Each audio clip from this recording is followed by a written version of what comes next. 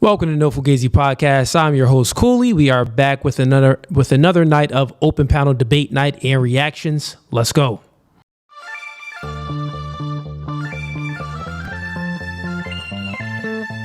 And y'all see the suit too, man. Listen, new studio, new podcast by the spirit, not by the letter. Bro, we can go verse for verse all day long. Made over. Doing new things are okay with understanding the reality that we are in competition with one another.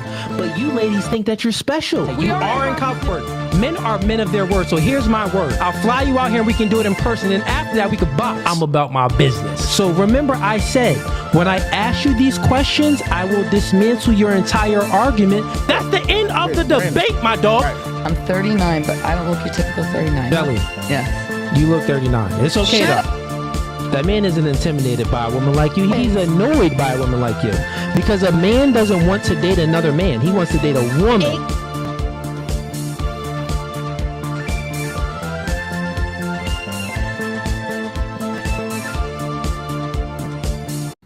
All right, welcome back to another night of open panel debate night and reactions. I'm your host, Cooley. We got a few links in the YouTube description. The first link is going to be for anyone that wants to join the stream tonight and debate me. You can debate me about any topics that you want. But again, it's open panel debate night. We don't have a debate if you agree with the things that I say. So you have to find some things that you disagree with me on. And I'm open to debate anyone, right? That's how we do it. It's live. And that link is in the YouTube description. It's the first link. And that link is also pinned in the YouTube comments. We're currently live on Facebook and TikTok also. So everyone that's on Facebook and TikTok, if you want to go ahead and join Open Panel Debate Night, come on over to YouTube. That's No Fugazee Podcast on YouTube and click that first link. I'll bring you on up. Make sure your camera is on. Make sure your audio is on. You can join from a laptop or from your smartphone.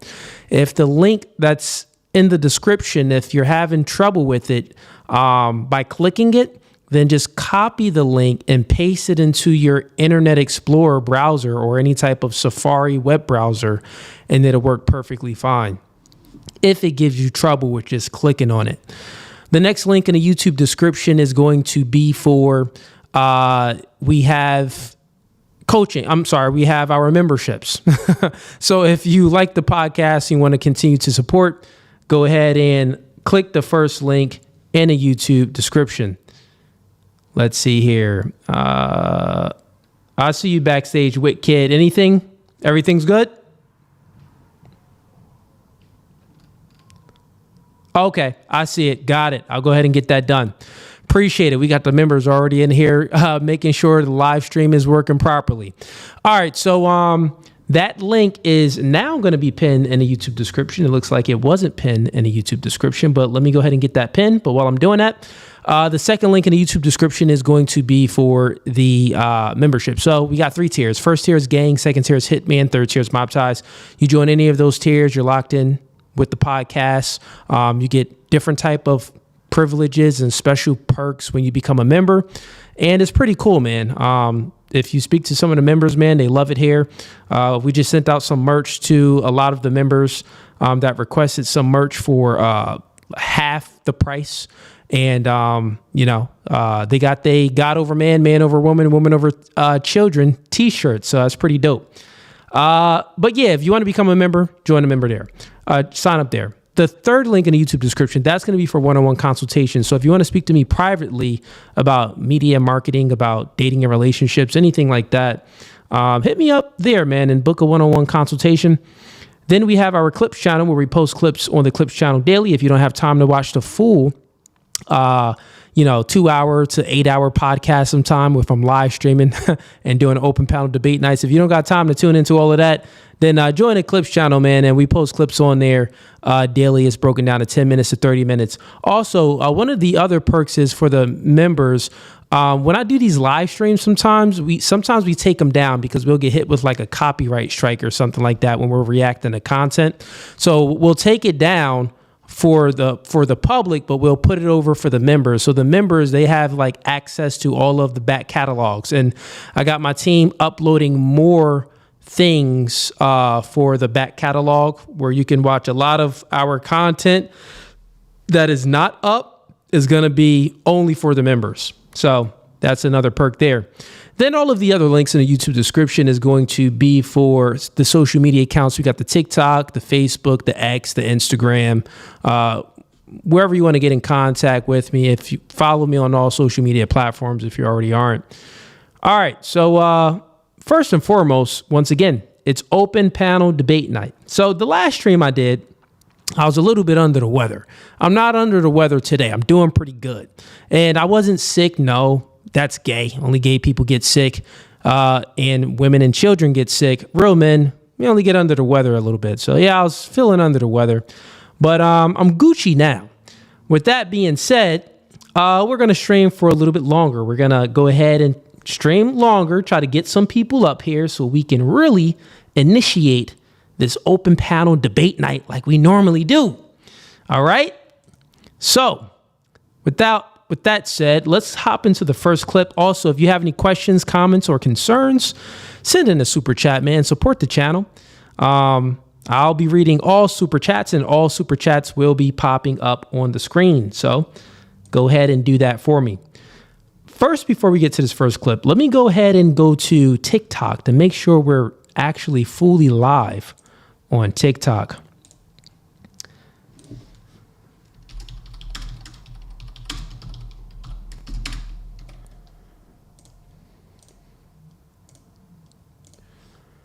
Let's see. All right, TikTok. Come on, TikTok. Work for me, baby. Are we live? We are live. Okay, that's perfect. We are live on TikTok. So I got a lot of people on TikTok. So TikTok, everybody that's tuning in on TikTok, if you are a Charlie Kirk hater, come on in. If you are mad because what Trump did to the East Wing at the White House, come on in. Is it the East or the West Wing? I think it's the East Wing. If you are a feminist and you think that men and women are equal, come on in. But you got to go over to YouTube. But what I'm going to do for you on TikTok, fellas, I will go ahead and also ladies, if there are any ladies on TikTok, I'm going to put the link to join the stream, join a YouTube stream in the comments. So here's the link for you.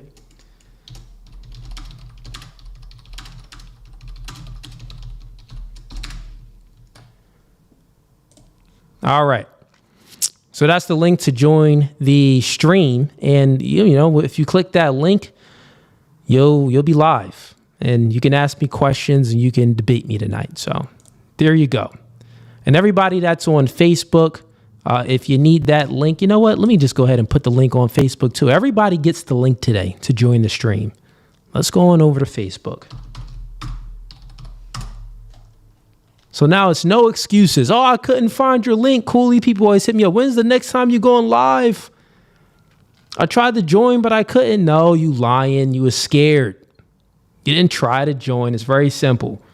We get the dumbest people that can join the stream, but somehow you're smarter than everyone, but you can't figure it out and join the stream. People be lying, man. All right. Now I'm putting the link in the Facebook comments. So everybody that's on Facebook, everybody that's tuning in on Facebook, here's the link. I'm dropping it in the comments for y'all. Link to join stream. Booyah. See, can I pin a comment on Facebook? I don't know if I can.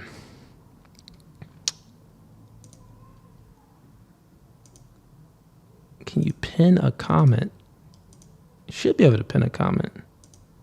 No, you can't pin. Yeah, let's see. No, you can't pin a comment on Facebook. Gay. Come on, Facebook. Y'all got to step it up. How can't you pin a comment on Facebook live? Dumb. All right. Let's hop into the first clip.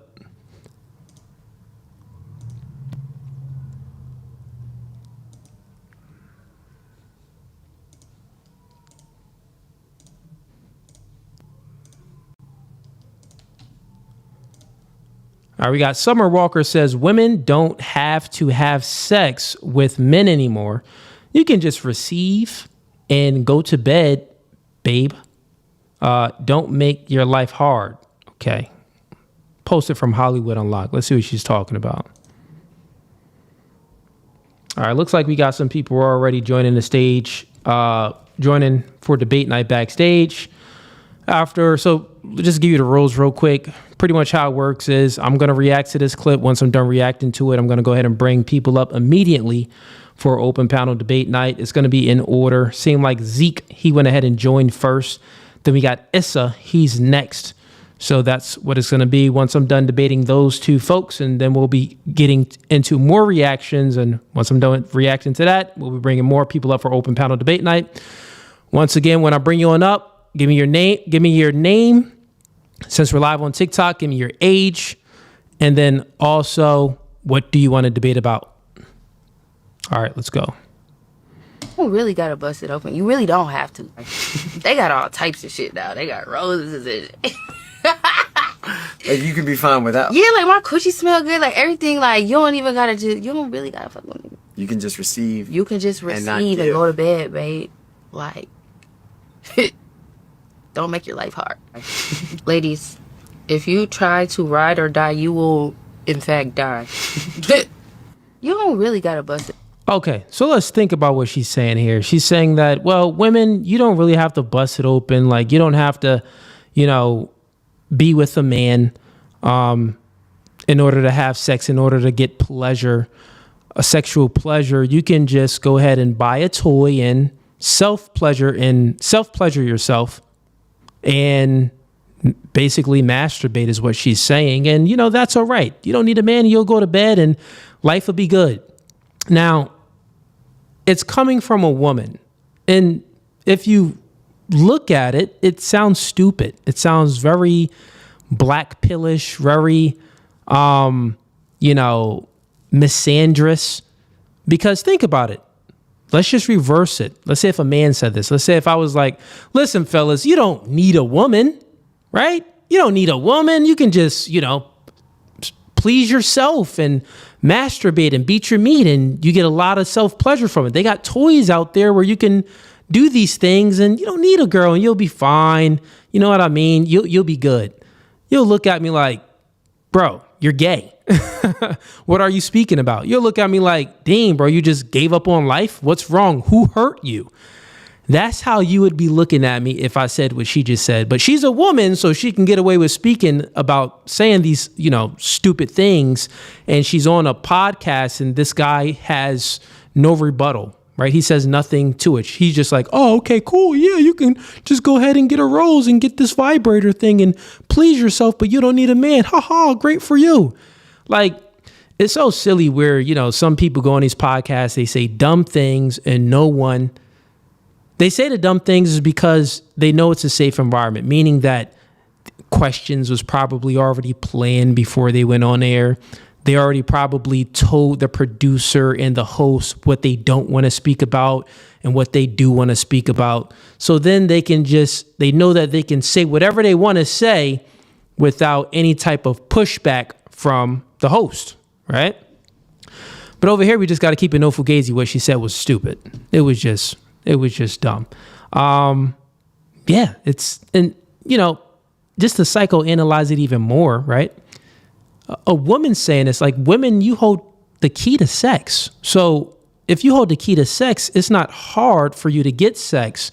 The only reason why you would come to the conclusion that you don't want to have sex with a man anymore and build a connection with someone because you've tried it so many times before in your past and it failed for you. So now you're actually hurt, right? When a woman says you don't need a man and, for this and that, you can just self-pleasure and use a toy and use a dildo or whatever it may be to find some pleasure without a man. Stop making your life hard. Life is very easy.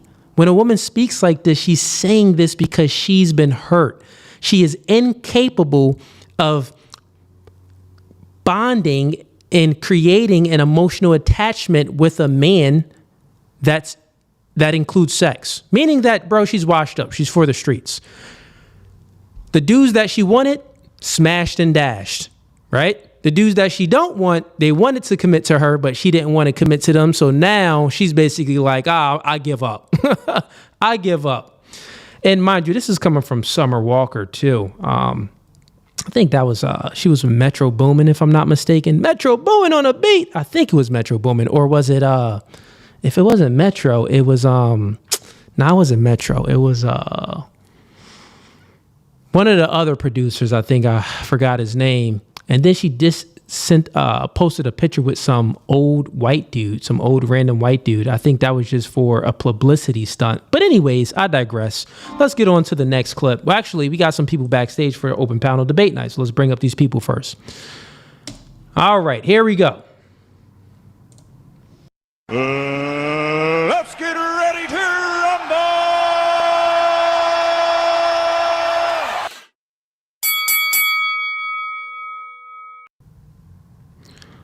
All right, Zeke, welcome to No Fugazee Podcast. Your camera was just on. Okay, your camera is on. I can't see you. Do you have a light?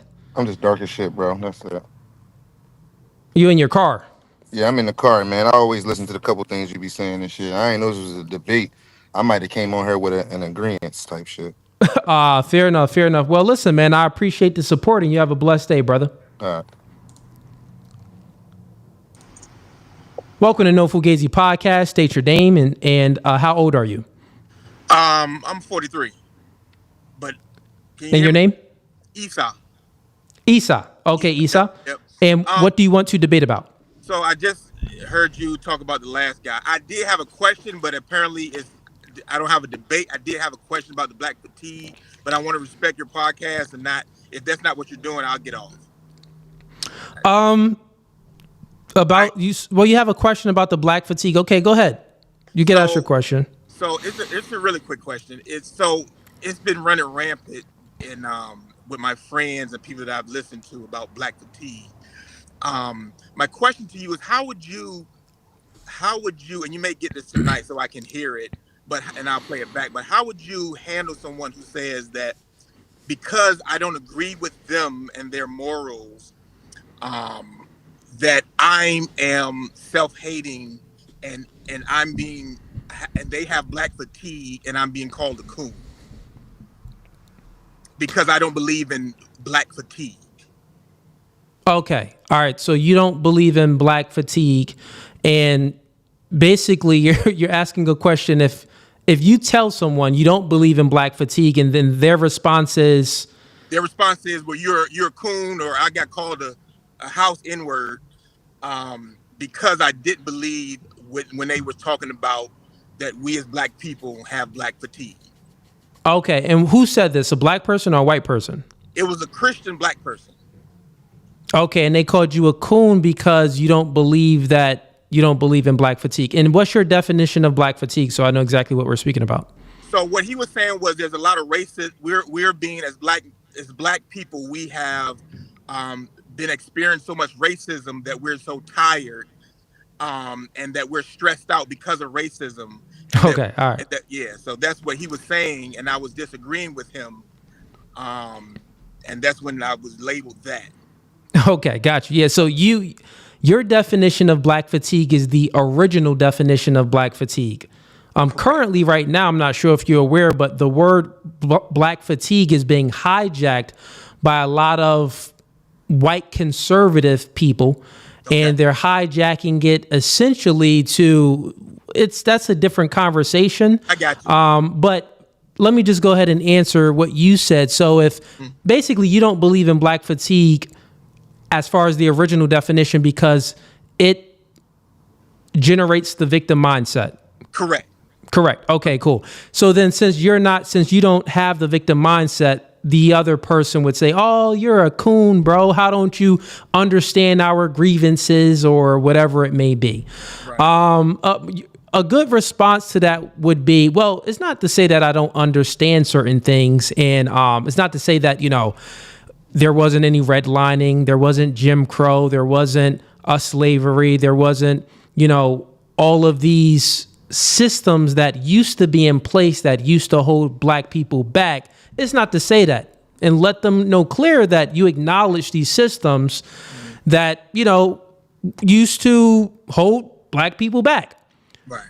The difference is that currently right now today, there's not any actual system that we know about that's holding black people back. Currently today, the things that are holding black people back are their own choices. Right. So there's not white people that's blocking black people from achieving their goals. There's not a system that's blocking black people from achieving their goals. It's them. It's their mentality.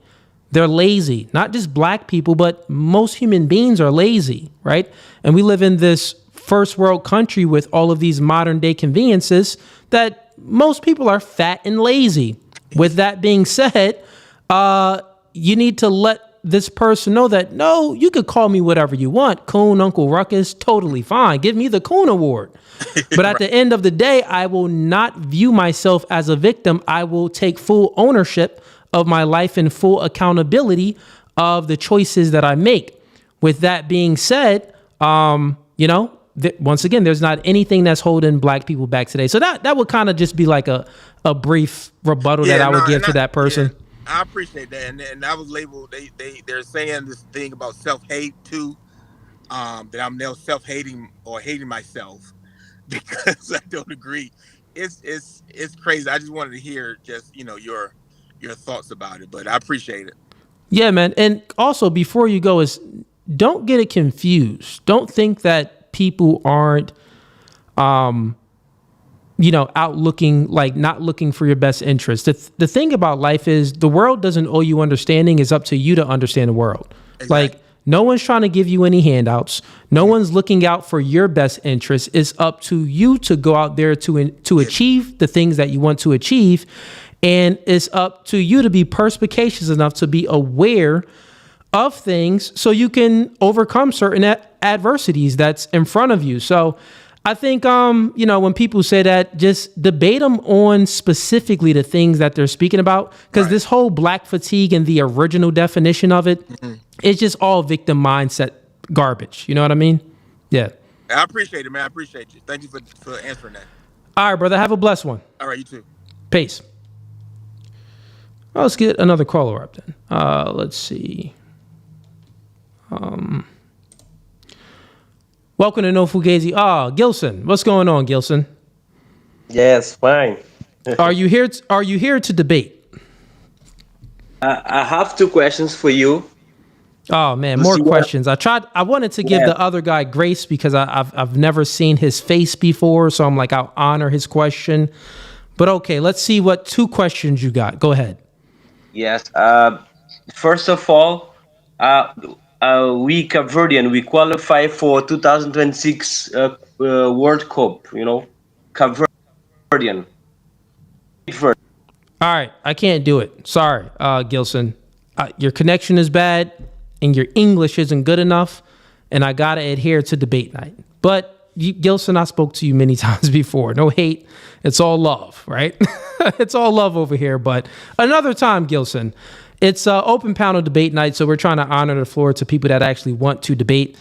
Once again, I let that one guy up just because he was new. He had a question, never seen his face. So I'm like, let's see what he got. I actually thought it could turn into a debate, but he had a good faith question, and I asked him, I answered it and gave him a little bit of advice. But anyways, let's continue on with these clips. Once again, tonight is open panel debate night. I will not be honoring any other questions. It's open panel debate night. So only come on up if you watch some of my content.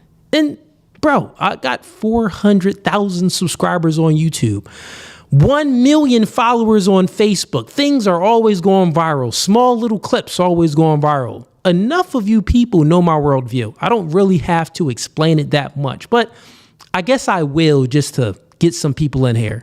So one, I think feminism is a lie, right? Two, I think that no one is born gay, right? You're not born gay. Three, I think that men lead, women follow. Four, I think that atheists is just stupid. They believe in nothing. I think agnostic, those people are lost. They don't know, which square they want to stand on. And let's see what else. Charlie Kirk wasn't a racist. What else? See what else I can say that's going to trigger some people. Guess that's about it for now. But anyways, you guys watch my clips and you guys know my worldview to a degree. So come on up if you have any disagreements with the things that I say or any of the clips that you've ever seen. All right. Let's get to the next clip.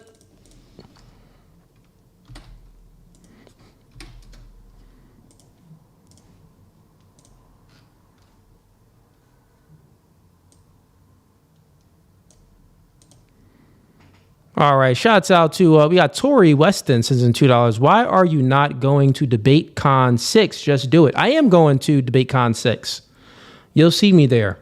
Yeah, I'll be going with the squad. So you'll see me out there, man.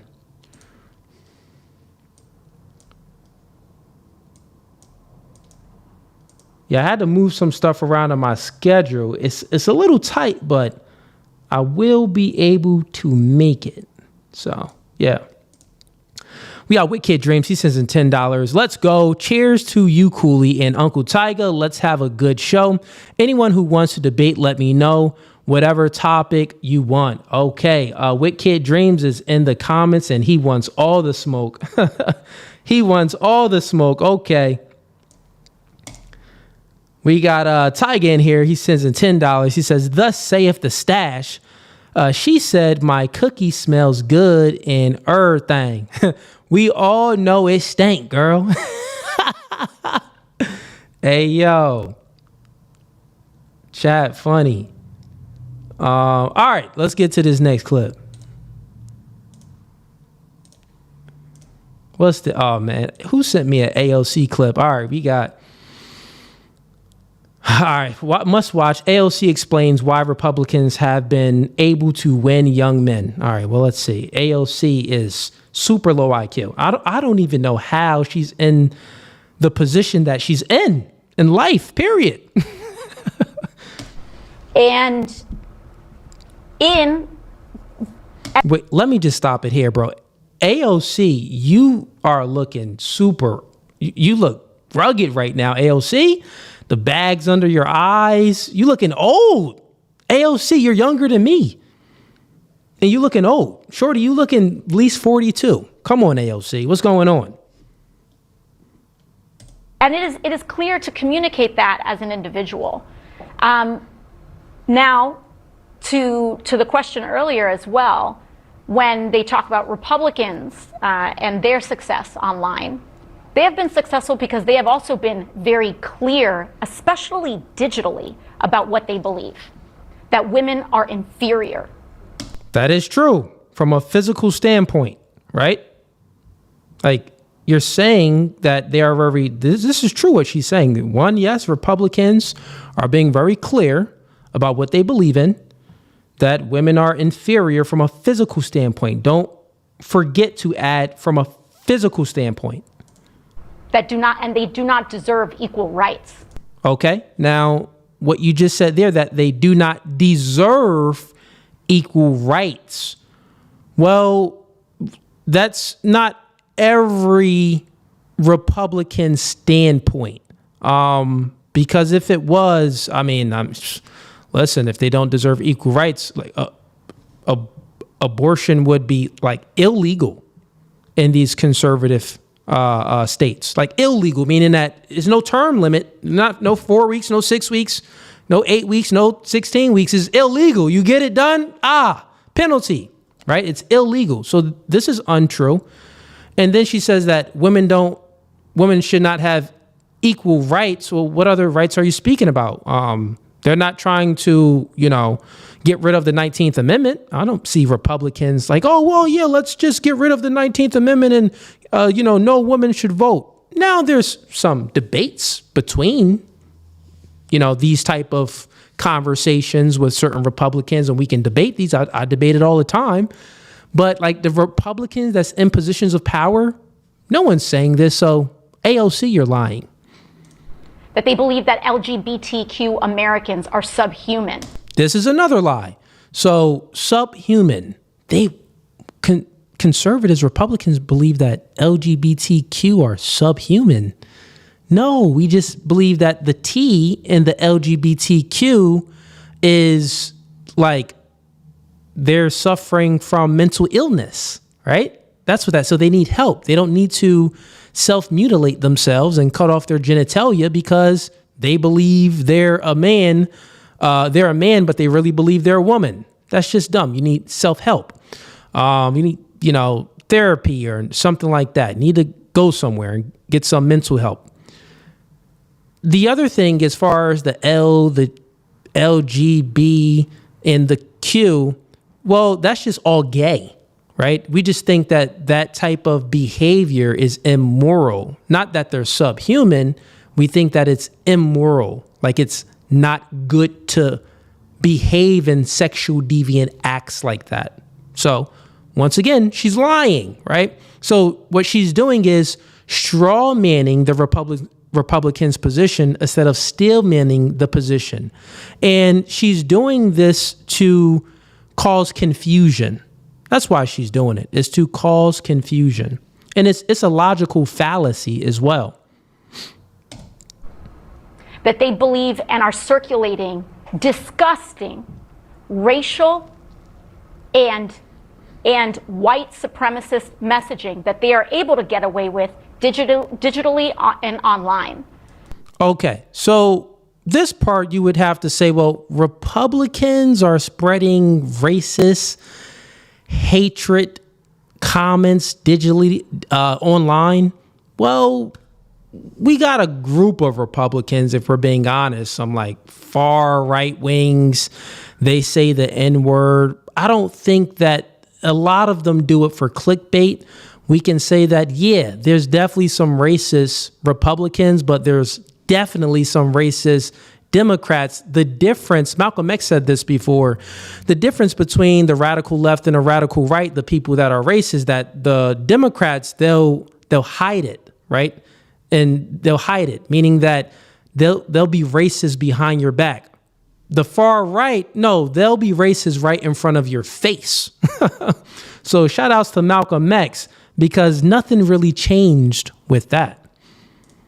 And they are able to radicalize and target and exploit a generation of young boys in particular. Okay, so now she says that, well, they've been able to radicalize and exploit young boys.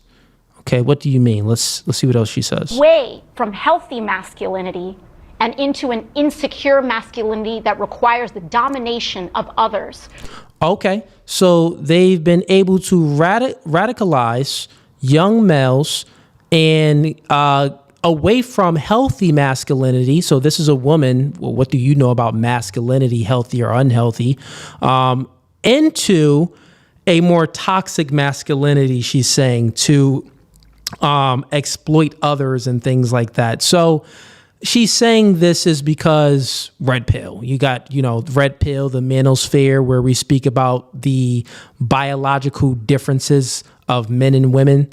This is why she's given this perspective. She's butthurt, right? Because with the red pill, the red pill descriptors are rooted into biological truths.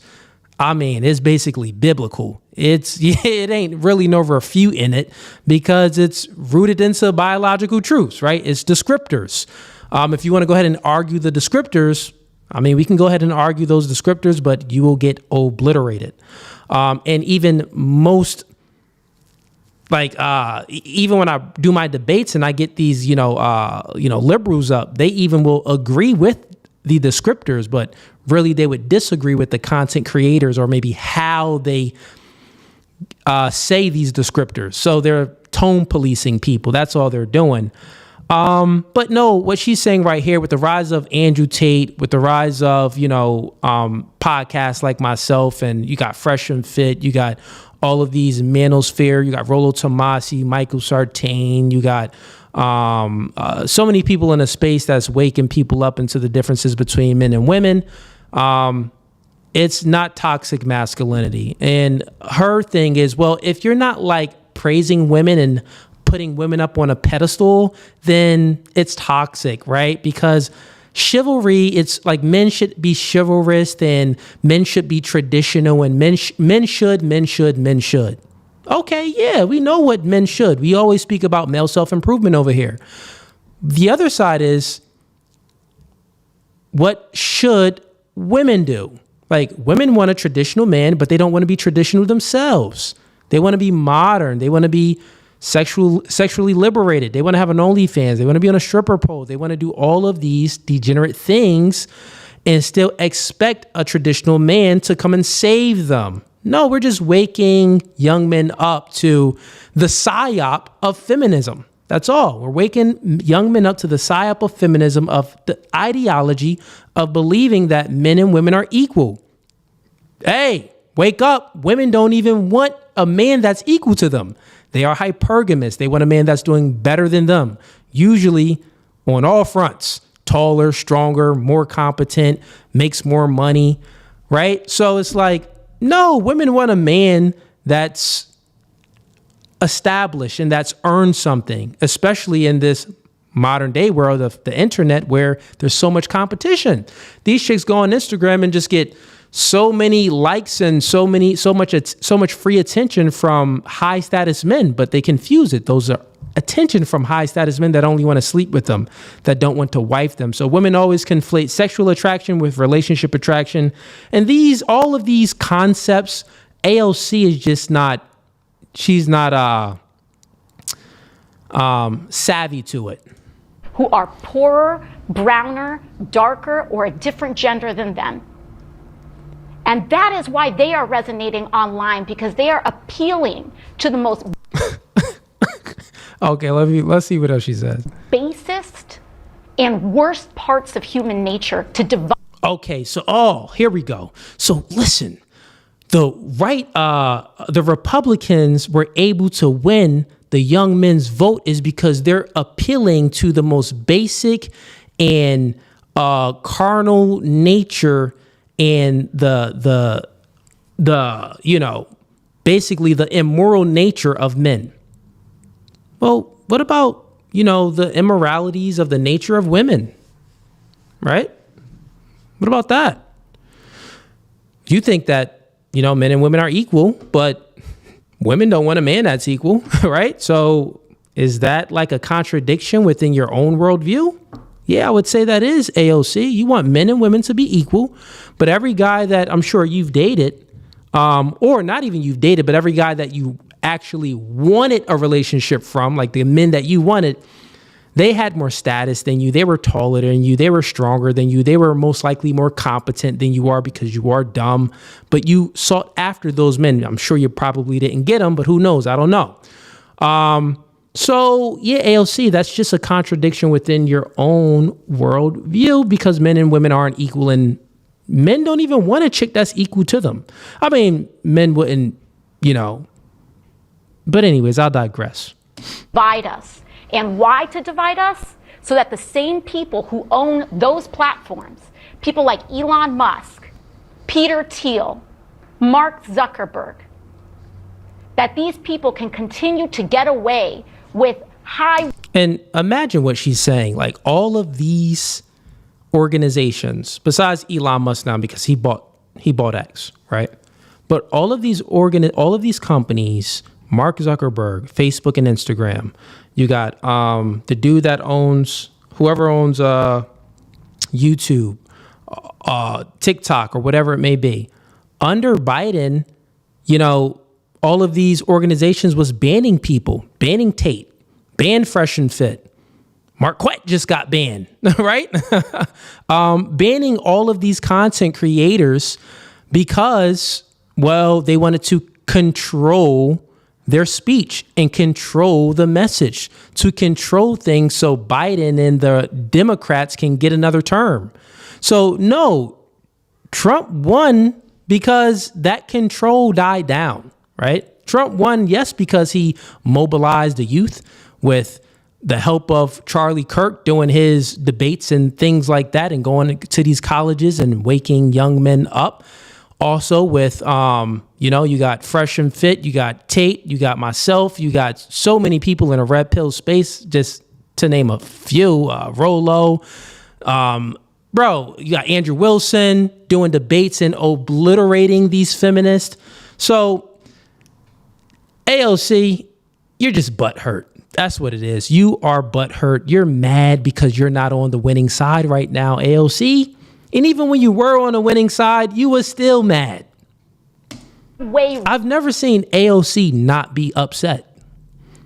robbery in tax cuts and in order to fleece all of our pockets, cut our health care, keep our wages low so that we remain fighting amongst ourselves while they make themselves rich. Don't be shaking your head. Look at this woman in the crowd. Yeah, her glasses fogging up and being emotional. And the thing is, what a lot of these Republicans do, they speak to this is why a lot of the things that she said, it wasn't factual.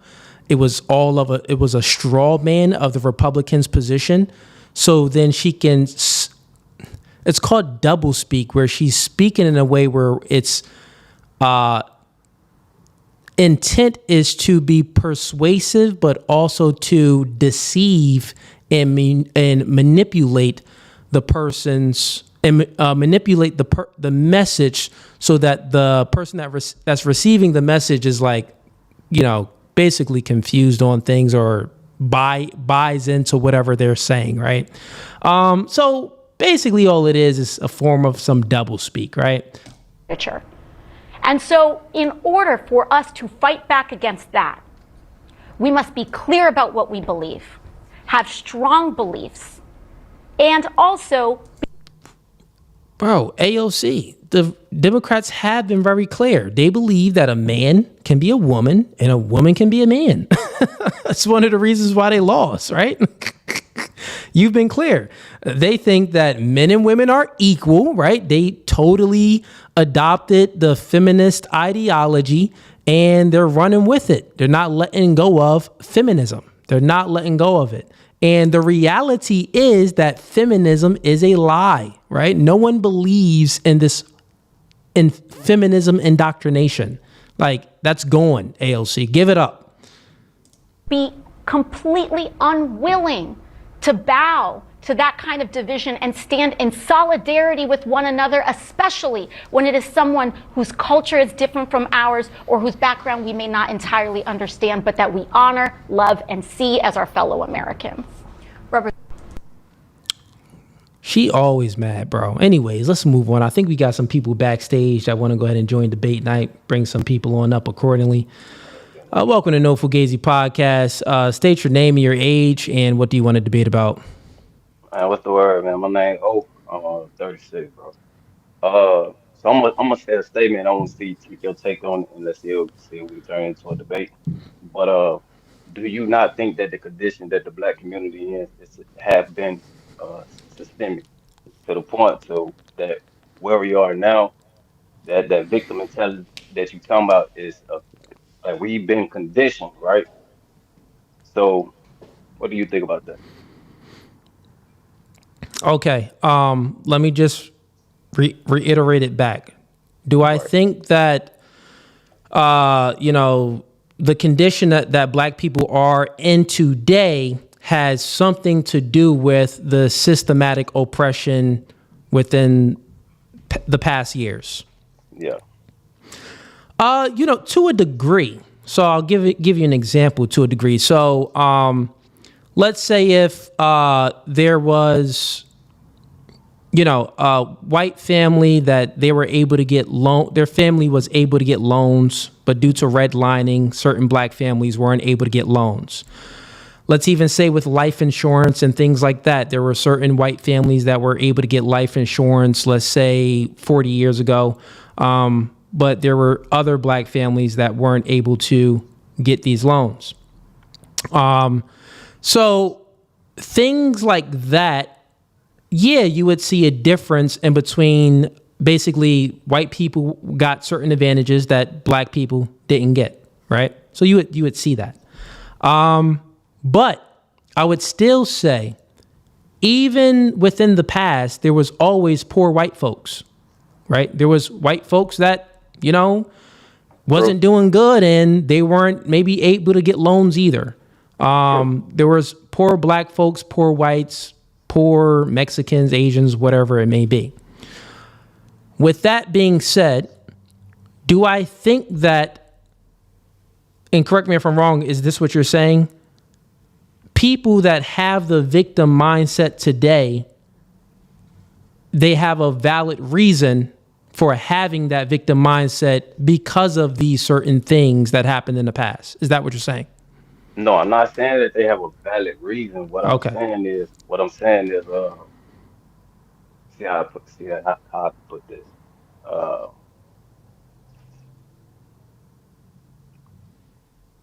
so like through the community being targeted, right?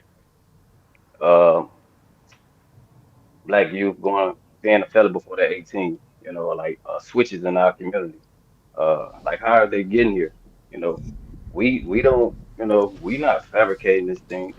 You know what I mean? So like You it said goes all you switches? What do you mean yeah, by switches?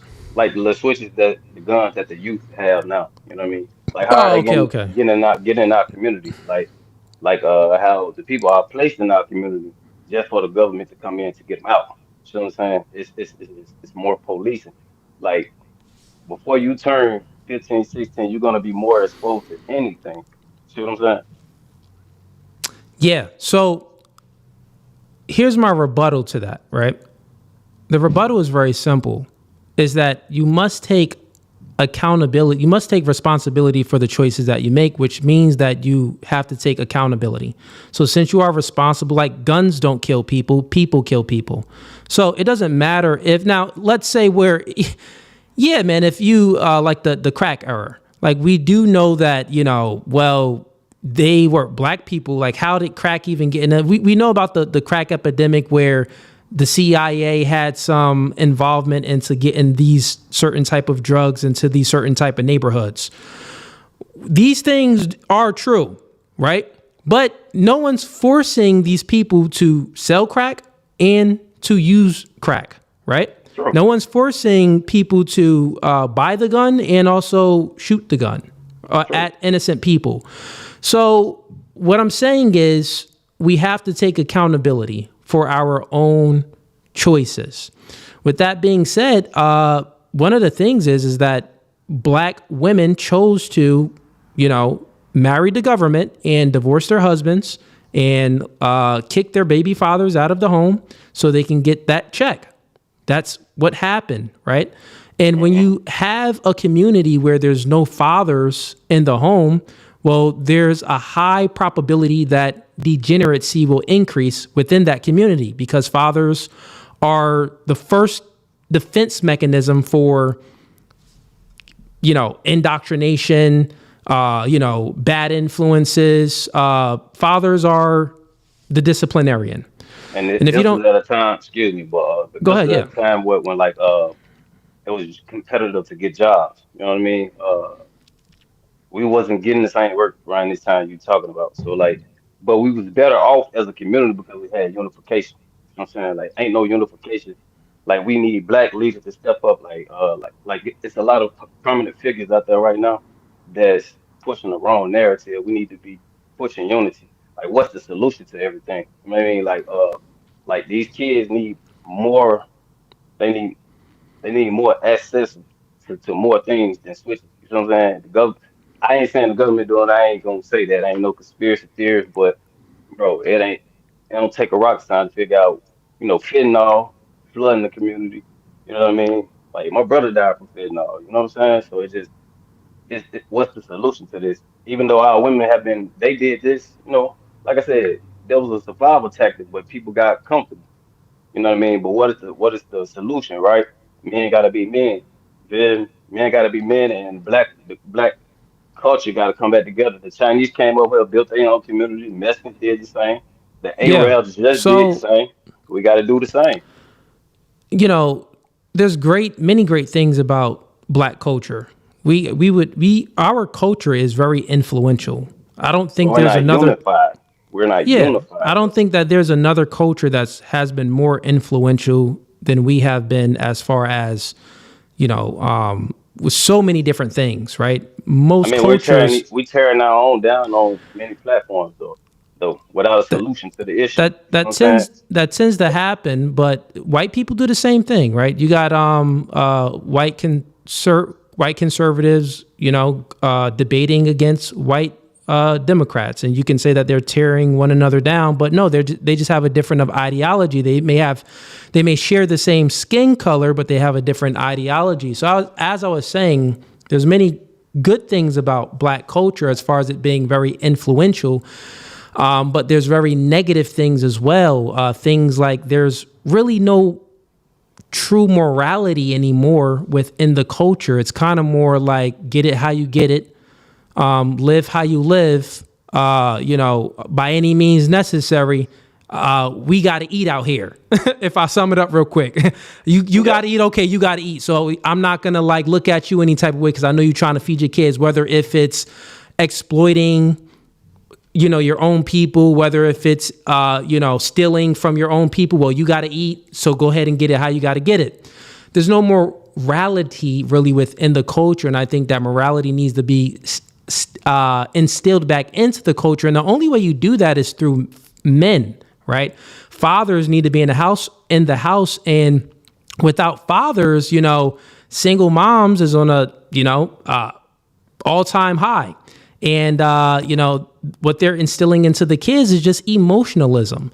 So I say all of that to say the victim mindset, there's not any system that's in place right now, not any law that's holding black people back. It's black people holding themselves back.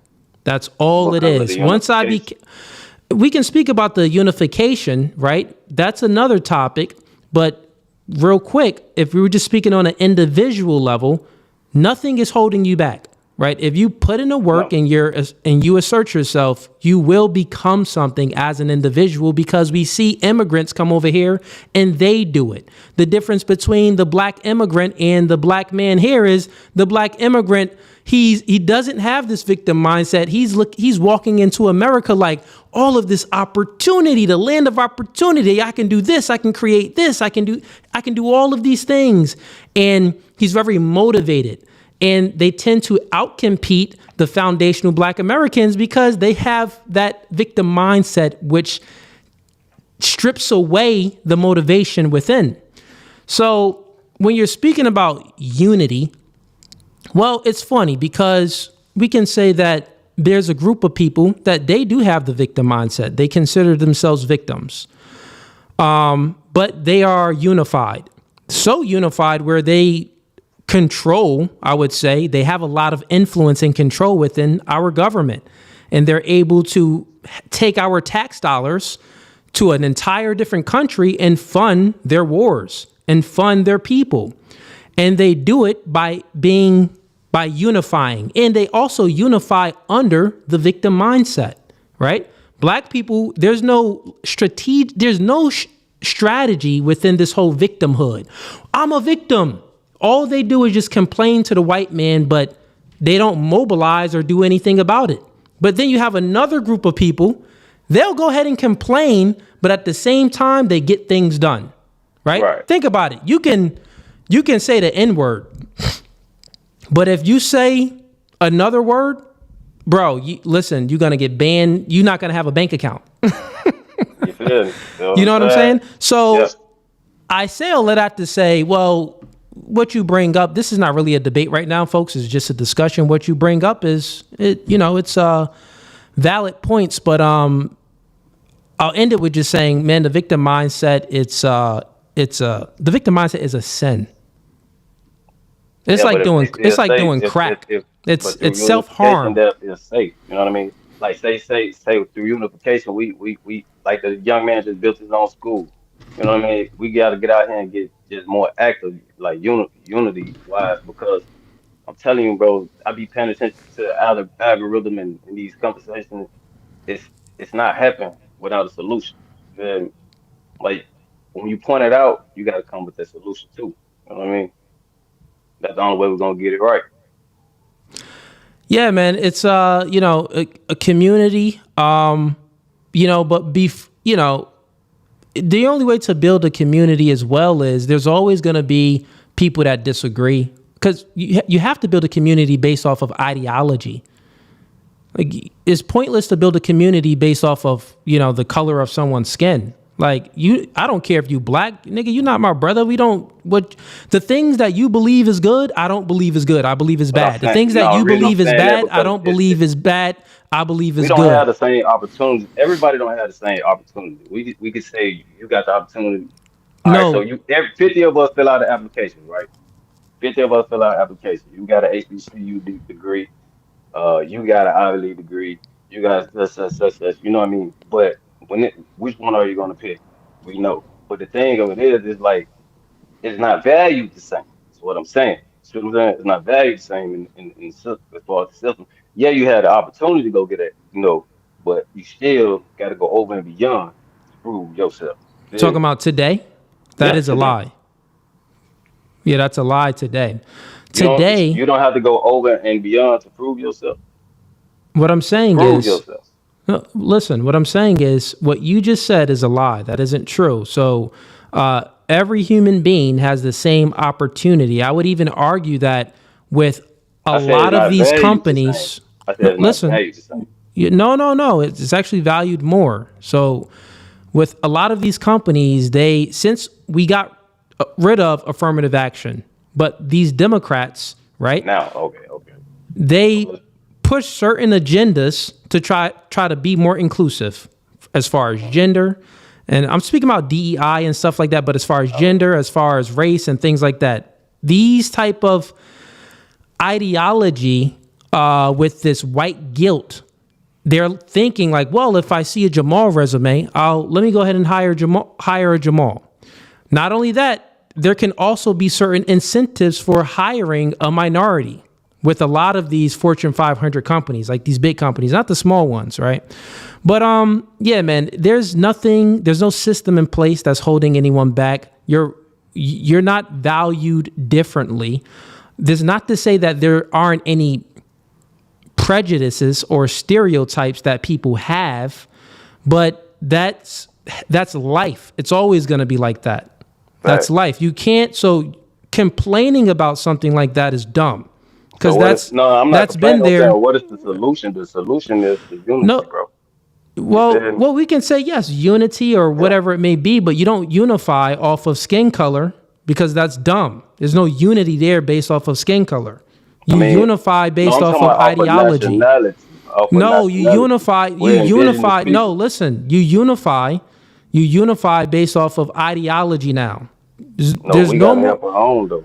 Nobody's gonna reach back and pull us up but us, because that's what they did in the past. Got you. What I'm trying to tell you is the reason why the small het people, the reason why they unify, you think they unify based off of nationality? It starts there. No, they unify based off of ideology. They believe in the same dumb book. Yeah, they believe in the same dumb book. So they unify based off the ideology. And after that, it creates some nationality, but it's all based off of the ideology. You get what I'm saying? To the point where there's Zionists that don't even share the same nationality or anything, but they share the ideology, so they support them idealistically. Mm-hmm. There's no more unifying based. You can unify based off of, nationalism, but even if we speak about Christian nationalists, they still all unify based off of their ideology. So, all right, let me ask you this: do you think that we are African American? Yeah, man, we are African American. All right, so Hold up. Stay right here. Let me bring up some members here. I think I got Dane Snyder in here. What's up, Dane? Hey, man. Man, it's an interesting topic going on here. I'm glad you pulled me right on up, man. It made me feel like some kind of VIP or something, man. You're a member, man. You get first access. What's up? Oh, man. All right. Look, it's really a whole bunch of things in the conversation I'd love to touch on, but one thing I'm gonna focus on is something I guess is the name, just said. I hear a lot about how, whether it's a black person or a woman or whomever who happens to be in a marginalized group or whatever, say, we got to work twice as harder than the person in authority in order to get somewhere. Hey, my question though, is how do you measure that? Like, if you and I go up for the same job and I'm working hard, how do you measure how that you're working twice as hard as me to make the same accomplishment? Outside of a poetic idea, how do you know that? All right.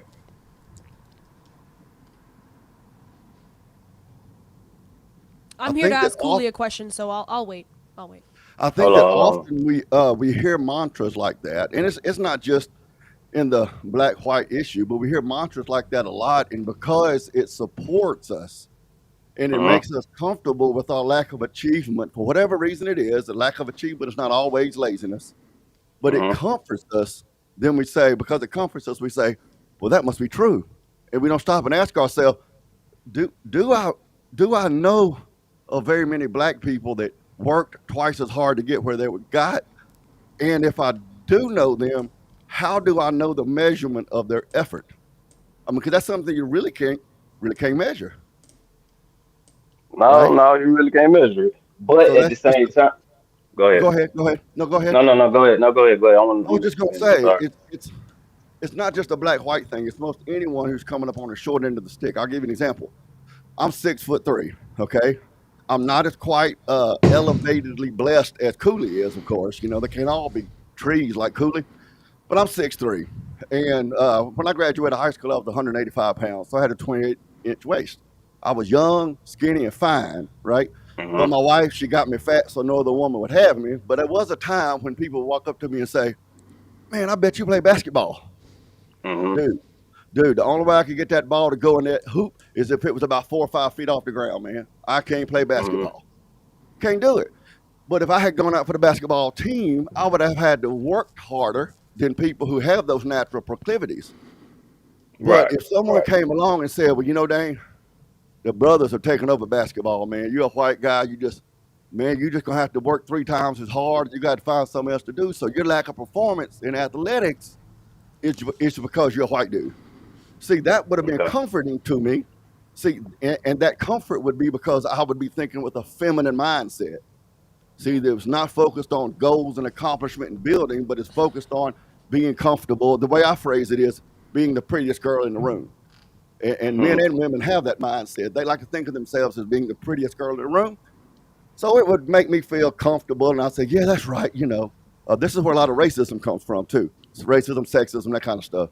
Yeah, that's right. Mm-hmm. They integrated the schools, and then the brothers took over basketball, and they took over football. And, a white man just can't get nowhere on the basketball team no more. And so I could comfort myself. But can I, as a man, coming from a masculine mind, can I actually measure that? Can I calculate that? Can I gather the data to establish that I work twice as hard? And you really can't, because that's such an abstract, I call it poetic concept. But it Okay. brings us comfort, just like them Krispy Kreme donuts I used to eat every day that helped me get up to 400 pounds.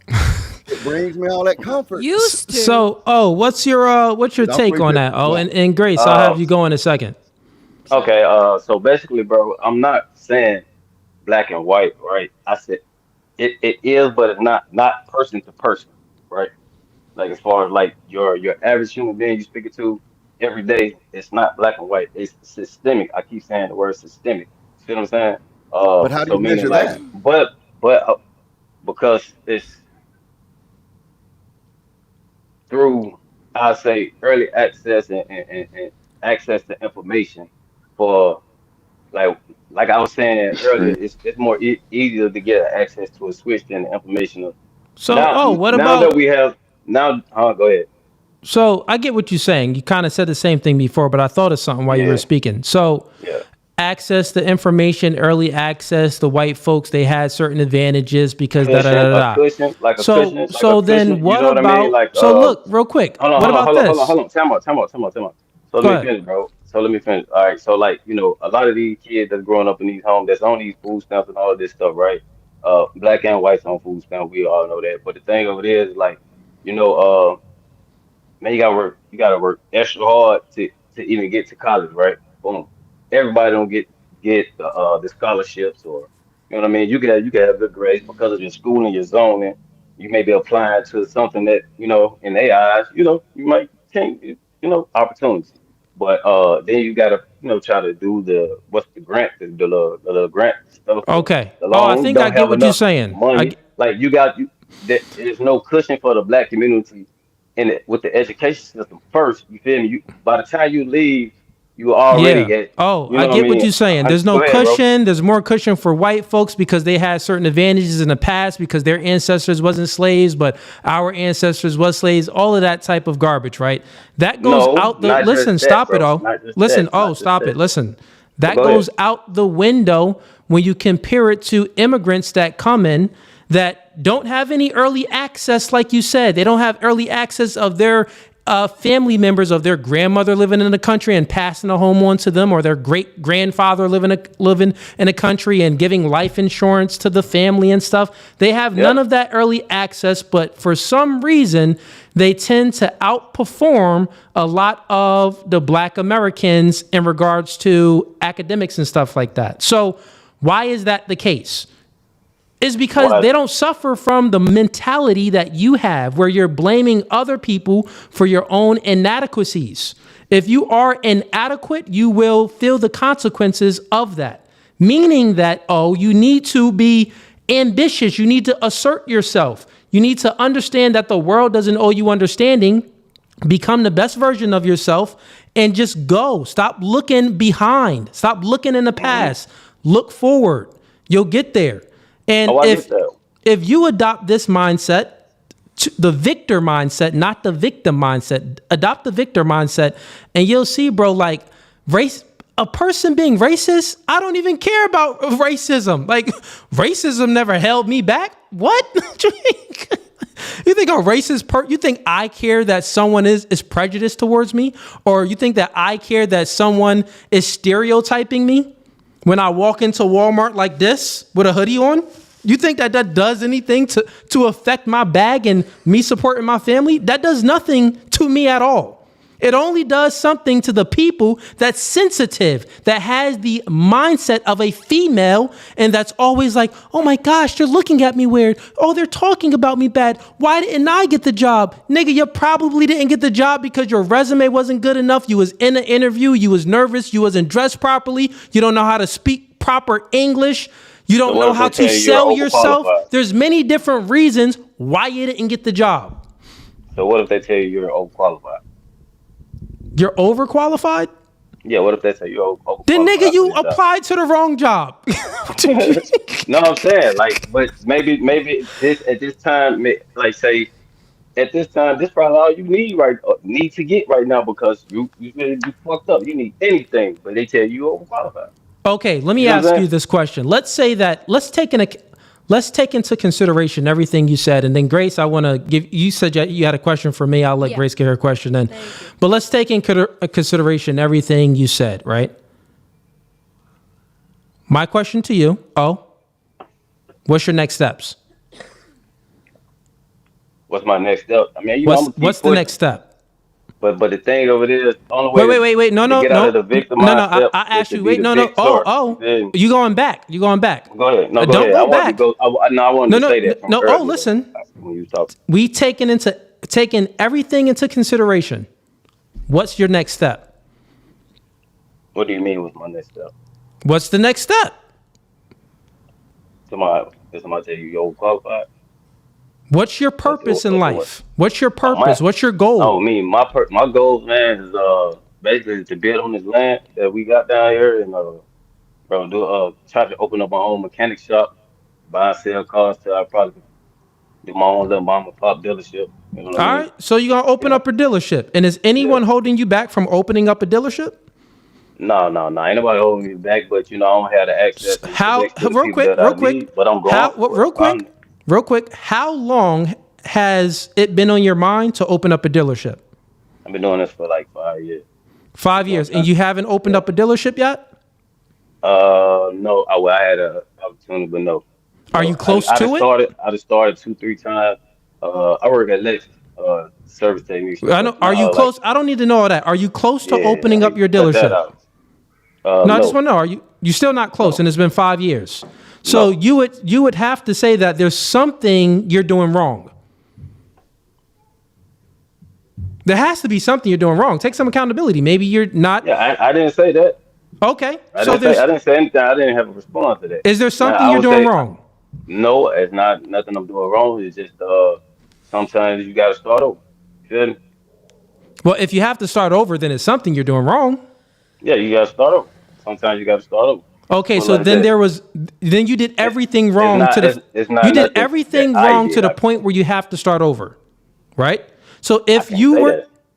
well, then why would you need to start over if you wasn't doing everything wrong? Obviously, you was doing everything wrong. This is why you need to start over. No, All I I'm can saying say, is, real I quick, can agree to that. I can oh, agree to that, bro. On exactly. real talk, I can agree to that because I'm learning the business. You see what I'm saying? Like when you Okay, don't know the business, you're gonna bump it, you're gonna stumble, you're gonna all of that. You see what I'm saying? got it. Oh, got it. So listen, instead of you blaming anyone else, because I'm not most blaming. people, no, listen, most people, not black, white, Hispanic, most people is in your situation where they have this dream or this goal that they want to achieve. They write it down, but they never actually achieve it because of their own inadequacies, their own faults. And then they get into a mindset to start blaming other people, to start looking in the past, to start looking at all of these systems that was in the past that held maybe their great grandmother back, but is not holding the great grandmother's grandson back, which is you, right? Like, think about this, bro. Nothing is holding you back. So just go ahead and do the necessary. You know what to do. You worked at a dealership, Lexus or whatever you said. You know what you got to do to build your mechanic shop. Stop complaining about it. Don't let it take you another 5 years. It should only take you a year. Go ahead and get it done. That's what it's about, bro. You know, You got to work. You got to get it done. No one is going to give you a handout, my nigga. Nobody. ain't Listen. nobody. No. Ain't nobody said nothing about a handout. You feel what I'm saying? I don't understand the thing about a handout. Because earlier in the conversation, I said unification to get it done. You know what I mean? Okay, I'm a well, doer. I'm a doer at the end of the unification to day. You feel me? get it done. So you Yeah. want other black people? Are you saying that then you want other black people to collectively get together to I'm help not saying support? that. No. Okay, so then That's not what what are I'm you saying. saying That's then? not what Oh, I'm saying.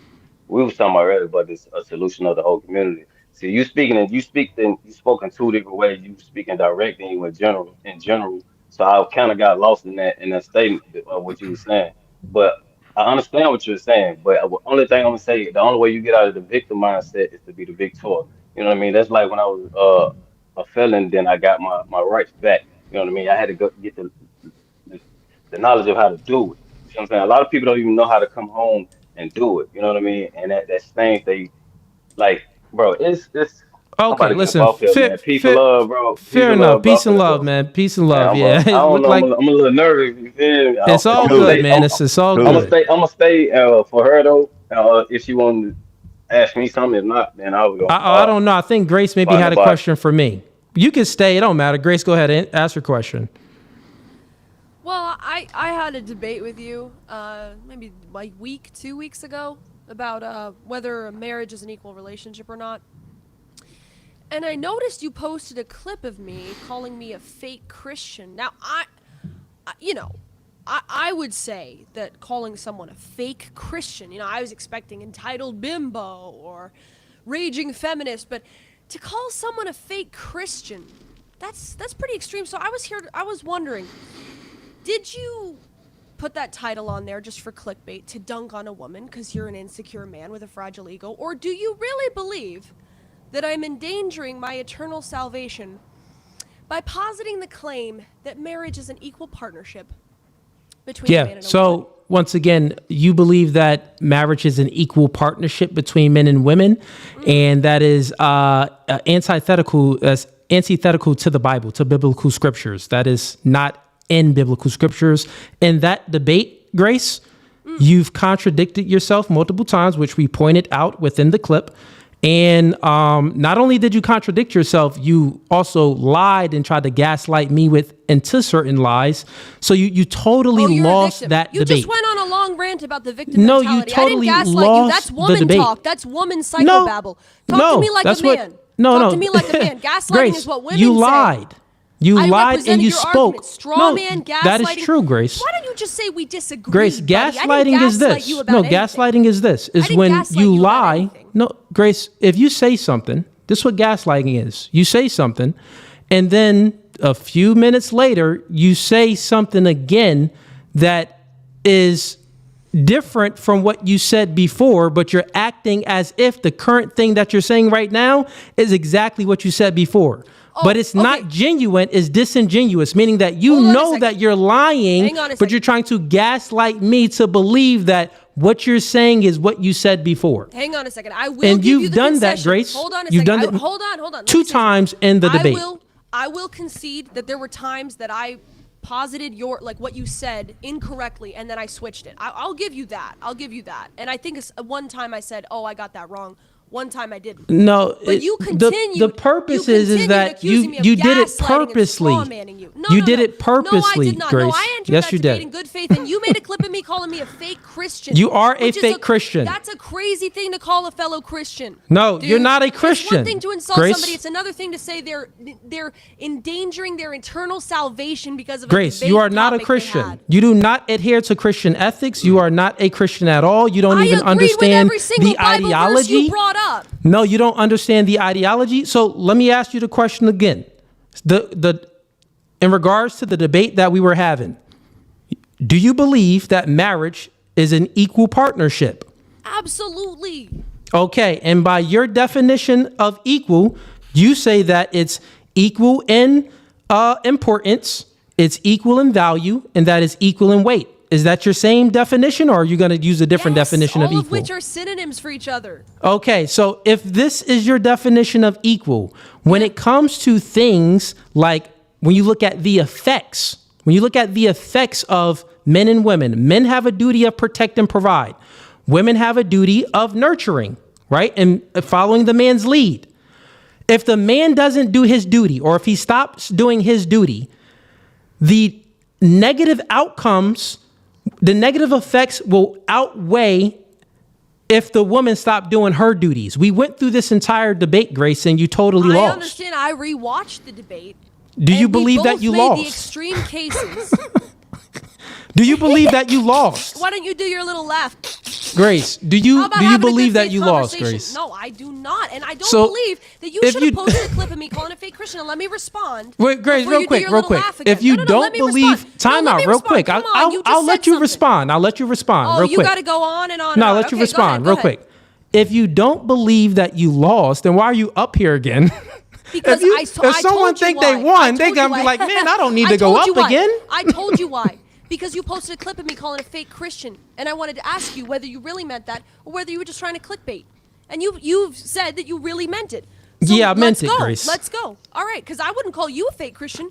I wouldn't talk about your religion, your relationship with God. I'd just say, I think you got it wrong, but I wouldn't call you a fake Christian. But you want to go ahead and judge other people I don't like think that you're when a real God said, Christian. judge not So lest let's go through it again. Judge not lest you be judged. But go ahead. I'm the fake. Hang on. Right? Judge not lest you be judged. Judge not lest you be judged. What's the rest of that verse? The rest of that verse is, and with the same measure by which you judge. So Cooley is judging you biblically if he's judged you. Now, I'm not saying I agree with what he called you. That's his words, not mine. But if he applies, go fuck a wildebeest. I'm here to talk to Cooley. I'm here to talk to Cooley. Nah, Grace, let him. Dude, Cooley just said something. Cooley just said something, and I wasn't able to respond. And then Dane okay, Grace, just let him land his plane. Let him land his plane. You are misusing scripture, and that's evidence of what Cooley told you or called you must be true because you're misusing God's word. I didn't misuse any scripture. You want to know how Cooley misused scripture? He misused scripture. You want to hear how he misused it? No, he didn't say that. He said that I can eat of every fruit in the tree of the knowledge of good and evil, except for that one, or lest I die. Okay, Dane, I don't care what God's you have word, to say. I didn't debate you. You asked me about wildebeest. I don't care. Like you did. As long as Cooley is judging you by the same measure he judges himself, that's biblical judgment. And you feminists in the church use those verses to avoid accountability from the men God set over you as your prophet, priest, and king. Idiot. You I'm can say not what a you want, feminist. darling. Grace, why don't you respond? Darling. I am a Christian. Cool, you're really hiding behind this guy. Dane, can I respond to what Dane, you real said? quick. Instead Dane, of real you quick. putting Dane up? Real quick, Dane. Dane was already up before you was up, Grace. Chill out. Calm down. You said you'd let me respond to you, and then you had Dane come in here, your little butt boy. Dane was already up to defend you. No, Grace. You will get a chance to respond. Stop crying. You want a tissue? You want a tissue, darling? Stop crying. And this is why men own the world, because y'all sit around and cry and you start talking about, oh, you broke the rules. All y'all have is insult. That's why y'all have to come to the patriarchy and beg for protection, beg for resources. You're not a patriarch, Dane. What is a patriarch? What is a patriarch? It's a man who leads. No, it's not. No, a patriarch is a father who leads. It's a father who leads. Okay, and a I'm father not an who upstart. leads. I'm not an upstart gal living with her daddy with 16 inches of makeup on her face, just trying to be somebody in man world. No, you're a fat I've raised hillbilly 5 loser children. who comes Have up you trying to ever pander had to a black successful red pillar. relationship in your- Shut the Have hell you up and let ever me had a respond. successful You're not going to relationship win in this your one. life? Have you ever had a successful relationship Why in don't your you go life? ask somebody if you kill a wildebeest, does it belong to you or Have someone you ever? else? Don't Shut be the mad fuck just up, because Dane. I'm I here to talk punked to you out. Cooley. Just because I punked you out Go on the hunting. podcast, the same way when Cooley punked you out. You with. never Do punked think anybody in out your whole life, 54 Dean, and you never years- will. Now, I'm do here to you talk to think of Cooley. 54 years of being a redneck that you the first You're hoe impressing who's Cooley ever tried to very insult much, me? Dane. I've been Cooley called likes worse you a by lot. better people He's than going to have you. you back up. You're a I valued have. member I of his have. community, Dane. You're a That's valued right. member. Nobody Have you likes you ever in had a real life, relationship but that was David successful? Cooley might like you Come because you on, send him a darling. lot of super Come on, chats. darling. Have you ever You had spend a your successful EBT money on relationship David Cooley's in your black red life? pill content. Have you had a now successful shut the hell up relationship? and let me respond Have to you Cooley. had a successful relationship with anyone in your life? Have you had Your a successful father's not relationship included with in this food question. in your entire life? Or have you been Yes, a fat I have. fuck I your have whole a life? great relationship with food. Yeah, I have plenty of it. Have you ever had a successful relationship in your life? I'm going on 36 years. You and I have a raised 5 toxic kids, some of relationship them with your older than you. calorie intake, sir. And Now, this is coming Cooley, from can I you. respond to you? You have a toxic relationship with your father, is what the rumor is, but I ain't gonna go there. Well, at least it's not with jelly donuts, okay, dude? Now, Cooley. No, I don't like the jelly donuts. I like the hot and hour Krispy Kreme. It's like you Oh, can I'm drink sure that you donut. do. It just Let me makes get a hear glazed angels. and a I chocolate. hear angels in the I background. got an singing when I extra get me a good income hot today from my Krispy pension Kreme from the donut. factory. All right, all But you right, know all what? right, all right. I let that go on long I'm enough. not I a let it fake go on long Christian, enough. though. I'm not a fake Christian who misuses scripture to support my own degeneracy and rebellion. That's what I'm not, If you want to darling. bring up misusing scripture, okay? Oh, yeah, sure, let's go. Cooley said, wives, submit to your I'm talking about husband. you. I'm talking Dane, about you control misusing yourself. scripture. You're a grown man. I'm You're not a here grown to man. defend Cooley. You're I'm a here to grown man, defend Dane. God's word that you're misusing. Dane, you're a grown This man. is why Control Paul yourself. said you're not even supposed to open Cooley, your I mouth in can't church. finish his sentence. This Yeah, hillbilly so won't stop what talking. we'll do is, I mean, you know, we can all have the back and forth, right? It would have been great if, you know, you would have both answered one another questions. Really, Dane was posing questions to you, Grace, but you weren't answering them. You guys could have actually had a debate, and it could have been, you know, more, you know, but this was entertaining. This was entertaining, but That's you know, part of it's what she does. it's She it was. asks questions 'cause I'll she let knows it she's go. wrong. But I'm Grace, responding You know to she's Dane. wrong. I'm responding to okay, Dane. if you want to go ahead and respond to Dane, you can go ahead and respond to Dane. But then whatever back and forth you want to get into with me, we can go ahead and get into it. But go ahead. All right. You want to talk about misusing scripture, and I know you're talking about me, but I didn't really bring up scripture in the debate because I'm not a heavy scripture person. I haven't studied You brought the up Bible. scripture in this Dane, conversation, can and I that's your please finish gaslighting. my point? Sure, you can go ahead and gaslight me like you did Cooley. I'll listen. Oh my God, gaslighting is such a feminine psychobabble Call somebody who term. knows you. Call Yeah, it's somebody not who knows feminine. So let's just go ahead and Gaslighting is what- Dane, let Grace land her plane. Go ahead, Grace. All right. My point is, talk about misusing scripture. Now, I believe Cooley accidentally misused scripture in that debate because he quoted, "Wives, submit to your husband as to the Lord." And he made the point that basically the husband is God to the woman like Christ is God to the man. Now, that is a simple misinterpretation of the Bible. It's saying submit to your husband like any human being submits to God. Not that the man is God of the woman like Christ is God of the man. See, now I don't think that was intentional, but that's a point he used to make the point that men are like God to women and therefore the relationship is unequal. He's taking an analogy, saying do this like you would do this, and saying do this because it is this. It's not wives submit to your husband because they are your Lord. It says wives submit to your husband as to the Lord. Okay, so that's a misuse of scripture that may have been accidental. So Grace, that isn't a misuse of scripture at all. Kind of like how That you is- just misused scripture. Yeah, you. And I respond to her. You know what?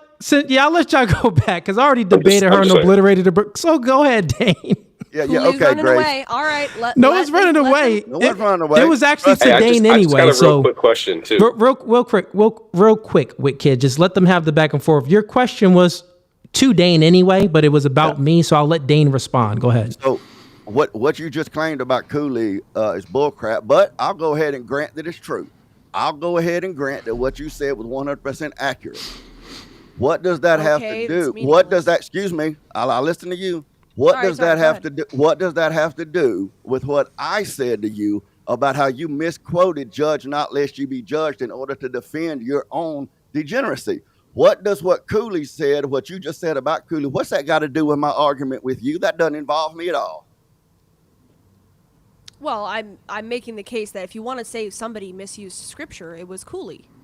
I don't believe I and do you know what I would do if I believe a typical Catholic take on that quote, "Judge not lest you be judged," is to not judge. That's not a typical Catholic take, but anyway. Is to not judge the salvation of a person. Not that you can't judge their character, but their salvation. So don't judge people's salvation. If I heard Cooley twist the scriptures, you know what I would do? I would call him on it. Because that's what that Bible also says. If you see your brother in error, you go to him. So I saw you in error. So I came to you. I'm not here to defend Cooley. That man's bigger than I am. Well, he's taller than I am. He can defend himself, and he's at least smart enough to defend himself. You're obviously not, but he let him is. defend himself. So I'm not here Grace, to defend him. you're speaking about me, but you're speaking to him. Let me know when you're speaking to me. I'm defending the scripture that you misused in order to support your own degeneracy. I'm not here to defend Cooley. But you don't want to talk about how you misuse that scripture because you know what I'm saying is true. So you want to pivot over here and gaslight in a way over This is my last point to you. Good. Thank you, Jesus. There is a God. This is your last point to me. Someone degenerate for saying that men and women have an equal value in a marriage is the peak of retarded. What does that have to do with what I called you out on the way you misuse degenerate scripture? Point of view. I don't care nothing about your argument with Cooley. Very traditional take. Look, okay, I'm as white as he is black. You know, we're two different people. I'm not here to defend Cooley. I'm asking you what that has to do with what I called you out on misusing your scripture, misusing God's scripture. I don't believe your interpretation is correct. What do you base that on? What do you base that on? I base that on the you traditional pulled it out of your ass, right? About that scripture, and I'm a Catholic. That's all I know. I'm not a huge scripture person. So get with them. That's what I'm basing it on. What are you? Some kind of Protestant? This is making no sense. Hold on. So, real quick. So you're complaining about Cooley misusing scripture while you then are misuse misusing scripture. Trying to prove, trying to make a hold on, I'm talking. So quiet. So you're trying to make a point about scripture, and then in the next sentence you're saying I don't know much about scripture. No. Well, I just want to say the point about scripture I first brought up because I just made the point, which none of you responded to, about him perhaps misinterpreting it to defend the point that men are more valuable or more important in a marriage than women because men men are because they risk their life. This is why I talked to you. Remember when we had the debate last week? That's why I wanted to ask you if you actually had a better point, because when I brought up the point of men are risking their life for women, and you said that it is a woman's job to make a man have something to live for. I believe a man's own life has a right to live for. So I would like to never know get married. How is it you equal? Never will anyways. Okay, move on. Can we move on? I love how you have no facts and you just jump to all these little insults okay, so because you know you're I'm more right. important than your wife. I hope that works out for you. Who said about you're talking about? Nobody says about more important. So you keep switching and moving the goalposts. This is about being equal in a marriage. When a man has to risk his life. Hey, listen. You're There's not a reason Can you answer a simple question? Listen. Are you equal to your oh wife my in God, the relationship? Wow. Okay, Are you equally important? I'm gonna teach you a cool thing, right? Did you know that listen and silent are spelled with the same letters? That's not the own you think it is. Can you answer my question? You can't even answer that question. This is pointless. This girl is so dumb. She can't even answer a simple question without moving the goalposts. Yeah, let's have some decorum. You think that both of you, having real a quick, woman, it's equal. Real quick. We kid. Let's just get some decorum real quick.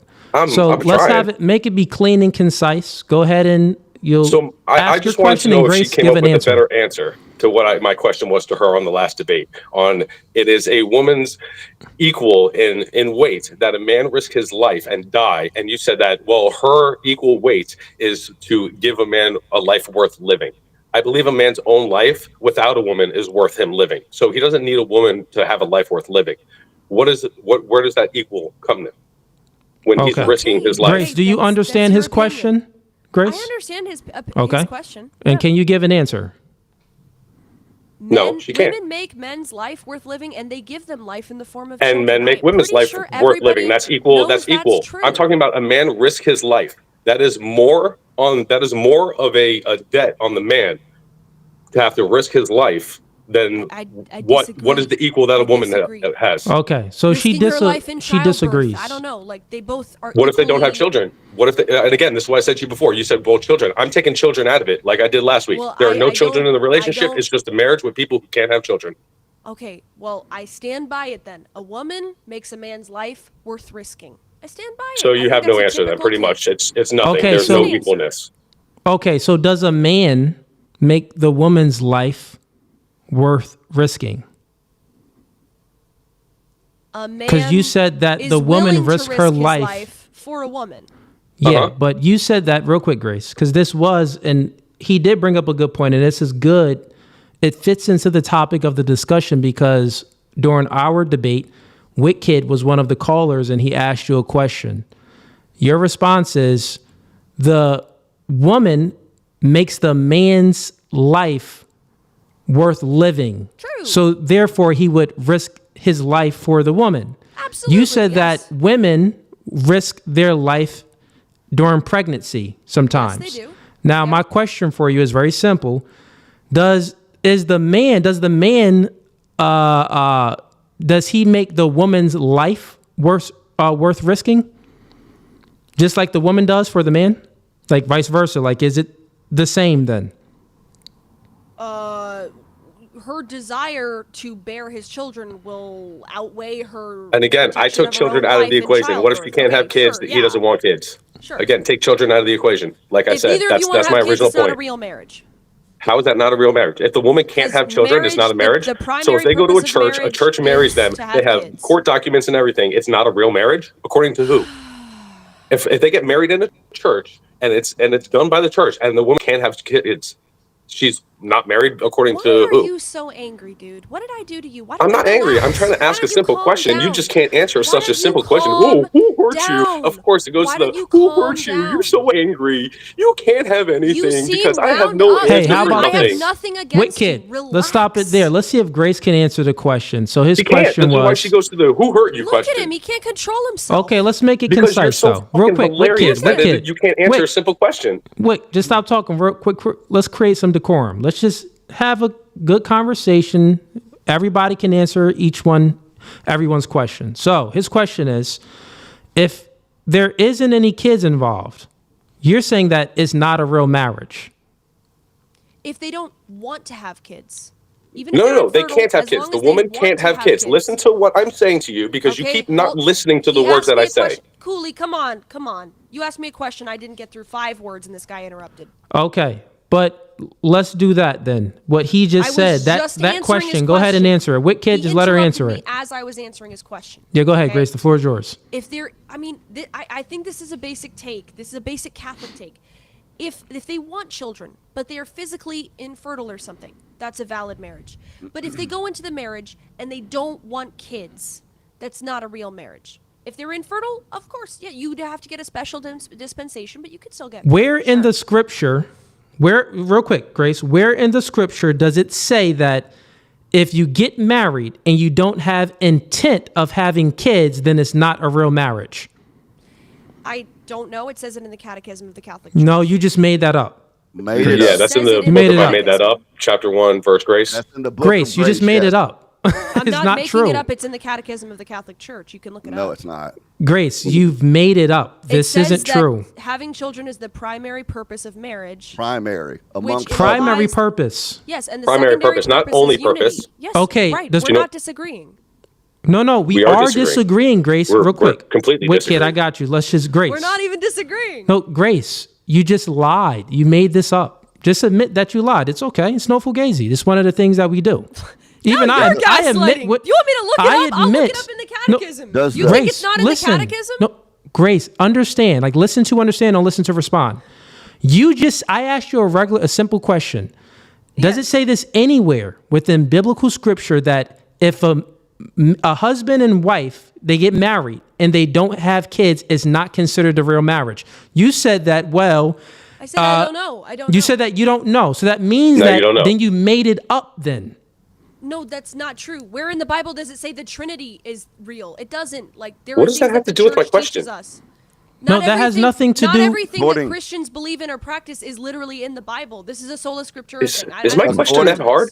According to your logic, Grace, Sarah and Abraham did not have a real marriage until she was 90 and had a child. No, they wanted to have kids. They wanted to have kids. They just couldn't. That's a real marriage. That's not the point. That's Shit, not the but- point. and They again- didn't have a marriage. They didn't have. Maybe I can restate my question and she can actually answer it. My logic.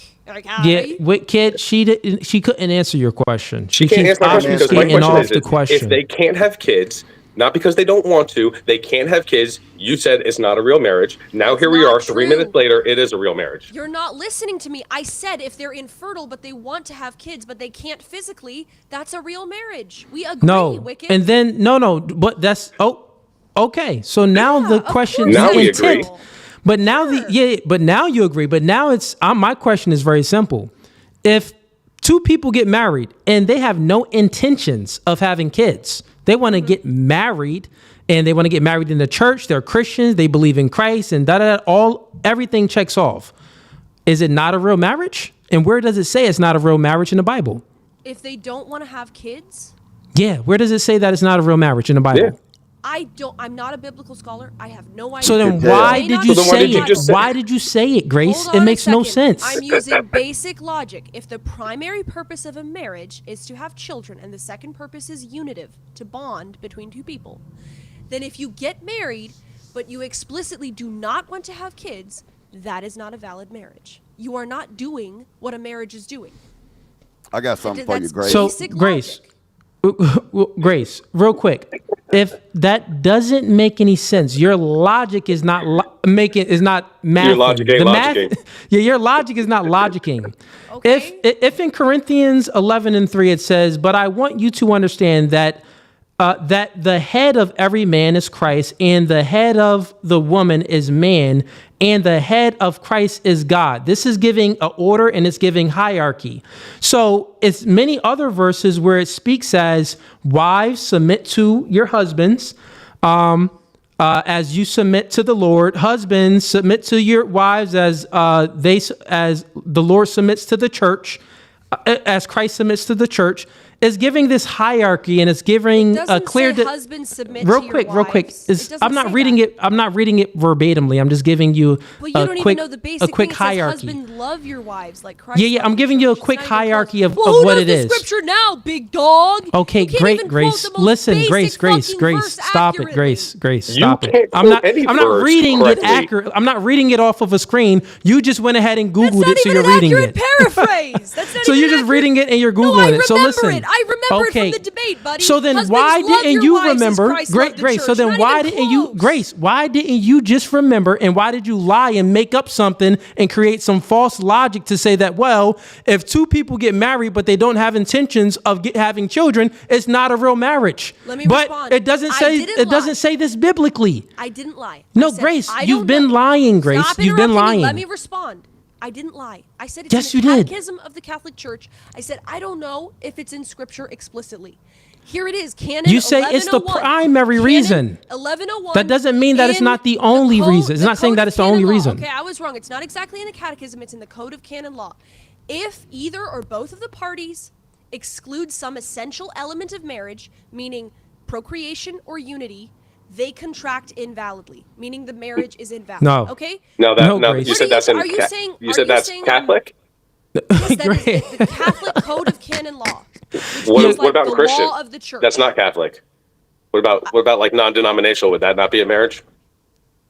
I believe this would apply to all marriages, but it's specifically Catholic. So Well, I mean, you could say I was Catholic is lying, it different from wasn't in the Christian, is catechism, different it's from in canon Orthodox. law, I mean, but there's it's the same different thing. there's different Yeah. branches. So There's different branches. I mean, There's one different doesn't apply to all. denominations. You accuse me of lying. I'm saying I'm a Catholic. This is what we believe. You said I was lying for some reason when you have no fucking idea.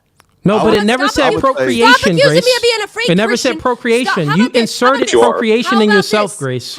Do you know what Grace. procreation means, Cooley? Grace, do you know what you've procreation inserted. means? Do you know Listen, what the you word you just procreation means? inserted procreation Do you into it. know It what did the not word say procreation procreation, means? Grace. Do you Grace, know what the word answer the procreation question. means?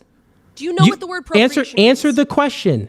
Yeah, we You need to get Tiger up inserted. here. You inserted the word procreation into what you just read. It does not say procreation. So It says again, an essential element of marriage. again, the two you are essential lying. elements of But marriage where did it doesn't are say procreation? and You're unity. lying. I'm looking at it right here. You're a liar.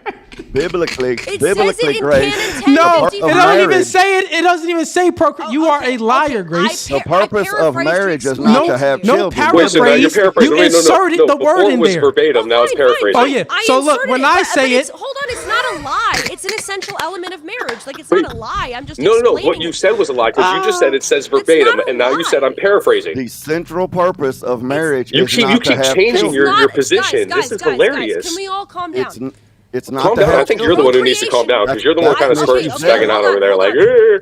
I was What's up? inserting that in there. Okay, I understand. Yeah, I did insert it, but it says some Wait, essential so hold element on. of marriage. Wait, before you see if we continue, can you get said you Grace some inserted help. it, but a second Who's ago up you here? didn't insert it. Now you did insert it. It says some essential element of Wick. marriage, and I did add myself. Grace. Procreation and unity are the two essential elements. I did Grace. add that. I'll admit that, but Grace. it's not like that's a What lie. was That's the true. first? Well, What that was is a the lie because when first? you add stuff in there, that's a lie. That's what the lie is. Do you understand that? When you add something that's not into the thing, It's that just creates a the further lie. explanation. I could have said parentheses. Wicked. Wicked. hold If I on, get real here- quick. Yeah, I got you, Dane. Real quick, we got someone in here. Real quick, we don't like Transformers in here. So, are you a man or a woman? Hi, Melanie. You're muted. That's a dude. Oh, this is a dude dressed up That's a like a dude. woman. That's a dude. Look like a chick. Melanie is cool. She's cool on panel. What you mean she? You mean he? She. That's a he. That's a he. Grace, if you call this person a she, then you are not adhering to You're biblical definitely a fake scriptures. No, that's not true. Christians aren't Wait, supposed to be is this? assholes. Wait, no, time out. Is That's this not a being he? asshole. No, It's Christians objective aren't. truth is different from being an wait, real asshole. quick. Christians the are objective not truth supposed is that to you're lie. a gay man. Did I say that straight to your face? Christians No. are not supposed to lie. Is this a he or is this a she on the screen? Which is it? She would like to be called she, so I'll respect that. But it's a No, biological but then so that's that's a a dude. lie. That's That's a a dude. lie, Melanie, Grace. Melanie is That's like a a very dude. open trans woman. She'll tell you she's biologically male. You can relax, okay, guys? Relax. Yeah, I know Nah. biology. Can you hear me? Yes. Yeah. So, real quick, Dane, I'll let you go ahead and get to your question. Real quick though, to this person, what's your real name? The name that your parents gave you? Oh, Mel. Melvin? No, my parents are fine with my name change.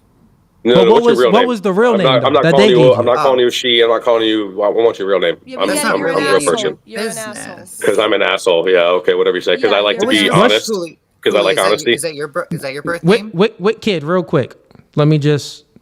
Okay. Cooley, is that your what's birth your name? What's your real name? Is that your birth name, Cooley? Yeah. That's my father's name. Full name, including middle name. Give that to me. This is my father's name. But you give me your this is full my name, last name. including your middle name.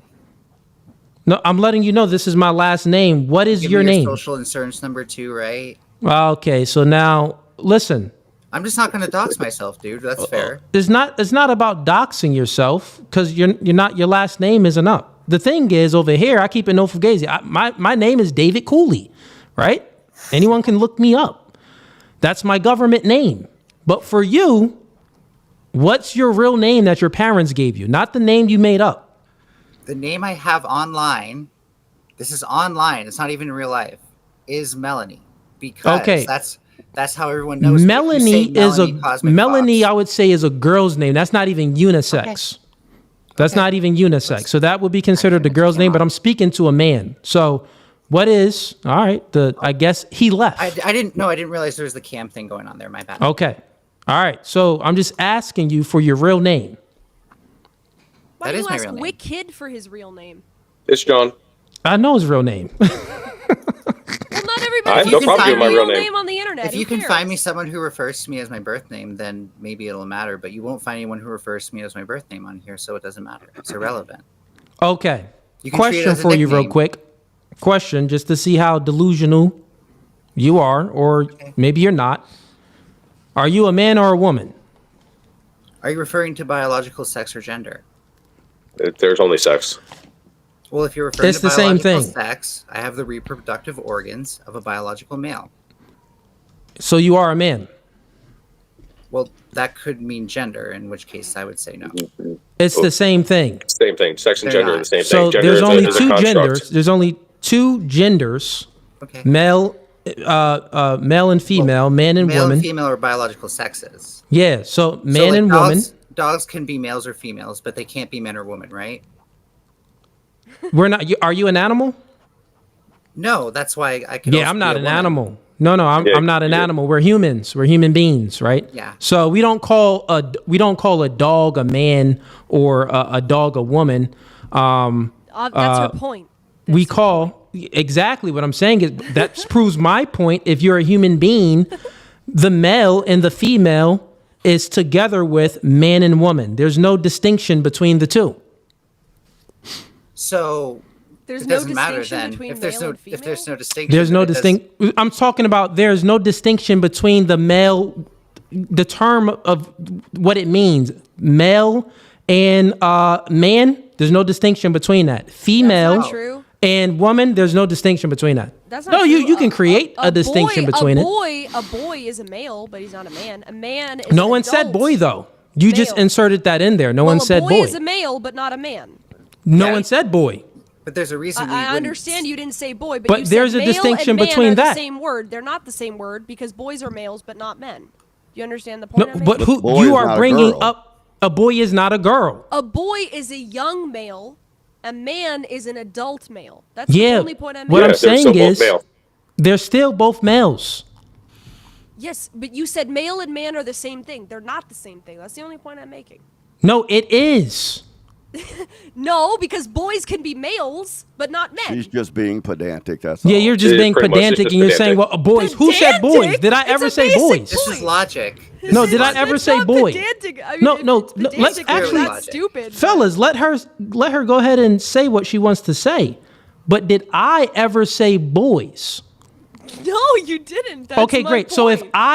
that is not a point. What you are then doing is you're inserting the word boys and trying to make a different point than the point I'm making. Do you get it? No. So you You said, well, said there's oh, no you didn't include boys, which then boys would be is not a mature adult, so it's not a man. Yeah, there's a distinction between that. I said that proved my point, which you didn't prove wrong. Wrong is that male and man, there's no distinction between the two. That has nothing to do with boy. If Get you your say mind, there's get no your mind difference- straight. Get your mind if you straight. say there's my point is there is a difference between There's the no, word male. if you bring in Can boy I finish the and you point, say or that are you there's a that triggered? distinction You between seem a a little boy mad. and a man, then yes, that's a different Male? point than what I Cooley, made, Grace. I You may have not low even be IQ. disagreeing with you. No, Grace, no, Oh, stop okay, it. now You the have low low IQ IQ thing. now. Why don't you call me a monkey You have low too? IQ. You have Okay. low IQ. If you say there's no difference between a male and a man, then how can a boy be a male? Because a boy is not a man, but a boy is a male. That's my only point. Male and man So are is not there- exactly so- the same. So if we're speaking about a male and a man, is there any distinction between the two? Yes. A male What's the is distinction any between the two? age. A male is any age, any species, sex. A man is an adult human male. That's a distinction between a man and a boy. You are something is that's wrong not with true. you. No, something you literally have low IQ. You're bringing in another word and you're making a distinction any for arguments, you it, but just you're told not me low making a IQ. Okay, distinction buddy. for what I Okay. just said. Because there's no distinction for it, Grace. But anyways, Okay, let's go ahead and get to your friend here, and then I'll give the floor to Dane. So once again, you identify as a man. Do I have that correct? Oh no, my identity, which is psychological, not biological, by the way, has nothing to do with what my genital organs are, and it is with a woman because that is a gender, not a sex. Got it. So you identify as a woman. So already you're operating in a delusion. That's what I wanted to know. Okay. So, all right. Your opinion. You are, well, that is a delusion. You can never be a woman, but in your mind, you think that you are a woman, right? I think it's delusional to expect 100% of the population to identify with their genitals, even though identity is something that happens at a different stage in development than the development of our sexual organs. If I feel like I'm black and I identify as black. Good question. That has nothing to do with the development of your brain. What do you mean? If I've grown up, I have a lot of black friends. I have a lot of friends from the Caribbean. I'm very influenced by black culture. I mean, why can't I identify as black? Because you identify as a man, John. I think that's a little bit delusional. You just need the attention, so go somewhere else. I'm trying to talk to your friend. Yeah, so no comeback. That's what I thought. Identifying with a particular gender is a natural stage of development. Not everyone might identify with their race because that's not a natural component of our brain to have that identity. But 99% of people, well, more than 99, but will identify with their genitals. It's a natural deviation, key point natural, for not everybody to do that because they happen at different stages of development, and those conditions can change throughout development. Things like testosterone levels in the womb can affect people's identities. Okay, so question for you. If someone identifies, like if a man, male, because that is saying man and male, if this man identifies anything other than a female, is it then a delusion? Is it then mental illness? Like, say if he identifies as a cat. Be a cactus. Oh, so you mean women? Okay, sorry.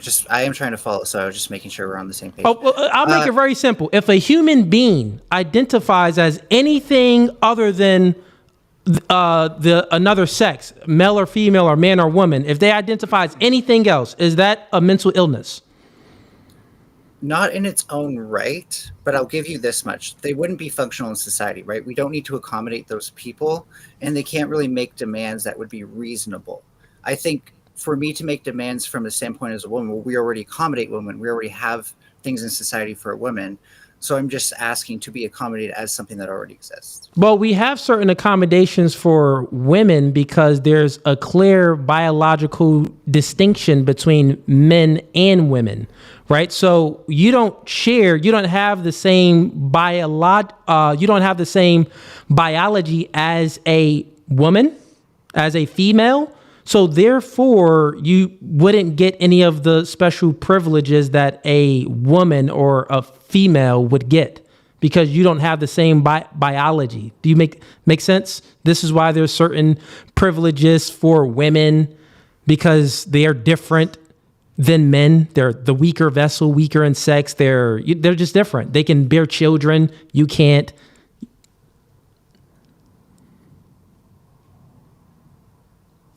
Does that make sense? Sorry, it did lag out, but I think I mostly got what you're saying. What happened? Did I cut out? It was roboting on my end, so I think it was. Was it doing it on anyone else's end? Not mine. Not on my end. Yeah, no, I'm over Wi-Fi because I'm at work, unfortunately. Normally, I have a setup at home because I. Fair enough. Did you hear what I said though? Or should I repeat it? Just the end part because I heard the beginning. Just like if you had a question. Yeah, it was a question. So you said that, well, they wouldn't fit in. Like if a human being identified as anything else other than a man or a woman, then they wouldn't fit in society. Because, we haven't created any norms in society for these people to identify as anything else other than man or woman. But for a man to identify as a woman, well, we already have certain privileges and things set up for women. So this man can identify as that and, he'll be able to fit in and things would be just fine. My refutation for that is, no, that's not true because the accommodations that we make for women is based off of their biology. And guess what? You don't share that same biology. Sure. I would refute that, saying that we can't really police most things based on biology. Sports is an interesting discussion, and we could discuss that all night, to be honest. And I've had that debate before, so I am well versed on it if you ever want to. But let's look at, just for simplicity's sake, bathrooms. We don't really look at people's genitals in the bathrooms. What really matters is if someone would pass, right? So I don't really think I pass as a woman. I'm just going to be honest. But in reality, I believe that's untrue. I disagree with what you presuppose, and what you are positing as a fact. I disagree with that, because I don't think that we. Real quick, I don't think that we created different bathrooms because women wear dresses and put on makeup, and men wear, they can just pull down. They don't got to pull down their pants. They can just take the Johnson out and pee standing up. I don't think that's why we create different bathrooms. You're not understanding her point. She's saying we don't look at the genitals. Okay, you're a real big guy for saying that. We don't look at their genitals before they enter the bathroom. So, like, for example, if a 15-year-old boy looks like a girl and has long hair, nobody's gonna notice if he goes in the girl's bathroom. It's just like nobody's gonna notice. Nobody's gonna freak out. The point is when it's a guy who looks like a man going into the girl's bathroom. That's what people have an issue with. And she's saying she doesn't really look like a girl, so she doesn't pass. Got it. So I think I understood her point. His point. Look, you jacking me up now. See, this is see, chat. This is why confusion happens. It's a he, but this is what happens about confusion when you keep saying the word over and over as if it's true. Then people tend to make mistakes, or they actually just believe that it is true, but it's actually a lie. Like, in order for a lie to become true, you got to repeat it over and over and over. This is why the truth only sets you free. But real quick, what I'm saying is very simple. I'm getting down to the root of why there's different bathrooms for male and female. Okay. Right? Well, the reason why, so real quick, my argument is this, and please answer this question, okay? I'm going to just call you he. Please answer this question, he. I don't care. Okay? So the bathrooms was created differently for men and women based off of the biological differences of men and women. Not based off of women dress this way and men dress this way. Not based off appearances. It's based off of the biological differences of men and women. That's why bathrooms was created differently. So you bringing up bathrooms and trying to use this as an example to make your point, it is wrong, because bathrooms was created based off of the biological differences, which still goes to my point is when you say that, well, the only reason that, a man can be a woman and fit into society normal rather than a person that identifies as a cat and they won't fit into society normal is because we already created societal norms for men and women. So therefore a man can identify as a woman and fit in. I'm saying that that's untrue because we created these differences based off of biology, not based off of physical outer appearances. Sure. So 2 points. First point is, if what you were saying was true, then I wouldn't be able to use a woman's washroom. It wouldn't be possible for me, and vice versa, but it seems like they can. And secondly, but you're going to, I'm going to why it was created. Not, well, some people may mistake you as a woman. That's something totally different. Yeah, the reason that we have these separations is ideally for people's safety. And I would argue that as a trans woman, I'm actually less safe in a men's washroom because there are plenty of men who would either assault me violently or sexually for being there, and I'm safer in a woman's washroom. But the idea of assaulting people in general is actually still very legal, regardless of what your gender is and which bathroom you go into.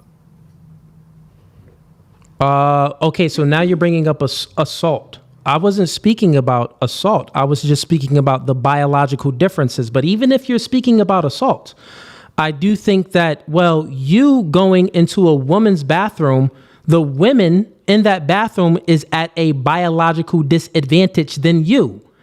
So therefore, they would be more in danger. Time out, stop it. They, generally speaking, they would be more in danger by you, right? You're a man. There's also weak men going to the bathroom with strong men. Are they at a disadvantage? Maybe I'm sure there can be a little disadvantage there if someone has, bad motives to enact some harm on someone.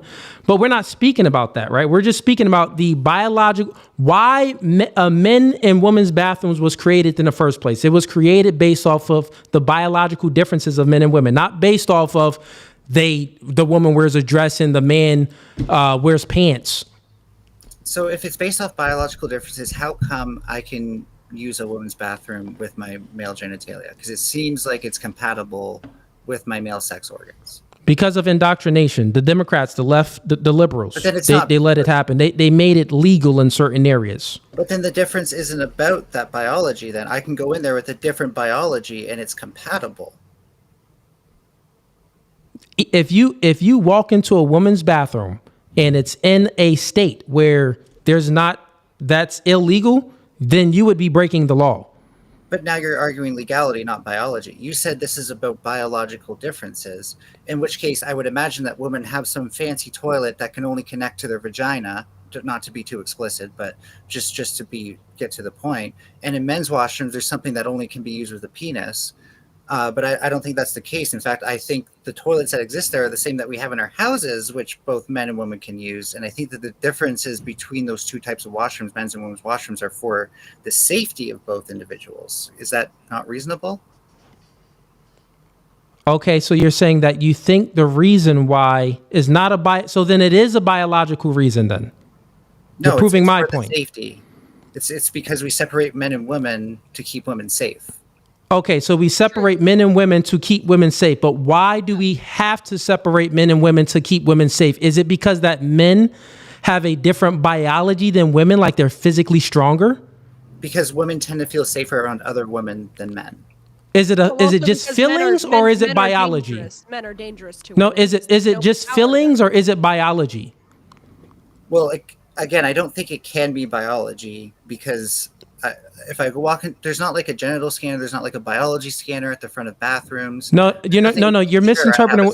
You're misunderstanding what I'm saying, right? The laws that you pointed to, if I can finish, do point to a concern for safety.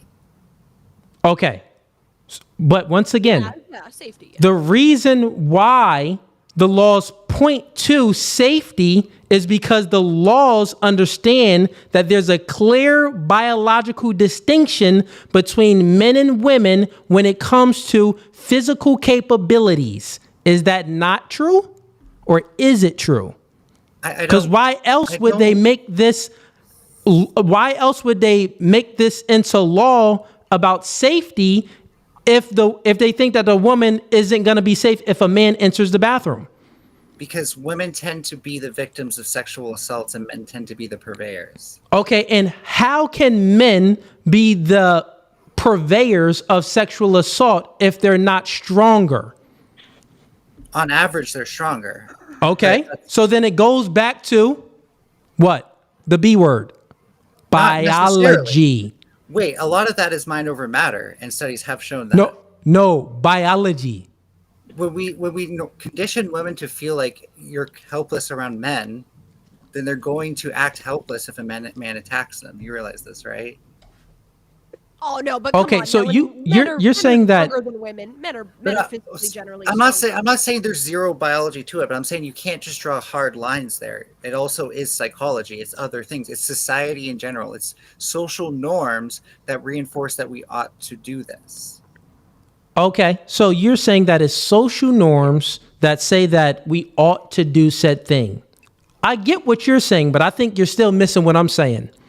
I'm acknowledging that there is some biology, to be clear, that there is some strength difference between men and women, statistically speaking. But not just some. I'm speaking about the entire reason. So for every ought, like we ought to do something, we ought to do this. For everything that we do, there's a reason behind the ought. Your reasoning is, well, for social norms for the woman to feel safe. Well, peel the layer back further. Okay, if you peel the layer back further, it goes to biology. So therefore, you're proving my point. You're not refuting my point. You're proving it. Well, yeah, but that biology is in part psychological, and that psychology is in part social. So again, we can't. All I'm saying is that yes, I agree with you that it is in part biology. The overall security mindset that society has around these washrooms is to protect people from a standpoint that women ought to be segregated from men in situations like that. It's also privacy, right? Can we be clear? It's also privacy. It's you don't care as much about privacy around other women as you would from a man, because that could be your mate. Okay, so if you're so concerned with women and them feeling safe, and women, the reason why we created these bathrooms, and for men and women, and we have this clear distinction of the bathrooms and da da da da, for women to feel safe because men are the perpetrators of rape or whatever it may be, right? You're a man, and you go into women's bathrooms. I'm a male. I don't. And you would be making them, and you would be making those women feel unsafe. Yeah, you could say the same thing to a lesbian who goes into women's washrooms, though. That's the issue with what you're saying here. Okay. Lesbian and a woman are equal power, though. You're a male. You have stronger, dense bones, stronger musculature. You're larger. You have a physical advantage to exact violence on a woman, on a biological woman. I've been attacked. It's not the same. It couldn't be the same. Secondly, I know plenty of butch lesbians who would kick my ass. So Melanie is quite weak. Well, okay, you're a weak male because you're taking some estrogen pills or whatever and stuff like that. That's not even how it works either. But that has nothing to do because you've already grown into a mature adult. So your bone density and everything is still more superior than a woman. I think Dane's wife could kick Mel's ass. I do think Dane's wife could overpower Mel. Go ahead. You wanted to ask me a question, Go ahead. There's, by the way, people have found a bunch of creative, clever ways to turn my name into, like, Melanie is funny. No, I like he better. Melvin. Yeah, exactly. So many creative ways.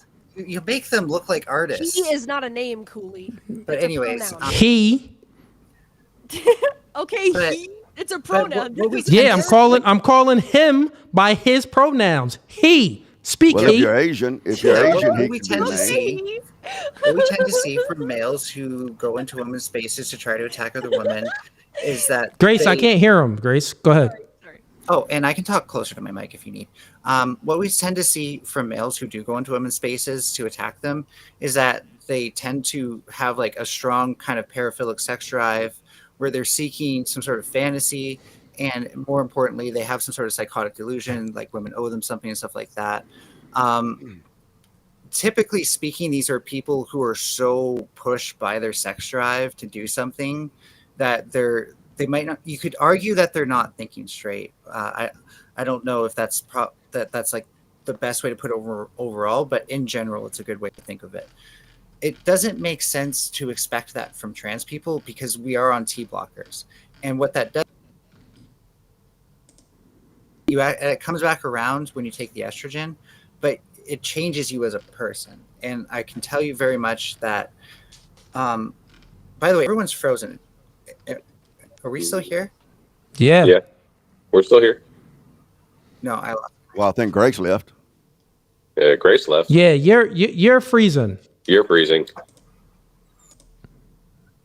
And he's gone. He's gone. Yeah. Anyways, listen, man. Listen, chat.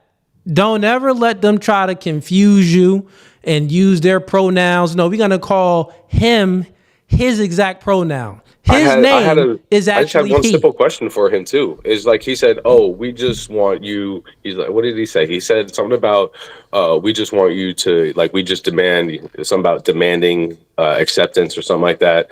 It's like, well, I mean, how about we force you to accept what we think and that's wrong, but you're forcing us to accept what you think and that's right? Yeah, if he comes back up, then good question. You could ask him that. It's just that's the part that I don't, nobody really ever cared until you kind of shove it in our face and try to force us to think what you think. But yet, if we think differently, Melanie? No, she left. She froze and left. Oh. Yeah, he froze and he left. But okay, let's we got some people up here. Let's go ahead and refresh panel. Grace, you still want the smoke? Coolly. Remember, you were what's going to going let me on? ask Grace. You were I going to still let me don't ask think her you a should call question. me a fake Christian. That's all I wanted to say. Then don't Yeah, be a Grace, fake you Christian. are a Even fake though Christian. You're the one who literally misquoted like one of the most basic. So And did you you misquoted like everything, 3 Bible Grace. verses. And you lied. And then you I only insert quoted stuff, one. say that you didn't insert That's it, and not then you say, what he okay, well, I does. might have I didn't inserted it. misquote. You keep backtracking. You try to lie. You get caught in the lie. You backtrack. Cooley, you two jump in like little hyenas. Can I talk to him? Daddy Oh, you mean said how we you all always can. jump in as well? Oh, that's right. I forgot. You're a woman. You're allowed to do it, but we're not allowed to. Oh, my God. What was I thinking? I'm such a terrible Go ahead, person. Dane. I got a You question had for Grace. go ahead, Dane. That's your Let's question. hear from Dane. Yeah. It would be great if you were actually anywhere close to the kind of person that would bother me. But I see this as fun. So you claim that the Catholic Catechism says that the central purpose or whatever of marriage is having children. So my question to you is this: when was the first marriage? When did that occur? Wouldn't it be Adam and Eve? I don't know. It would be. Well, Yeah. that's at least you do know something. Are you familiar with the story? Okay. Are you familiar with the story? Okay, so God says it's not good for a man to be alone. I'm going to make a suitable helper. And then the next few verses, Adam's going through naming all of the animals. And at the end of that passage, it says something really interesting. It says, and there wasn't a suitable helper found amongst all of those animals, which is really strange if you think about it, that he wasn't just naming them scientifically. He was looking for a suitable helper. And then it says that God caused Adam to fall into a deep sleep. And then he removed a rib from Adam. Now, if you studied Hebrew like I have, actually, then you'll understand that didn't just mean a bone in his side. It meant that he removed a character from Adam, and he created woman. He created woman. So woman wasn't created from the dust and the dirt of the field. Biblically, she was created from man. So Adam, Eve, I guess, becomes cognizant. She doesn't say, I'm 30 years old and I don't have a man. God took her and presented her to Adam. And so when Adam looked at her, he had just got finished naming all of the other animals. So he looked at her and he knew that she was unlike any other animal. And so he says, this is flesh of my flesh and bone of my bone. That's called co-substantiation. It means that Adam realized that this person, this creature, was made out of the same substance he was. She's flesh of my flesh, bone of my bone. I will call her woman. Woman is the Hebrew word isha. Man is the Hebrew word ish. So isha in the Semitic languages, go ahead and smile, but let me tell you what I know. H-A or A-H signifies the breath of God in the Semitic languages, Hebrew, Arabic, those languages. Okay. And that's why they pronounce that with a very guttural sound. This is why Abram became Abraham, Sarai became Sarah, all of that sort of stuff. So Adam says, she's flesh of my flesh, bone of my bone. I will call her woman. And then God tells you in the next verse what the purpose of marriage is. He says, for this reason, a man will leave his mother and father and cleave to his wife and be one flesh. That's the purpose of marriage, because man was created in God's image and likeness, and then he was separated into male and female. And because of that, God said, because they're the same substance, they're the same being, a man will leave his mother and father and cleave to his wife and become one flesh. That's the purpose of marriage. Now, having children, go and be fruitful and multiply, that's an outcome. I mean, that's one of the products of it. But God outright says, for this reason, not one of the reasons that a man will leave his mother and father, but because they were flesh of flesh and bone of bone, for that reason, they'll join back together and be one flesh. Go check your Catholic Catechism and see what it tells you. Yeah, I believe everything you just said is accurate, which is why I can't believe you said it wasn't an equal partnership.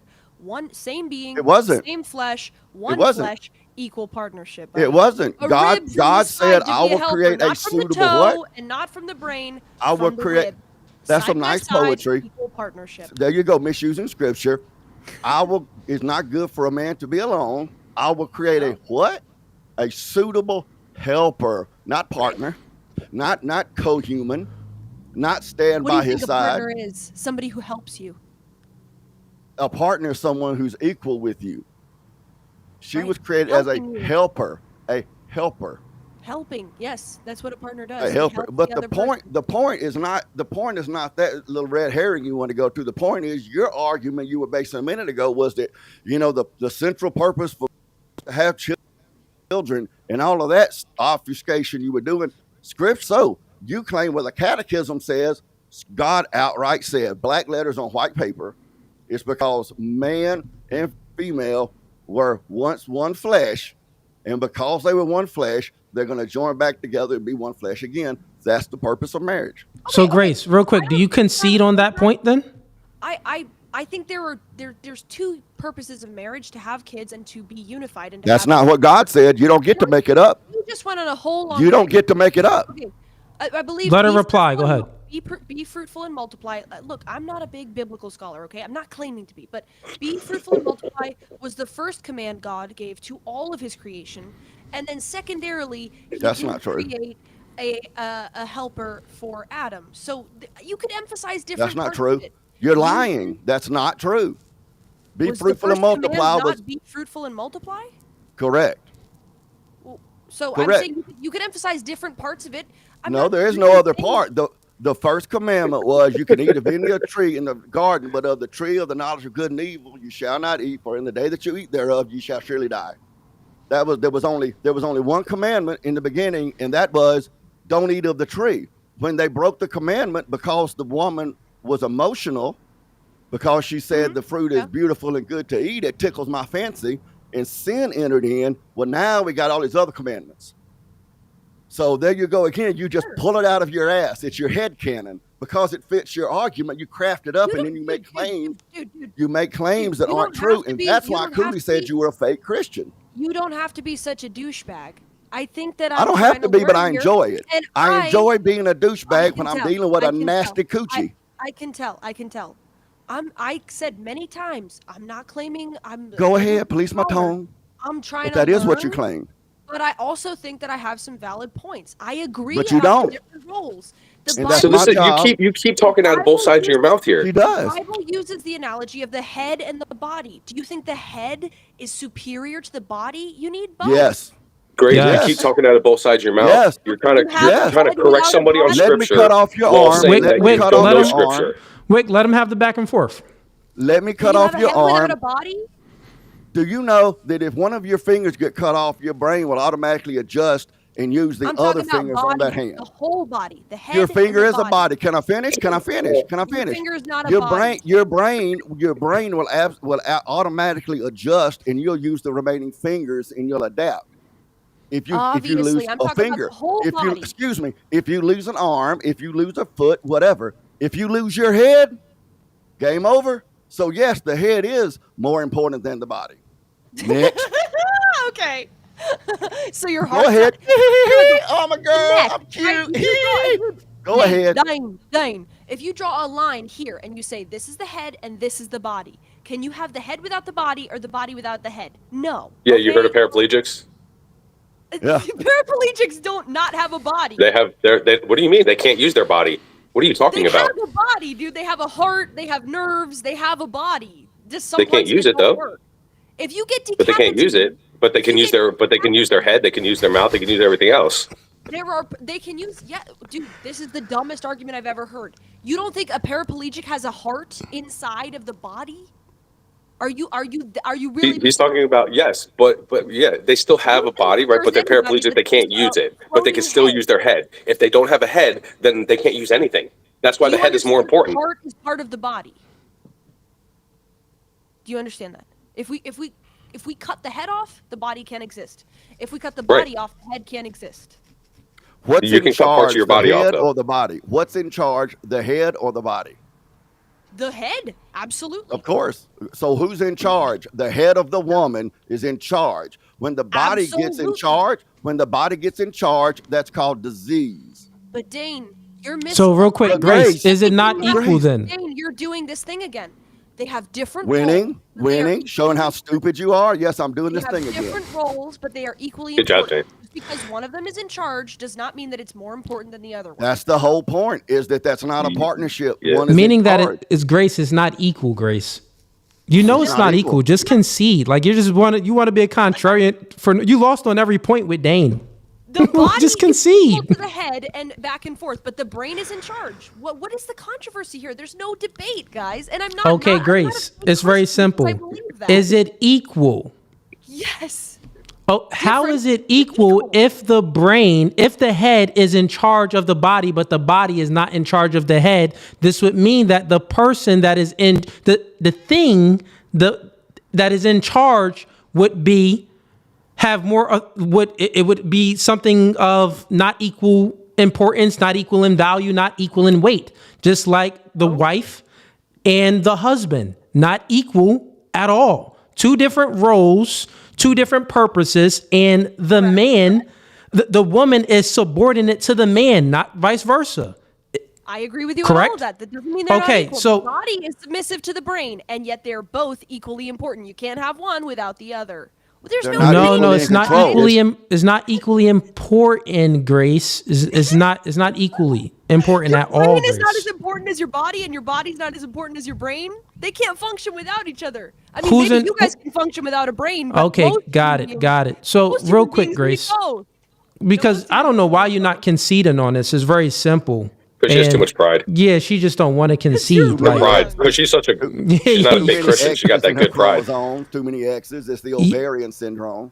You just don't want to concede. But let's just lay it out clear, Grace. Let's lay it out clear. And from your worldview, as far as Christianity, when it's speaking about husband and wife, you said yes, that the wife is to be subordinate to the husband, which means that the husband is in charge of the wife. Not subordinate. Whatever. Same thing. It literally says in many biblical scriptures that wives obey your husband. Okay. Yeah, right. I agree. Yep. Okay, so the wife is supposed to obey the husband. Now let me ask you the question. Is the husband supposed to obey the wife? No, they have different roles. Okay, so listen. So therefore, it creates a clear distinction of hierarchy, which is not equal. Which is not equal. They're different but equal. No, it isn't equal, Grace. Different and equal. How can something be different? You can have a pound of feathers and a pound of rocks. Listen, I got a full half circle I want to tell you.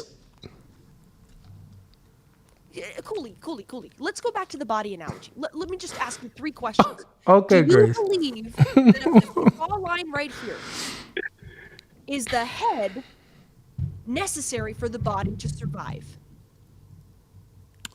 Is the head necessary for the body to survive? Correct. So I would say human body. I would say this.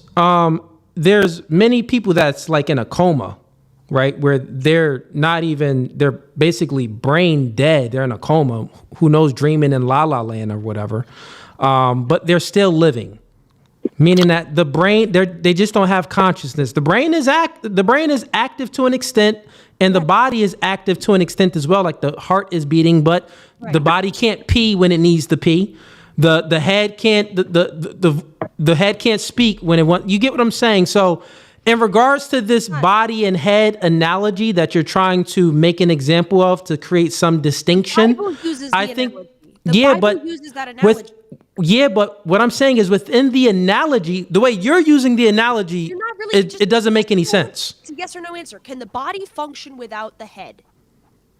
Can the body function without the head? No, the body can't function without the head. Can the head function without the body? Can the head? Yeah, the head can function without the body. So if you cut me off at my neck, my head can function. Guys, come on. So see, that's what you're saying, Grace. You're saying cut. Grace, you're saying cut you off. Like, okay, so if we say that if you cut the head off, can the body operate? No, the body isn't going to operate. The head isn't going to operate because you'll be dead. Okay, so that's a clear distinction. So no, what I'm saying is stop it, Grace. Stop it, Grace. Real quick. Grace. You're like, the analogy is horrible, Grace. If you cut the head off, it's dead. The person is dead. You're the fake Christian then, because the Bible uses that analogy. Then the person is dead. Buddy. You're using the analogy wrong, you dork. You don't want to be dumb. The point is that you're using it wrong. The Bible uses that analogy. But not how you're using it. The body, the Bible uses the analogy The brain to controls create the it all. hierarchy, You meaning need your that head. the head, you need the head. The head has authority. The head is controlling the body. If you cut off the head, you might as well throw the body and the head away because the person is dead. So your analogy is stupid. No, you are making Yes, the basic Grace. that I tried to point out in the debate. The brain is in charge of all the bodily functions, correct? And yet, the head cannot survive without the body. They are different, but equally important. How is this hard for you guys to understand? No, The head Grace. is in charge. The brain Once makes all again, the decisions. once again, Grace, if it's different, right? If it's different, and there's different roles and different values within the role, it isn't equal. Okay, so a head. Does the man have a different? Does the husband have a different role than the wife? You would say yes. Yes. Is the roles valued equally? Yes. If the husband doesn't protect the wife, how can the wife survive without the husband? Okay, if the wife doesn't protect the kids, how do the kids survive without the mother? With the husband. You're not doing this With the again. husband. You're Yeah, you lost this deflecting from my debate. point. With the You're husband. deflecting from my point. The wife is not there to protect the children. The husband is there to protect the wife and the children. Fourth doctrine thing that just because somebody is physically stronger, that makes them a superior person. This is the stupid Andrew Wilson stuff. You're not Andrew Wilson. Don't even try No, it. you're just wrong, Grace. Grace, I don't know why you're bringing Andrew into this. When Andrew himself would agree, and I'm sure, did you debate Andrew? If you did, I'm sure he obliterated you already too. Andrew would agree with us. So what are you speaking about, Grace? Lost those balls. Oh man, listen. Let me give you an example. Real quick, Dane, you wanted to go or what's up? Yeah, real quick. This whole partnership thing she's got. This whole partnership thing she's got. You notice the only rebuttal she has for me is just stupid little girl middle school stuff. This is what Paul said. So in case you don't know, I know you said something about the catechism, but the letters of Paul were instruction manuals he wrote to the different churches. In Corinthians over here, he said, a man ought not cover his head since he is the image and glory of God. He didn't say woman, man, but woman is the glory of what? Man. This is what Paul said. Black letters, white paper, well, white screen anyway. For man did not come from woman, but woman from man. Neither was man created for woman, but woman for man. If woman was created for man, where do you get a partnership from? If she was created as an accessory to the man's life, She was created to be his partner. Do you not But that's not. understand? So you that just make the connection? scriptures up yourself. Paul says man was not created for woman. Woman was created for man. So where is it a partnership? Where do you find partnership? Where in is it scripture equal? at His all? partner. What are you The talking only way about? that you can support that feminist ideal you have is to step outside of scripture and just start making it up. You can't support it with the Bible. Okay, but later on in that exact scripture, it says, nevertheless, in the Lord, woman is not independent of man, or Right. man independent of woman. For just So as what's that woman mean? came from man, so man comes through woman. But all things come from God. So there, So what does that Paul mean? is saying That they are doesn't say equal. anything about a partnership. Woman came What from does that man, mean? What does woman that came mean? from man's rib. Man comes from woman's vagina. Okay, No, like we have an not equivalence here exactly. Paul That's not himself is exactly. You're making it up again. Well, What does man what comes does from that man mean? because Where men it create. says they're not woman independent. came from man. They're not Man independent. comes What does through that woman. mean? One mic You at a quoted time. the verse. You quoted the verse. Let's ahead. stick with that verse instead of all that gish galloping you're doing. What does it mean in verse 11 where it says, woman is not independent of man and man is not independent of woman? For as woman came from man, so also man is born of woman. What does that mean? That doesn't mean partnership. What does it mean? I That think word he's saying they're for equally important because know woman you came from think- man's rib, but man comes from woman giving birth to him. So they are equally important but different. Okay. No, Well, doesn't a man you're come from inserting whatever that in the there, gene of a Grace. man Are is? my kidneys You tell me are what my that means. kidneys important? Of course. Of course. Can I lose one and keep living? Of course. So my kidney is important. My heart is important, but those two things are not equally important. right? So just Correct. because they're both important doesn't mean they're equally important. That's the problem with your argument, is you're claiming this equally important. And verses like this show you right there that the man is the head. Man was not created for the woman. The woman was created as the PS5 for a man, not vice versa. That's the way it works. When I go to dude, no, I don't women care. are not just. Women are not like. Let's video go games off for into men. look. But That's an wonder argument. See, look, Grace, you're putting your feelings in it. That's an Grace. argument from That's a incredulity. gross way to You hurt put my it. feelings. Yeah, Grace, you're putting your feelings in it. What? That's all she has. That's all she has. I'm sorry. I'm an anti-feminist, but that is a misogynist. No, you're No, not. Grace, you No, are you're pro-feminist. not. You are PSI just for as men. confused. You are just as confused about your identity as that transformer was that left. Oh, Because yes. you're saying No I'm not a Fugazee, feminist. Fugazee. I'm an anti-feminist. You keep using that word, but I do not think it means what you think it means. Okay. You're an I think anti-feminist, calling just women like I'm video an games athlete. for men is I'm a an stupid athlete. point to make. I'm an None of you athlete. could answer the analogy that the Bible itself gives, which is that the man is the head and the woman is the body. We all agree that the head. In other cannot words, survive you're without just going to the run body. away from Paul here in And Corinthians. You're I going to didn't run away from I this. continued his scripture. You're cherry picking from Paul's letter. I'm continuing scripture the that you- exact same scripture you were reading. So where it you're says, saying that you need me to the read the the whole woman chapter. is not independent You of need man, me to read the nor whole chapter. man Is that what you're independent of saying? woman. You disagree with scripture. You think man is Independent independent does of woman. not mean woman equal, is and it dependent doesn't of mean man. partner. Independent does not mean equal Do or you partner. agree That's your with this? feminine talking. Do you agree That's with your this feminism line? talking. Do you agree with this line? Woman is not independent of man, or man independent of woman. Do you agree with that? I haven't argued that they are independent of one another. That is a straw man you've created Yes, right you there. did. You said a woman is not as important as a man. Therefore, I didn't. What I said was what a man was can what live God independently said here. from a woman, God but said not vice here versa. that woman was created for man, and not man for a woman. That's an order. That's a hierarchy. That's not a partnership.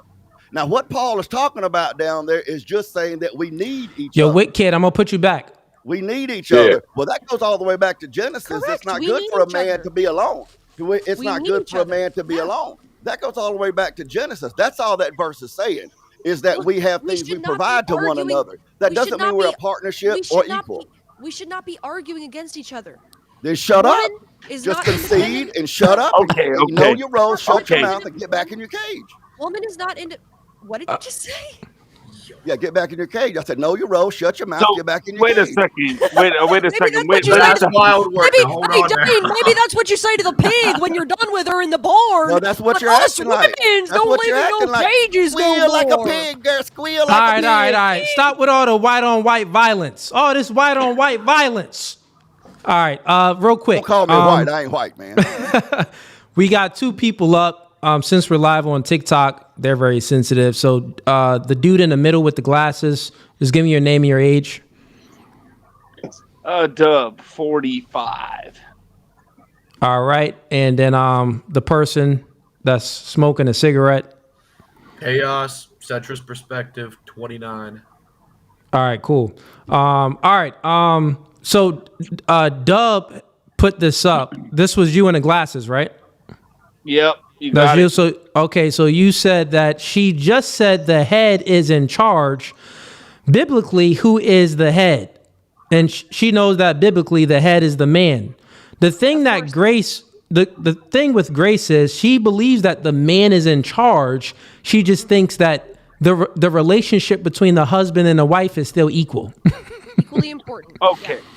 Okay, so then why is a king a king and a queen is a queen? Is that an argument?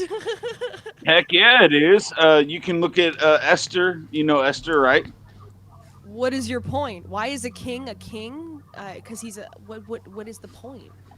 Because a king has the actual crown itself, and the queen has the backing behind that crown. So it's just a natural order. Okay. I don't disagree then with I'm you. wrong. Men are in charge in the relationship. We're not disagreeing. So I think his question really is, if the queen dies, is the kingdom still there if the queen dies? Like, the kingdom doesn't die if the queen dies. But if the king dies, there's no more kingdom. that's not true. He'll be replaced, but we're talking now about a form of government. It would be an entirely different replacement of. It wouldn't be the same kingdom. But if the queen dies, it's the same kingdom, right? That's no, a way of if looking either at one it. of them That's a way of dies, looking they'll at be it. replaced. Generally speaking, Queen Elizabeth was queen, like supreme monarch of England for decades, and then she died, and then her son took over. I don't know what your point is. My thing is, can she not admit that it's more of a, if anything, you want to say it's like this equal thing, but then can you not admit that it's it's like a 49 to 51 going toward the male? Okay, so it seems very equal, but it's not quite. If you don't have a wife, you don't have a marriage. If you don't have a husband, you don't have a marriage. I don't see how that isn't equal. One of them's in charge, one of them listens. Okay, but I hear what you're saying. Yes. But that you're basically what you're talking about now could be considered as different classes. Kings always have a wife. Why? Because they're in charge. They can get anyone they want to. So now you're basically breaking it down to where you're trying to compare a king to every single class level. Of course, not every man's going to be able to find a woman. And now, so you're trying to leverage that and you're using it to say, oh, well, it should be so equal. Basically, that's what you're doing. First of all, did you know that if the king dies and the queen takes over, if she marries a man, he becomes the queen's consort. He doesn't become the king, so she's still in charge. So talking about monarchy as an analogy is weak. Like, it's not the same thing. We're talking about marriage. I don't know what your point is. I believe that men are in charge in a marriage. Where are we just Yeah, so I think his point is very simple. I'm just trying to help you out here because you're kind of making the same point that we all made. It's not anything different. And really, I'm just trying to make you understand. Grace, she understands, but she just wants to, disagree because she wants to disagree, right? But she understands. I'm not understanding like her point though. She can't make a point. She hasn't made any refutation to the argument that if the man is in charge and the woman is supposed to follow the lead and obey the man, but the man is not supposed to obey the woman, there's a clear distinction of roles and hierarchy within the relationship of marriage, but she still considers it equal. And she can't give any argument for why it's equal. We haven't heard one. But real quick, let me get a Tyga the floor, and maybe Tyga has a question to Grace, and Grace, you can answer his question. Yeah, Grace, just one question. You're a Christian, or at least you've so claimed to be a Christian. Not according to Cooley, but yes. Well, it's not right. just according to me. Bible. Yeah, so the thing is that the Bible is very clear. The Christian institution of marriage is meant to be a representation of Christ and the church, meaning that Christ is the husband and that the church is the wife, right? You say that the people who are involved in this marriage. Hold on, stop. Let me finish, please. Right. So you believe, right, that Christ and the church are see real quick. It's not just me, Grace. Marriage. It's other people too. Go ahead. Yeah, my bad, Tyga. Yeah, no worries. So if Christ and the church are meant to represent the husband and the wife, right? But they're equal. My question to you is Christ and the church equal? No, of course not. But it's an analogy. Okay, then debate over. No, debate that's over. not true. Because it says wives submit to your that's husband definitely as true. to the Lord. As anyone. No Fugazee. Can I respond? You basically conceded, Grace. No, that's not true. Christ is the head of the Okay, go church, ahead. meaning he commands the church, right? So it's an analogy about the roles, not the literal states. Because man is The not church God, is the wife and Christ is the husband. Right, and that has to if do with by your logic, Christ and the Can I church are respond, dude? equal. Can I respond? That Sorry, go has to ahead. do with how the roles are played out. Wives, submit to your husband as to the Lord. So, as any of us Christians should submit to God in full submission, right? That's how wives should treat their husbands, and not vice versa. Similarly so, Christ loved the church so much he gave his life for it, and that's how men should treat women in marriages. It is a way to illustrate the roles of the two people within a marriage, but it is not an Okay, great, exact but how is that analogy equality? because of course Well, there's Real quick. Well, Let hold them on. finish Let me Dub. Let them let me. finish, Dub. Go ahead. How is that equality, equally Grace? important, that's why. Because you can't, like, this is, I don't even understand the debate. You cannot have a marriage without a wife. You cannot have a marriage Yeah, without I a know you husband. don't understand the debate. That's why you're getting ganged up on. Yeah. But how is it equality? Just answer the question concisely, please. No. See, because what you're doing is you're taking. Hey, Bro, Dub. who are Just you? relax. One mic at a time, Dub. Just wait your turn. I'll let you go actually before Tyga, and he's a member. But just let him land his plane. Go ahead, Tyga. Yeah, I'm just wondering how Grace can reconcile equality between Christ and the church. Because that is used as an analogy to illustrate how men and women should treat each other, not to illustrate the hierarchy that men are superior beings to women, but to illustrate how they should treat each other. Men are not superior beings to women. We are all equal under the Lord our God, and we are also equal within a relationship, but we have different roles.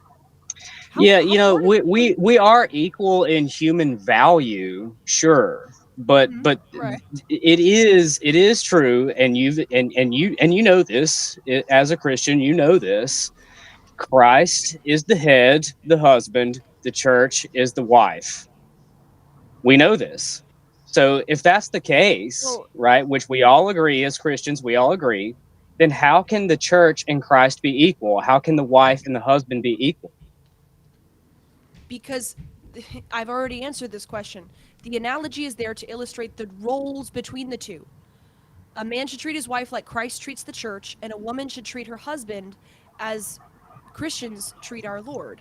How does Christ teach? How does Christ treat the church? Do you understand what an analogy is? Christ, okay, was both man and I don't think God you at the do. same time. Do you think that the analogy is saying that men are both men and God, a member of the Trinity, at the same time? Obviously not. It's used to illustrate something. That's not what I It's said. not saying that men are Now literally you're straw like manning me. Christ and that women are literally like the church. It's used to illustrate something. The relationship between the two. I understand the point you're trying to make, but the point so you that just the straw Bible is manned trying me. to make is just that men have the authority over women, not that men are superior beings over women. Like Christ is a superior being to humanity. Okay, so men have the authority. How does that imply equality? Because someone can be in charge without being a literally superior being over you. They're different roles.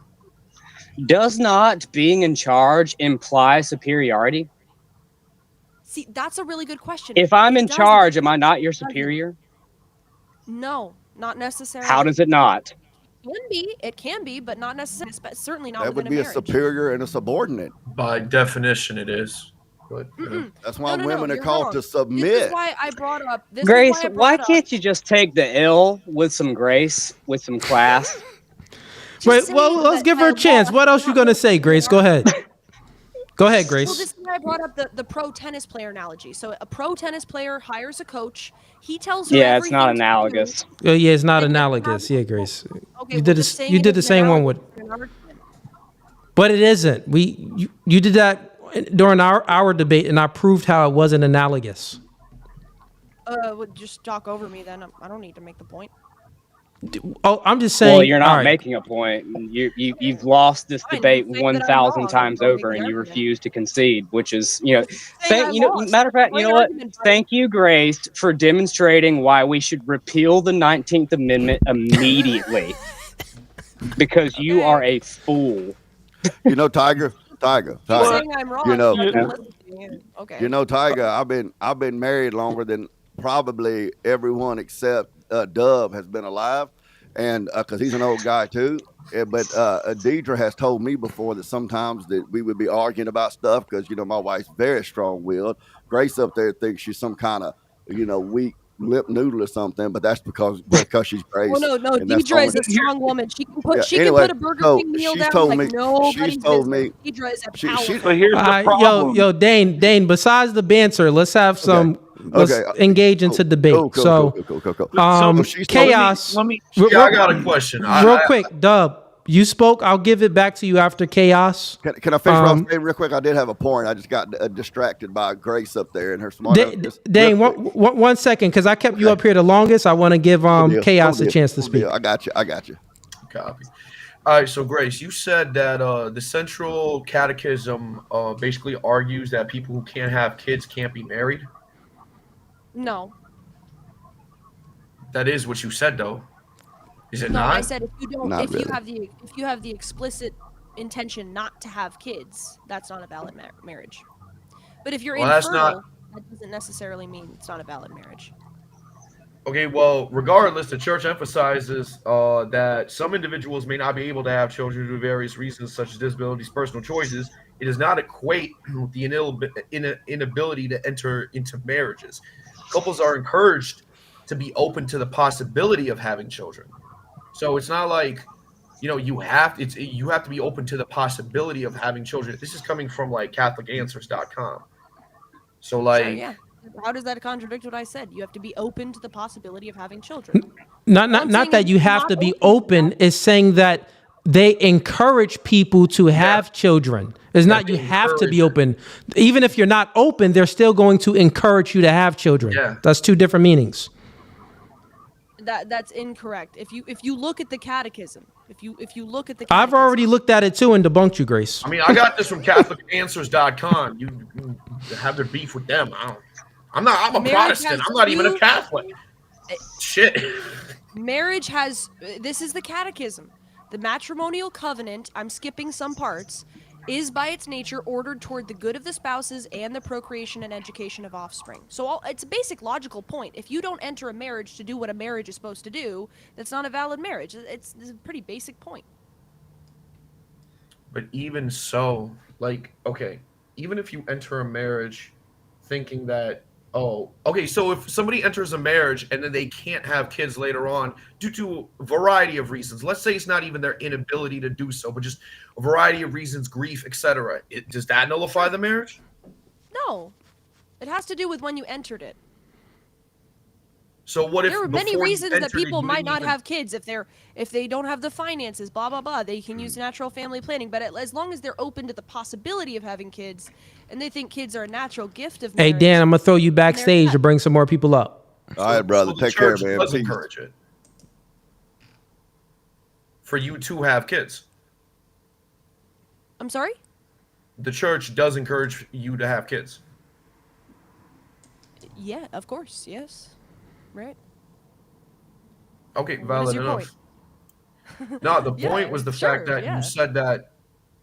No, because you at the end of the day said that if a person doesn't want to, if a couple doesn't want to have kids before entering into a marriage, then they're unable to, and then that's not a marriage. But you don't know if a person's going to change their mind within the marriage itself. Well, it's a complicated issue. I mean, if you Now it's change your mind and you Now I'm fucking with you. Go ahead. okay. Yeah, it depends on if like you thought you could change your mind halfway through marriage, it may be invalid.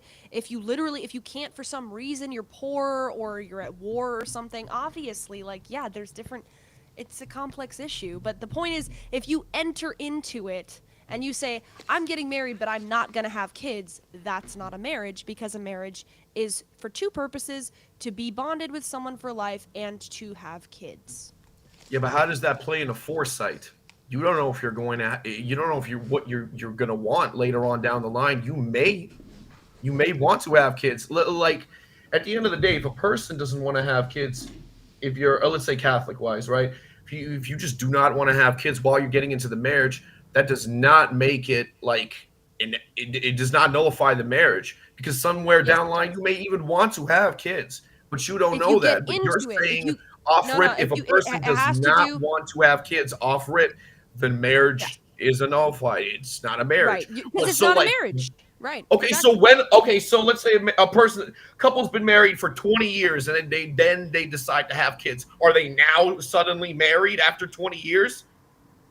Unless they had valid reasons not to have kids, they were never married. No. They didn't understand what a marriage was. They did not I agree just personally that they're just disagree. wrong. I agree. I agree with her right there. I agree with her on that one. I'm gonna stand in her corner on that one. Thank you, Dub. Yep. I appreciate it. Oh. All right. So I can give you an example too. I can give an example. Example is this, okay? So you okay, have, Dub, go ahead. So you have man and woman come together. Man and woman have 3 kids. Man and woman somehow get told they can get an annulment, and the wife goes and finds a husband that's willing to get a vasectomy. And they get married in the church, by the way. Okay. Real life. So is that vasectomy marriage even valid at all?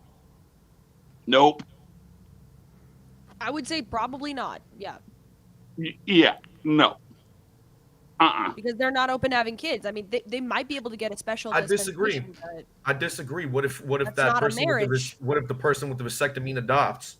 So do adoptions mean that it's not a marriage either? Because the point of a marriage is not to turn your wife into a cum dumpster, but if you have a vasectomy, then that's all she is, a cum dumpster. She's not a mother. She's not making life. She's a cum dumpster. That's we not just a throwing marriage. adoption out the window. All right, say less. Adoption is for I'm internal curious where the people. baseline is. Adoption's different, bro. Are you multiplying? Are you multiplying, or are you getting some multiplication from somewhere else? Well, if a person, we're talking about kids, right? So you yourself Yeah. then have to be having those kids for the marriage to be correct in your opinion. Then even if like adoption's a no-go, but you yourself and your partner have to have those kids biologically, basically, is what you're saying. Well, I'm saying that the argument is actually that if you're getting married with somebody and they're getting a vasectomy, that means you are deciding right off the bat that you do not want kids at all. And that means you're not allowing God to do whatever God was going to do in that relationship. You're deciding yourself that you're going to try to play God and you're going to get a vasectomy. So we got Zan. I'm gonna get to some of these super chats too, but Zandar says, Grace, this one is for you. Let the woman learn in silence with all subjection, but I suffer not a woman to teach nor to assert authority over the man, but to be in silence. 1 Timothy. So but anyways, yeah, you can respond to that if you want. Go ahead. Notice how it said man and not males. The 4 of you, not including Dub, are childish males, not men, and therefore I do not have to listen to your authority. You have no authority. Just because Dub agreed with one of your small points, but he doesn't even know why you were arguing, why you was arguing for it. Dub, the reason of her argument, right, for this was to illustrate that the wife and the man is equal, meaning that there's no clear distinction between there is a clear distinction of duties, and there's a clear distinction in the hierarchy and all of that, but they're still equal. But that is just untrue. But Dub, do you agree with that? I don't, and I was trying to make that point before, but she read it. She was referring to 1 Corinthians 11:3 or something like that, and she read it, but she's not really applying it. And what she's trying to do, if I can tell her, in my own words, is you're saying that the male would be considered a lord per se, and you are lower than that, but you're willing to pull the rug out below the Lord because you just want to say it's equal, and if I'm not going to get married to you, then there is no Lord. You know what I mean? And that's not what it is. I hear what you're saying. I get it. But it is like a 51-49. Again, go look at who was it? I mentioned the Old Testament where basically the queen came to the king and said, "Hey, look, they're going to kill my people, and can you please save them? Like, this is ridiculous. We're about to get basically seriously genocided or whatever." And he goes, "Okay, So it's like there is this relationship that exists, and it's not as it's complicated possibly, but Grace, you're trying to make it so uncomplicated that you're pulling the rug out between the man's dignity. You know what I'm saying? Like that, and that's all I had to say on it, really. I disagree. For what it's worth. Like, I disagree. Like, in courtship, right? When you're dating somebody, when you're trying to find a partner, it's an equal relationship. If she doesn't like you, she walks. If you don't like her, you walk. A woman is not required to have a relationship with you because she's an inferior being. They both have an equal decision to get married to each other. Like, it's equal all the way through, right? Okay, so then here's the thing: is then why is it that the females are constantly searching for this top 10% of the male, genealogies? It's because they want somebody who they think is so up on the hierarchy of men, but then they won't settle for anything that is just, it's a normal male who's going to give you a sense of femininity, queen in a way. They'll treat you really well, but you don't want it. You just don't. You want to be higher than that. You want 50-50 or I'm pulling the rug. Dub, you've been watching too much Roland Tanasi. People generally get married to their, again, equal. 7s marry 7s, 5s marry 5s, 4s marry 4s. Everybody wants the best, but they end up, like, they're more comfortable. So is what's Jeff Bezos? I disagree with that. Most people want someone similar to them. What's Jeff Bezos on your scale?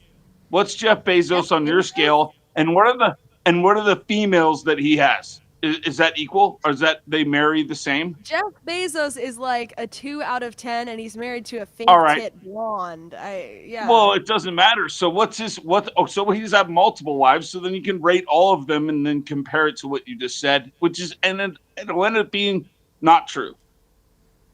Yes, a gross guy like Fives Jeff Bezos don't marry fives. It's always the hunt for money. And then that factors into some kind of attractiveness. For whores, Dub, come on. For whores, yeah. I'll marry an ugly guy who's got money. Sure. Sure, yes. Women marry up who are whores. But real good women marry men who are similar to them because they want to have a real relationship and they're not just gold diggers. Dub, we're all aware that gold diggers exist, men and women alike. Those are not like the pinnacles of women. That's not what real women are. Those are whores. Okay, well, I mean, here's the problem then, because we run across this. I've seen it on those channels with the guy that you mentioned before. I forget what it was, but I see him all the time. And he's like, he has this channel, and they're like rating women, and they're going across the table, and these women are severely obese, and they're like, I'm a 10. I know I'm a 10. And I'm like, oh, in what world are you a 10? I'm sorry. Is that Helen Keller's world of like, that's, with the male version, that you're a 10? Come on. And he even says himself, he's like, I'm a 4. Trust me. I got lucky. I'm older. My wife she's a 7, 8. I'm a 4. And I forget the guy, but I see his channel all the time. And he's a great debater. Anthony something or whatever his name is. But Andrew? I mean, Andrew, yeah, exactly. But you got to be realistic. Like, I look at myself, I'm like, probably overall, I don't know. I'm probably a 4. Who really even cares? I do have integrity, though, and I do have things that people can't see. So what then, do you rate me? you look like you're probably a solid 7, at least. I don't know. If I saw you in person, maybe Dub, I'd up we it, don't who knows? allow simps on the show. You gotta go. No simping. We don't allow simps. No simping. Say a 6. We don't rate women. If you rate a woman and she asks, average. That's the answer. We don't. Hold on. So anything above average, simping. There's something that I'm messing with you, Dub. I'll bring you back up. Grace said that I actually somewhat agree on. So both individuals in the relationship are putting an equal amount of effort, time, and energy for the relationship to be sustainable. But that's it. That's like the only equal thing. And keep this in mind when I say this. Both the things that these individuals do are completely different. Different in scale, different in size, different in everything. But if you don't put the same amount of energy and time, your relationship's going to fail because y'all both need to be there. Like, if you want to relate, like the core premise of Red Pill is do not be putting in more effort into a person that's not doing the same thing. And if she's putting in mad effort and you're not doing that, damn well know you using her. It is Yeah. what it is. So chaos. No, that point doesn't measure up. The reason why it doesn't measure up is because the wife and the husband have different duties, which what you're saying, right? They have different duties, different roles. 100%. But how to measure it and to how you demonstrate it, to demonstrate how it's not equal, is to look at the outcomes. So look at the look at the effects on when the man stops doing his duties, and then look at the effects on when the woman stops doing her duties, and look how it affects the relationship differently. Look how it affects the community differently, the society differently, and everything. So we can look at it from on an individual level and on a societal level, because before a nation starts, a relationship starts. So if the man's duty is to protect and to provide, the woman's duty is to be subordinate to the husband, follow his lead, be nurturing, right? Yeah. If the husband stops doing his duty, everybody's life is in jeopardy. Yeah, if the woman stops doing her duty, no one's life is in jeopardy. You get what I'm saying? No, so you see that clear distinction. Now let's even look at it on the macro level. Let's look at it on a societal level. If men stop protecting this country, we're not going to have a country. If women, right? If we're not going to have a country, everybody's going to die. Right? Wait, are you talking like biblically, or is this purely we're just looking at the outcome? Secular society. No, what I'm saying is it's very simple. If you're looking at the duties between men and women, and you look at the differences of when the wife or the husband stops doing the duty, the outcomes won't be equal. Like if the wife stops nurturing, the man's life isn't in jeopardy. He's not going to die, right? But if the man stops protecting, then the family, the wife and the children's life is in jeopardy, meaning that there's different effects. But that's why I'm saying it's not to the duty. Yeah, that's why I'm saying it's not. Which is why it's not equal. No, I'm saying that's what I'm saying. It's not fully equal, but they do. The relationship has equal traits, if you will, in terms of both of them building that relationship to the point of a marriage. No, it has different traits, not equal traits. It has different traits. And when the man adheres to his duty, which is different than the wife's duty, when they both adhere to their distinct different duties, then the relationship thrives.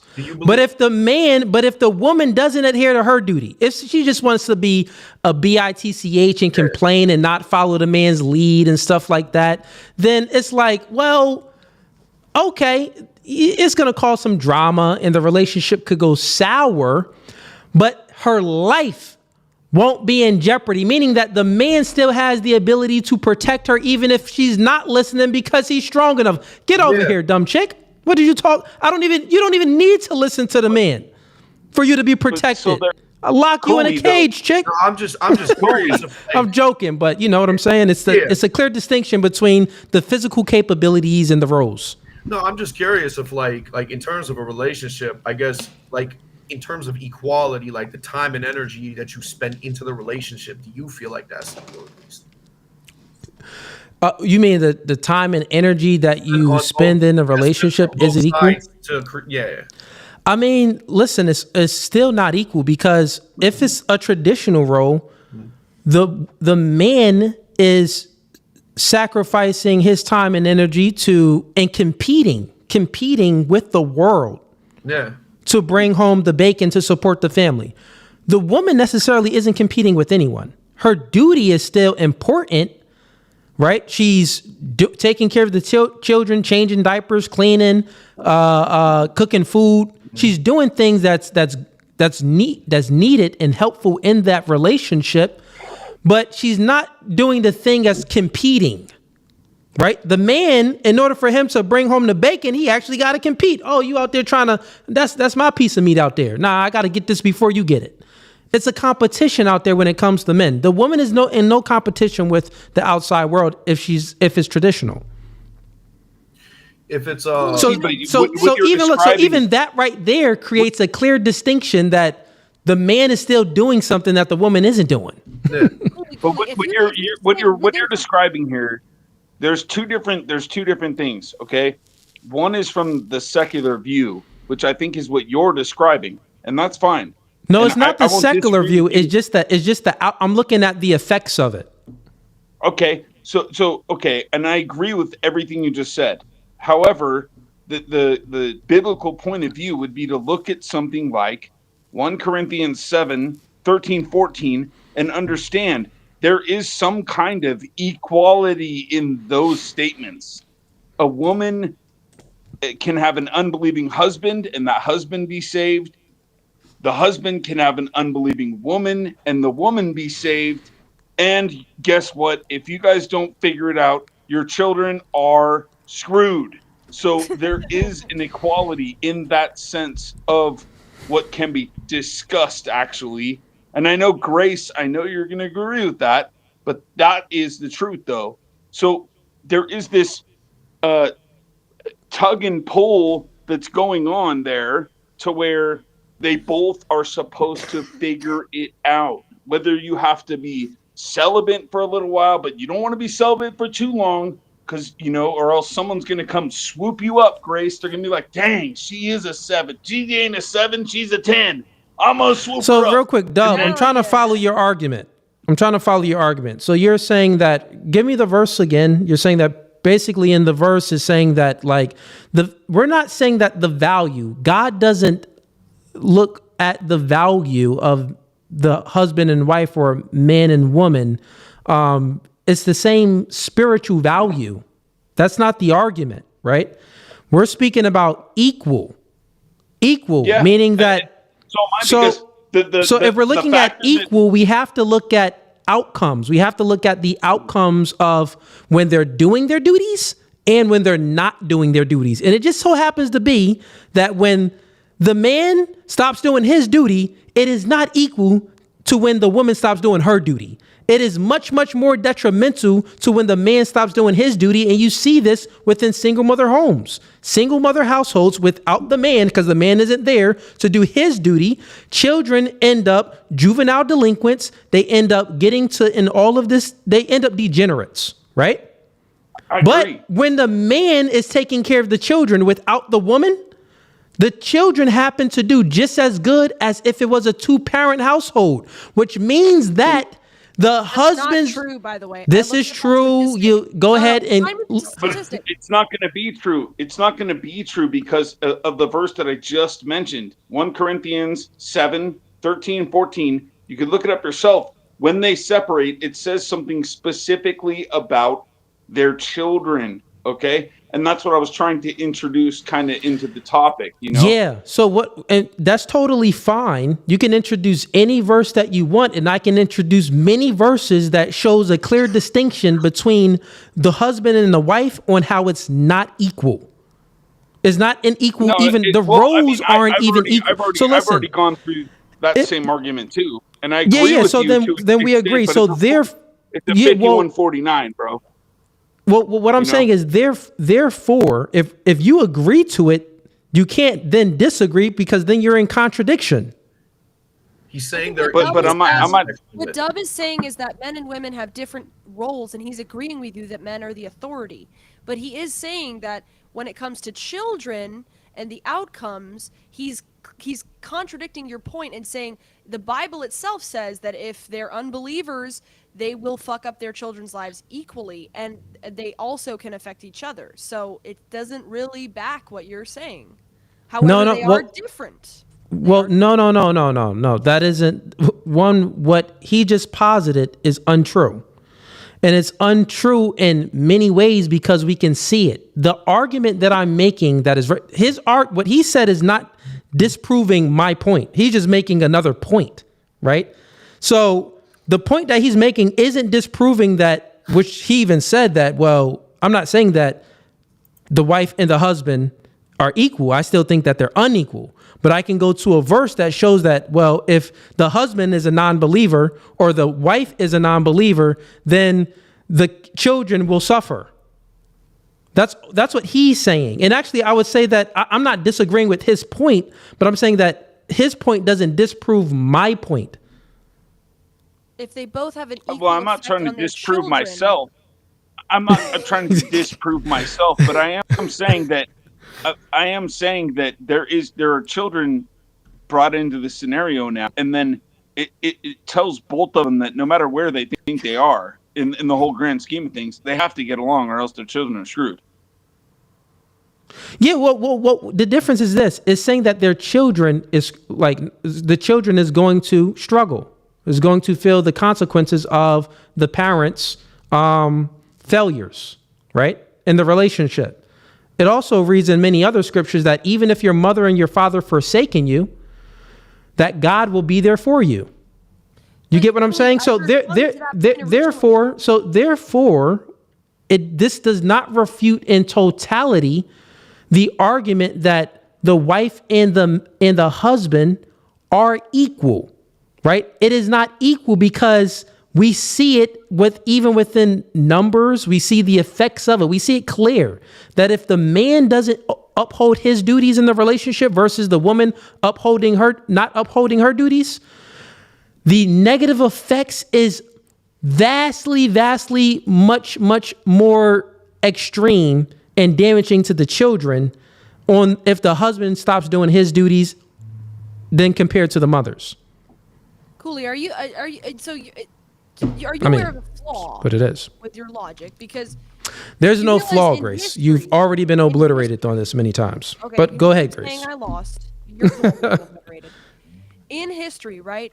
I don't know if you're aware of this, but the Greeks thought that men were superior to women.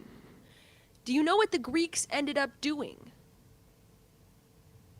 They ended up saying that it was better to have sex with other men because they were better lovers, because they were superior. Grace, what does this have to do with the debate, Grace? If you say that men are superior to women, you're making the argument actually for gay sex and gay marriage. Okay, Grace, let's just use this. Let's just use what Grace, you just said. Grace, let's just use. Grace, you're pulling the rug. No, stop. Let me respond. Let me respond. Please let me respond. Please. Let me respond. Grace, if that is true, and you're making this analogy, right? Then this would have. Let's see if it's consistent. Okay.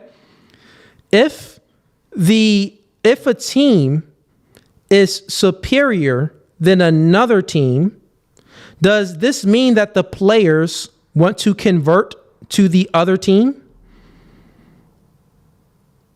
What? If a sports team, is that what you're talking about?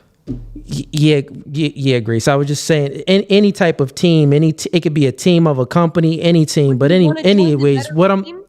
No, anyways, what I'm... Yeah, you would want to join the better team, yeah.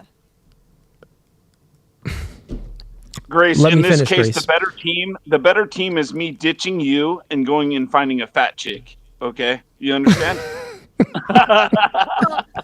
If you say men are superior to women, you're going to end up with the tricky situation. Grace, how can you... It would be better to marry men, to have sex with men. You know, women are really just reproduction factories, and at the end of the day, if you want a real relationship, it's not even that deep. It was just real dumb. Yes, it's not even a correlation. Look, Grace, do women want a man that's superior to them? They want a man who's competent. No, do women want a man? Do women want a man that's superior to them? Yes or no? Superior in what way? Superior. However you defined it. In what way? However you going to define it. Because you've already been defining it your own way now. So however you define it. In any yes way. Or no? In any way, Grace. In any way, Grace. In any way. In any way, yes or no? Superior as a human being? No. Superior in any way. You said no. So then why is it the case that women are hypergamous? Superior in any way. Then why is it the case that women are hypergamous and they want a man that's taller, stronger, more competent, preferably making the same money, if not more money than them? They're looking for someone that's superior on basically every level. A woman doesn't want to date a man that's dumber than her. She would actually prefer to date a man that's smarter than her. A woman doesn't want to date a man that is weaker than her. She actually would prefer to date a man that's stronger than her. So women on every level, on any, listen, Grace, on anything when it comes to dating and relationships, if you gave women the choice, they would choose the man to be better than them on all facets, on all fronts. This is true, Grace. This is true. This is what women actually desire. So are their own desires immoral? No, you're once again equating superiority with difference. It's not the same thing. And Grace, okay, so Grace, it's not a difference, Grace. It is actually superior. Most women do not want to marry a guy who is way smarter than them, comes from a different class. Hey, Grace. No, real quick, Dub, real quick, one mic at a time. No, Grace, real quick, Dub, real quick. Your argument is very simple, Grace. Your argument was, well, coolly. Well, if men want women, if men think that women are inferior, then back a few hundred years ago or 1,000 years ago, the Greeks actually, when they thought that they were superior than women, they turned gay and they wanted to just date women. So men listen, Grace, what I'm saying is men has always been superior than women on almost all aspects, especially from a physical aspect. Now, from an IQ aspect, well, no, it's generally speaking, men and women share about the same IQ. But there are more geniuses. There are more geniuses than there are more genius men than there are genius women. But then there are also more dumb men than there are dumb women. But generally, it's about equal as far as the IQ. But this still doesn't disprove the point that women still want the man to be smarter. You ask any chick, any women, you just ask. I do a podcast with women all the time. Matter of fact, I have a podcast this Saturday, and this question will be dedicated to you. Yeah. I'm going to ask all the girls, would you prefer your man to be smarter than you, like more competent, have the ability to accomplish goals and complete tasks? You're equating smarter with different things now. Smarter doesn't mean more competent. I don't agree with you on all. Great. Well, I mean, if you're not asking what I can speak, if you don't have the ability to accomplish goals and complete tasks, then you're not that smart. According to you, Grace, Stephen Hawking is every woman's dream man. That is dumb. Like 150 no, women are not just attracted to smart people, Grace. That's dumb. Women are not just attracted to smart people, so you're straw manning the argument. Dub, stop speaking, Dub. You're straw manning the argument. You are not steel manning the argument. Women are complex with their attraction triggers. They're not just attracted to smart people. That wasn't my argument. I said that women are hypergamous. The things that they look for someone that's better than them. Incorrect. Let me ask you a okay. So where do women look for? Okay. So where do everyone on the panel? Stop it real quick, question. Grace. Before you ask your question. All right. Where is it that women actually, as far as being attracted in a relationship, where is women looking for this equalness in the relationship as far as the attraction? Women generally want to date a man who makes similar money to her, who has a similar IQ to her, comes from a similar background, has a similar race. Similar. You're using the word similar. I'm speaking about equal, like the same, or is it they want more? See, this is a retarded point. Does she want a guy with the same size tits Grace, as her? You knucklehead. No one's speaking about tits, idiot. Grace. No, are women attracted to tits, Grace? You cannot get this Grace, through your brain. You're dumb, Grace. Women and men you're are dumb. not the same. Grace, you are dumb. And that's the point that I'm proving, that attraction isn't symmetrical, it's asymmetrical, because you keep saying dumb stuff, Grace. Wait a second, though. She just made a point, okay? Grace made a point, okay? She brought up the guy in the wheelchair, whatever his name is, right? And she's like, we don't want that. And I'm like, yeah, I bet that's true. But Grace, have you, as a woman, ever wanted to wrestle with your man? Now, who should win here? are you expecting to pin your man, or are you expecting your man to pin you? I yes, men are physically stronger than women. Obviously. That's obvious. All right. Okay. Bro, everybody knows she lying, Where's your bro. point? All right, let me ask the panel this question, because you're all men, supposedly. Okay. Real quick, Grace, before you ask that question, real quick, just save it. Hold up. Cleaner 409. Bro, what's your name? Where are you from? I mean, what's your name and your age? Be on TikTok. And you can ask your question in a second. Go ahead, Cleaner, speak. You got no audio? Your mic's muted. Your mic must be muted. Sorry about that. Yeah, I had it personally muted. I was waiting for you to prompt me up. I didn't. Yeah, want to my bad. You've been backstage. You've been right there just chilling. Yes, A name and age? I go by Cleaner 409, and I'm 45 years old. Okay, and real quick, do you agree with Grace's ideology or what? Well, I wouldn't say I agree with her ideology. I do think there's a couple of things that she's pointed out that are not really being approached in the correct manner. And I think that, like, whenever she defined the major differential between a boy versus a man, that's a really important distinction that should be made in society, right? Like, the difference between a boy and a man would be an adult male versus a child male. And the difference between, I would assume that her answer for the difference between a girl versus a woman would be a child female versus an adult female, right? And so, like, I mean, by following the logic, the difference between a boy and a girl would be a child male versus a child female, right? Yeah. And the difference between a man and a woman would be like an adult male versus an adult female, right? Yeah. Okay, so you would agree then, by your own logic, that anytime that you call a trans person a woman who is a man, you're lying to them. Am I lying to them? Am I lying if I see a fat girl in a dress and I say you look pretty, even though she looks like a Sure, yeah, absolutely. It's a white lie. Yeah. Okay, so it's a white lie. I mean, but it's still a lie. Yeah, okay, so I'm nice to people. No, are you lying? Melanie is a male. Are you lying? Female. Grace, answer the question. I don't think I'm lying because for a simple reason. Of course, I believe in the sexes, blah blah blah. I believe transgenderism is a mental illness, but she perceives herself to be female, to be a woman, not female. She thinks she's a biological male, which is true. But Grace, by your own logic, you're lying to us now. There's a difference between being respectful and lying. It's a white lie, sure. It's a white. I don't know if it's a lie. No, Grace, it's a lie. I'm respecting her gender. Her gender is a trans woman.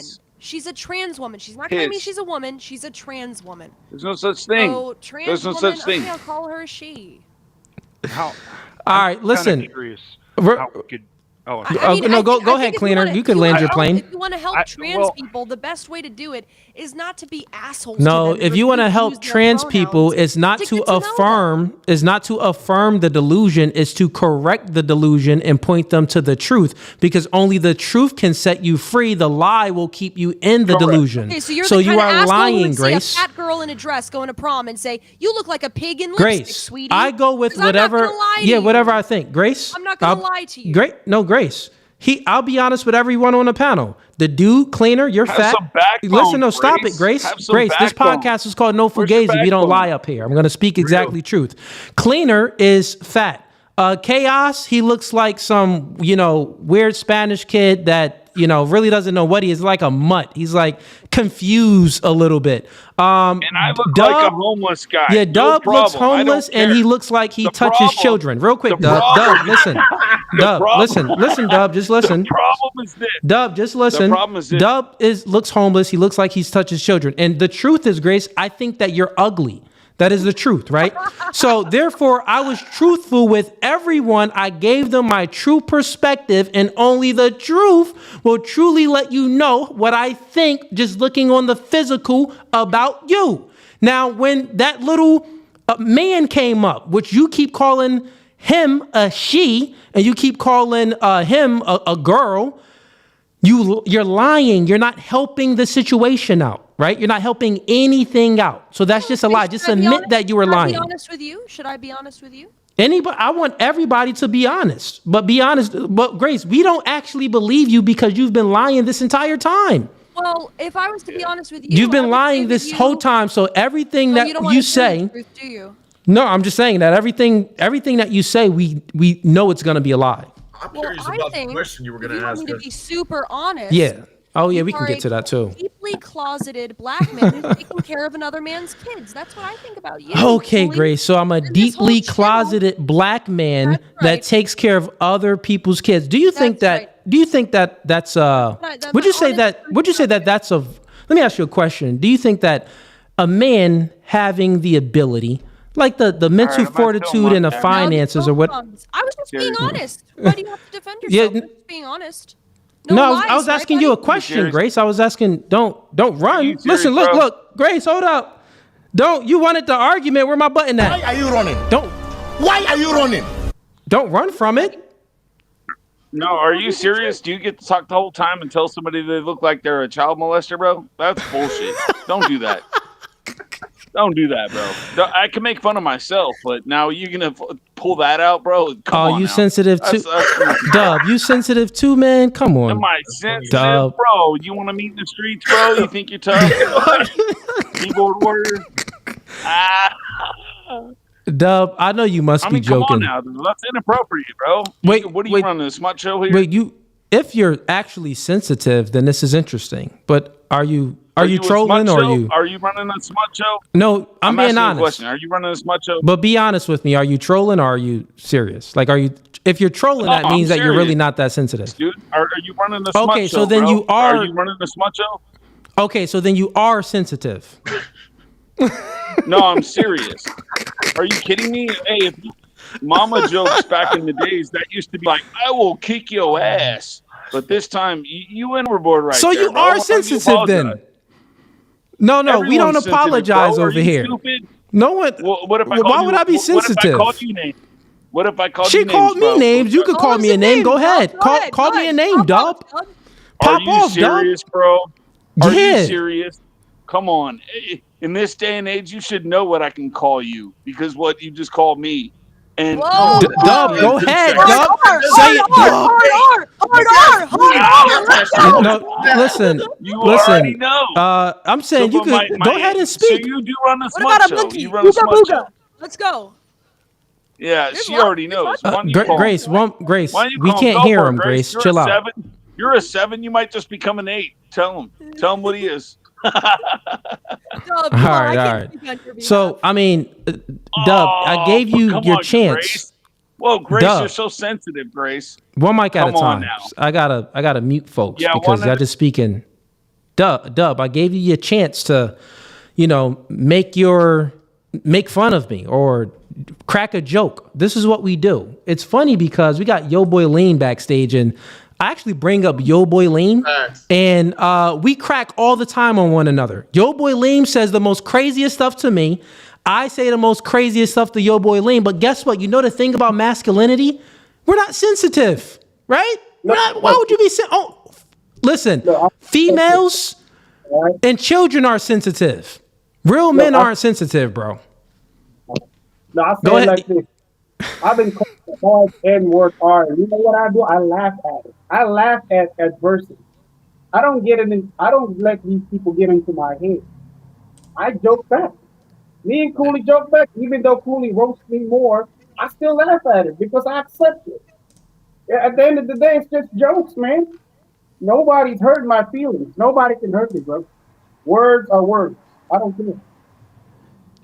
Somebody call me Right. But that's why my mic gets like muted and all that shit. And you can boot me off. I muted you because you and Grace was just speaking over one another. We couldn't hear anything, so I muted you and Grace. No, but for here's a the problem. second. Let me get Go 2 ahead. seconds. Here's the problem. Go ahead, man. Because when I say something and I want to come back at you, you're gonna take it the wrong way. Trust me, you will. All right, go ahead, And then man. you'll Just kick me off. No, I'm not. I'm gonna say something back to you, or I'm not gonna say anything. I'll just let it. I'll just let it land. Man. Be real. Be real. Just say it, bro. But anyways, I'll move on. I ain't worried about it. Say it, Dub. Say it. Say what you want to say, man. It's no Fugazee podcast. We're not trying to censor you. Hey, Grace say is right over here to my. Grace is right over here to my right on the screen. She could say it for you if she wanted to, but I'll leave that to the lady. Say what? What are you speaking about? I don't know what you're talking about. In this case, the lady is my equal. So go ahead, Grace. Tell him. I already called him gay and a cuck. I don't know how much harder I can go. No, that's different though. Keep it up, man. No, go ahead, Dub. Dub? It's very feminine. One, you get sensitive, and then one, you appeal to the woman. You want Grace to do your dirty work. So no, it's actually feminine to make comments such as you made, bro. That's no, brutal. It wasn't. I was letting you know that. Yeah, it is.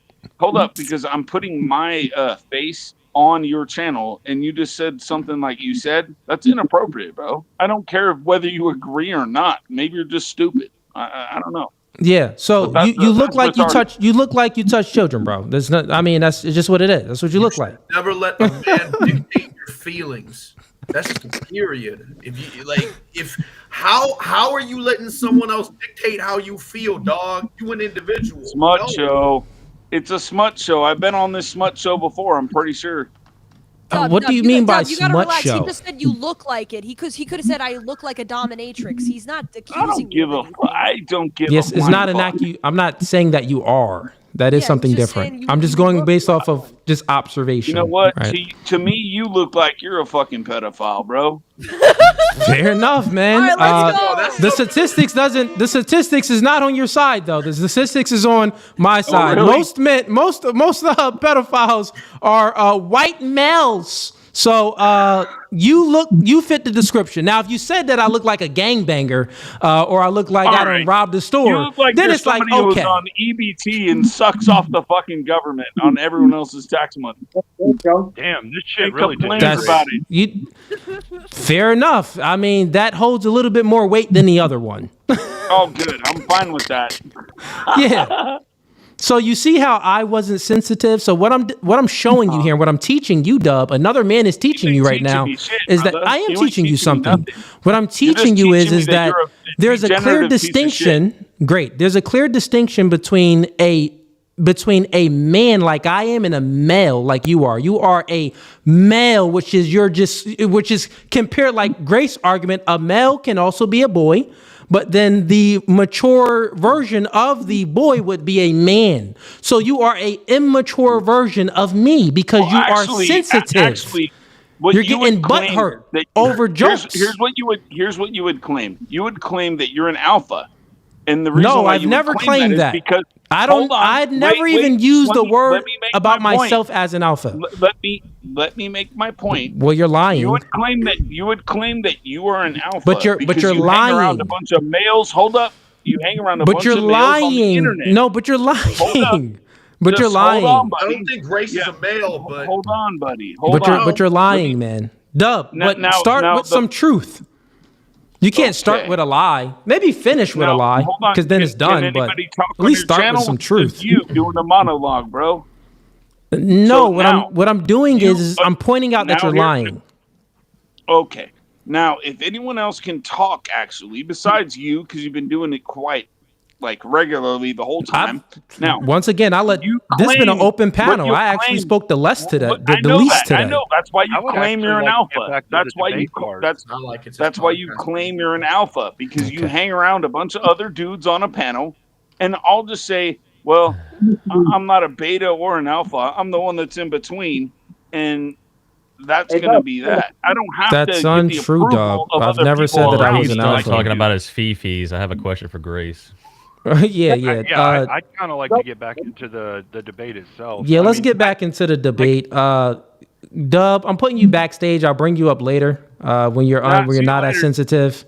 Oh, see you later. This guy wants to leave. Mo Rebuttal, go ahead and just state your age since we're on TikTok. 38, Mo. Cool. And you can go ahead and ask your question to anyone on the panel.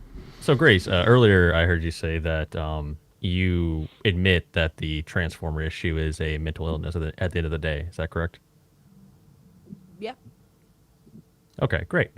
And you said that you also make comments that kind of reaffirming their identity is sensitive and helps them kind of cope and, get through it. Is that kind of your idea?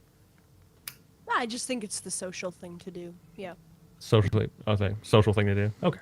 So by that logic, should we tell schizophrenic people that see shadow peoples and hear voices that their voices and shadows are real and reaffirm that? And should we do that too? I don't think so. No, I don't know what you do with Well, a then schizo person.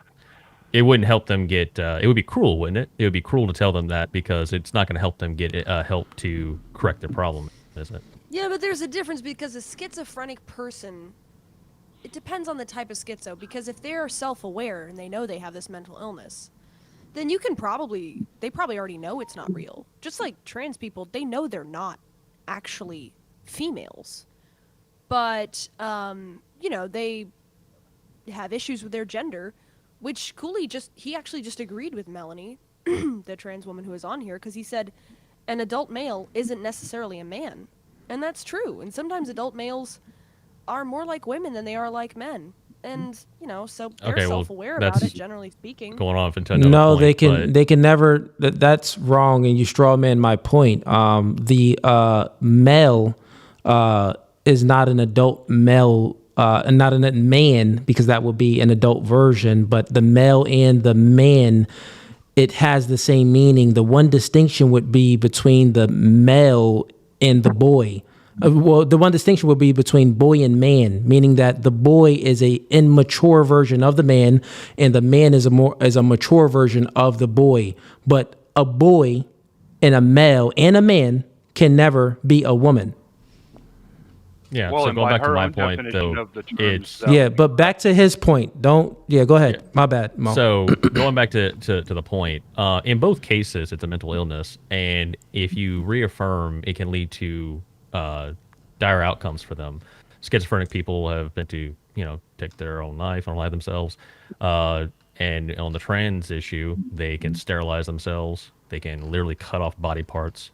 I don't think any of this helps them get any actual real help. So reaffirming it and just playing this pretend world, whether you're with the schizophrenic or the transformer, you're going to end up encouraging and creating more opportunities for them to justify harming themselves.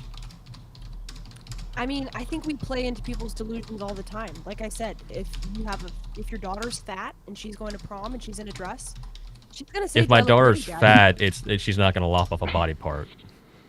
You're going to say, well, obesity is the #1 killer in America, right? You're going to say you look gorgeous. So then we tell her she's fat and she should lose some weight. Okay, well, if you're the kind of guy who would tell your fat daughter who's going to prom that she's fat and should lose some weight. Yeah, it's called being a strong male in the house and getting your house in order. Yeah, you don't let your kids eat a bunch of excess food and it's called being an asshole make them obese. You really mean that. You don't no, it's really called mean that. wanting them to live. It's called wanting them to live a long, healthy life. If you ever do procreate, you would never say that to your daughter. I have 2 daughters. Issues with her weight. Okay, if your daughter's had issues with their weight and they asked you if they looked pretty when they're going to prom and they're overweight, you would not say you're fat and you need to stop eating so much. You'd so that's a very straw man argument you're putting there. I hope you would. It would be a situation of if my daughter was extremely obese, then I have already failed to begin with, and I had to correct something. I said if she was fat. It's not going to be fat because I'm going to be honest with her. Okay, so you think the way to be the way to help people is to be complete assholes to them. I think the way to help them. Well, in my opinion, the father's role is to be the arbiter of truth for the family. So you have to work in that paradigm, and you have to make sure you keep things in order. Being an asshole. That doesn't mean being an asshole. Well, you can go. Okay, so just because it gives you the ick doesn't mean that it's not effective. Like you can talk about your feelings and this doesn't sound right. You're saying it mean, but at the end of the day, it works. Okay, the other men on the panel. If your daughter was overweight, and she knows she's overweight. By the way, women always know when we're fat, so she knows it. But she gets dressed up for prom, and she comes down the stairs and she goes, "Dad, how do I look?" Are you gonna tell her you're fat, you need to stop eating? Or are you gonna tell her you look gorgeous, sweetie, go have a great night? Neither one. I mean, Neither I one. personally tell them Neither this. one, That yeah. we're going to need to work on the dress together. Neither one. That's a false That's what we're gonna do. dichotomy. We need to get That's a address very that false gap. It's really a false binary. Yes. Yeah. All right. Okay. Well, what would you say? What would you say? What would I say? Well, Turn your camera on, Grace. My bad. I had a phone call. I really wasn't complaining about a camera being off, to be honest with you, but okay, here we are. What would I say? Well, I mean, if it's prom night, she's dressed and she's trying to look nice. I mean, that's my daughter.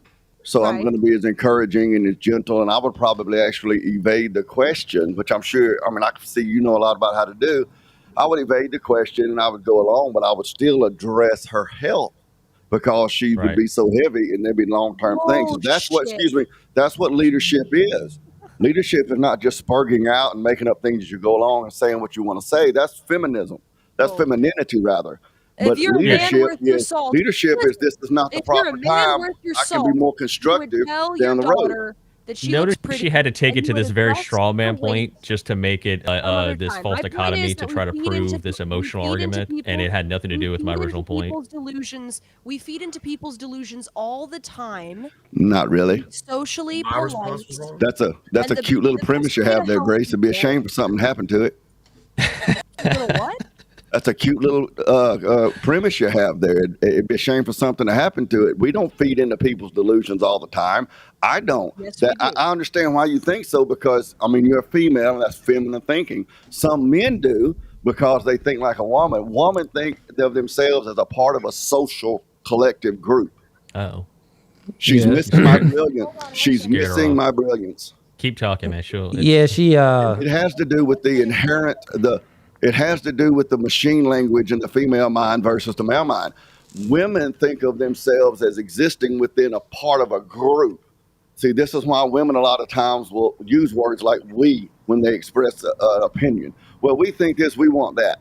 They think of themselves as a part of a larger group. Men don't. Men think of themselves as individual. Well, masculinity thinks of itself as an individual who has certain skills and abilities and gifts and callings and duties and collaborate with other individuals to accomplish a goal. Men don't think of themselves as like, oh, I'm just a cog in the wheel. I'm a part of the group.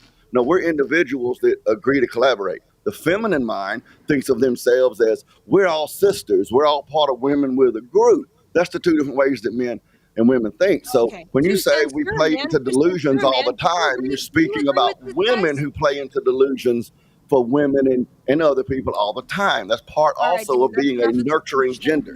Men don't do that. Masculinity doesn't do that. Do you know what men generally don't do? Go on long speeches teaching and preaching to everybody. Well, yes, they do. Yes, they do. When they're dealing with the rogue woman who hadn't been raised right, they do. Yapping a lot. Sounds like woman prattle to me, to use the phrase. This is of a the guy you like. debate open panel. You say that because you don't have any actual logic. That is what the Godfather himself. That's what the Godfather himself, Brother Samuels, Kevin Samuels, R.I.P. God rest his soul, called sign language. That is female violence, shame, insult, guilt to defend your need to be right because you don't have actual evidence and argument. And that is why it took men to create civilization, and it still takes men to protect it and keep it running today because women see themselves as a group. About how much And of they an think alpha that all you of that social shame All right, actually listen. produces something. But it Real doesn't. quick. Let's do it. We're gonna do a quick. We got to get through some of these super chats. I appreciate everyone that's been supporting. Let me get through the super chats real quick, and then we'll continue with open panel debate night. We got 2 cents in here. 2 cents. I'll have you go next to. Well, actually, Mo, did you fully finish with your argument towards Grace? That's. I just wanted to make that point. Then it's a clear contradiction. But no, she does not. She's never going to admit to it. Yeah, she's not going. Yeah, she's not going to concede. She hasn't conceded on anything tonight. This is why she's been up here. I'm like, all right, cool. I'll keep you up. We feed into people's delusions all the time. Everybody here does to be so. No, they don't. Yeah, no, they don't, Grace. Women those do. delusions you're talking about are like little white lies that doesn't have someone go and harm themselves. Women do because what's important to women is how everyone feels included. Men don't, but masculinity doesn't care about people feeling like, they're being treated fair and they're included. Masculinity cares about accomplishing the goal, whether it's feeding people, building shelter, protecting what's important to them. They don't feed into a goal of delusion. weight loss, Dane, and get back to me. Weight loss. Do you have a man? I'm talking about one that's not related to you. Because I got a woman done had her 34 years, and You and your wife are wild both horses fat. couldn't drag her Go, away go from me. join Weight Watchers. Get back to me, okay? Okay, Grace, that's all you got. That because you don't have an argument. Well, Join you Weight already called me Watchers is ugly not and an told me to argument. get back into a cage. So who's It's not an who's argument. I tone wish you policing would, now, because you're definitely a rogue Who's woman. That's tone what you policing need. You as now, a man. I who love knows the banter back and forth, but let me get to these. job. Let me get to these super chats real quick. I'm gonna go ahead and mute everybody on the panel.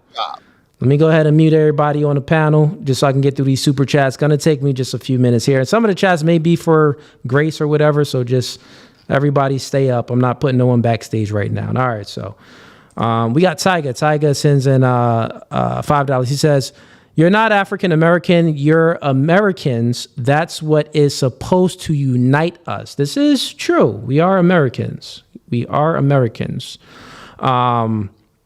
Okay. Now let's get to the next one. We got Zandal. She sends in $2. She says, "I was late today. You are great role model, Cooley." Okay, appreciate you. We got Kenny sends in $10. Says, "Why would I hire someone that's overqualified when I know you'll leave at the next opportunity? A business is looking for longevity and they don't give a dang about your struggles." Okay, so this is when I had up the first guy when he was suffering from the victim mindset. I was talking to him. We got Tyga sends him $5. He says he thinks men should SA him if he went to the men's restroom. Give me a break. Okay, that was when Transformer was up on stage and was speaking nonsense.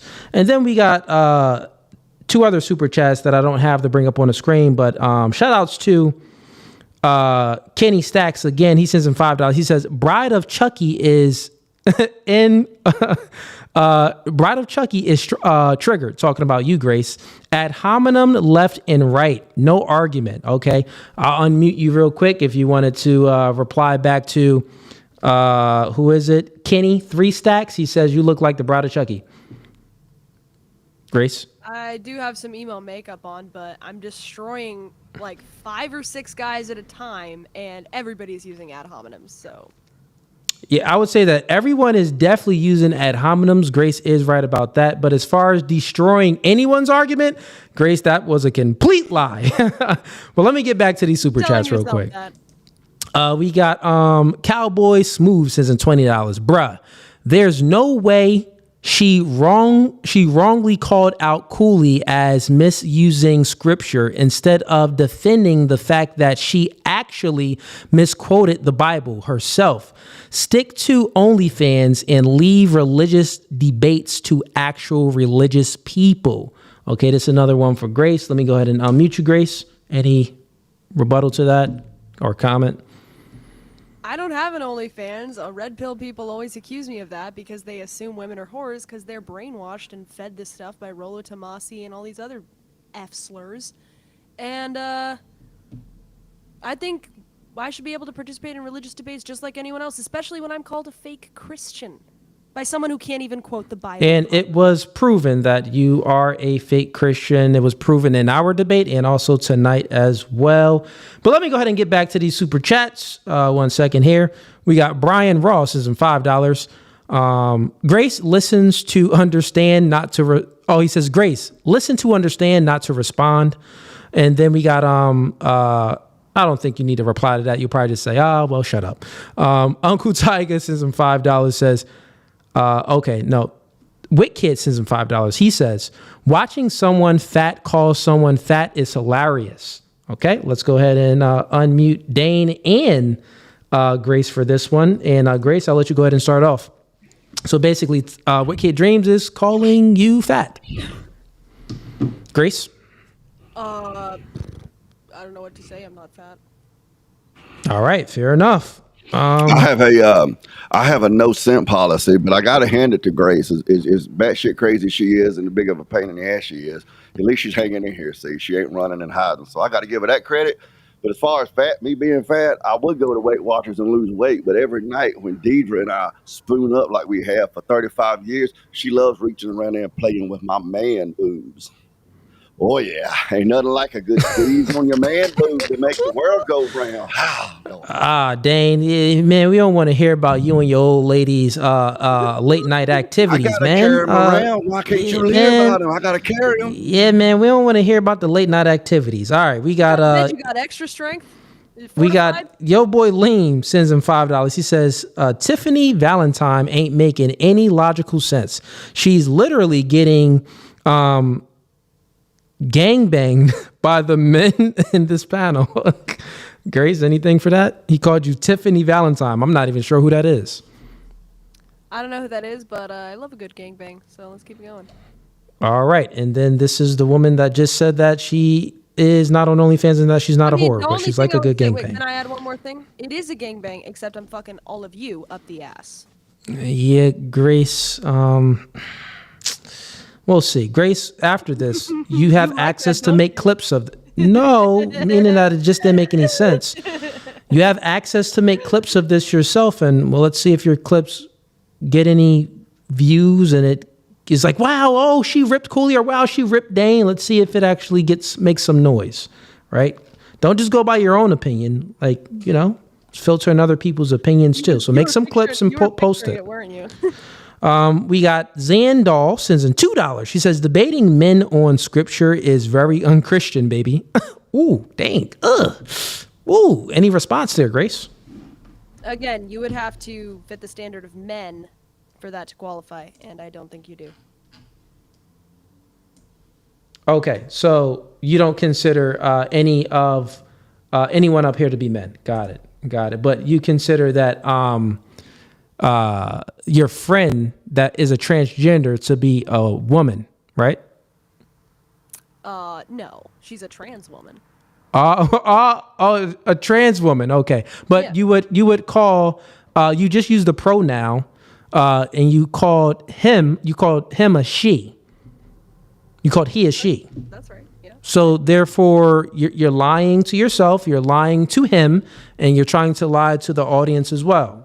Okay, fair enough, Grace. All right, so I think that was the end of the super chats right now. Let me go ahead and unmute everybody that's up right now, and maybe we can get some good topics going for some good debates. But first, 2 Cents didn't speak. So 2 Cents, do you have a question to anyone on the panel? Not so much a question. I be in here. Yeah, I done stuck my toe in the water. I know what this temperature is, but yeah, go ahead. Well, I had a question for you. Okay. Mo was saying that, and Dane were saying that real men don't feed into people's delusions. That's women's stuff. Okay. I didn't say real men. Please quote me correctly if you're going to quote me. I did not say real men. I said masculinity. Look at him squealing like a pig. Dane, he's talking about masculinity. I did not say real men. Dumb women like talking about what is a real man or not a real man, even though they don't have any idea. They have no Dane, I think those Krispy Kremes are calling your name. That's nice. I wish I could hear him. I could show eat some, but I did not say real man. Please stop lying. Why you always lying? Said that men do not feed into people's delusions, and it's not helpful to them.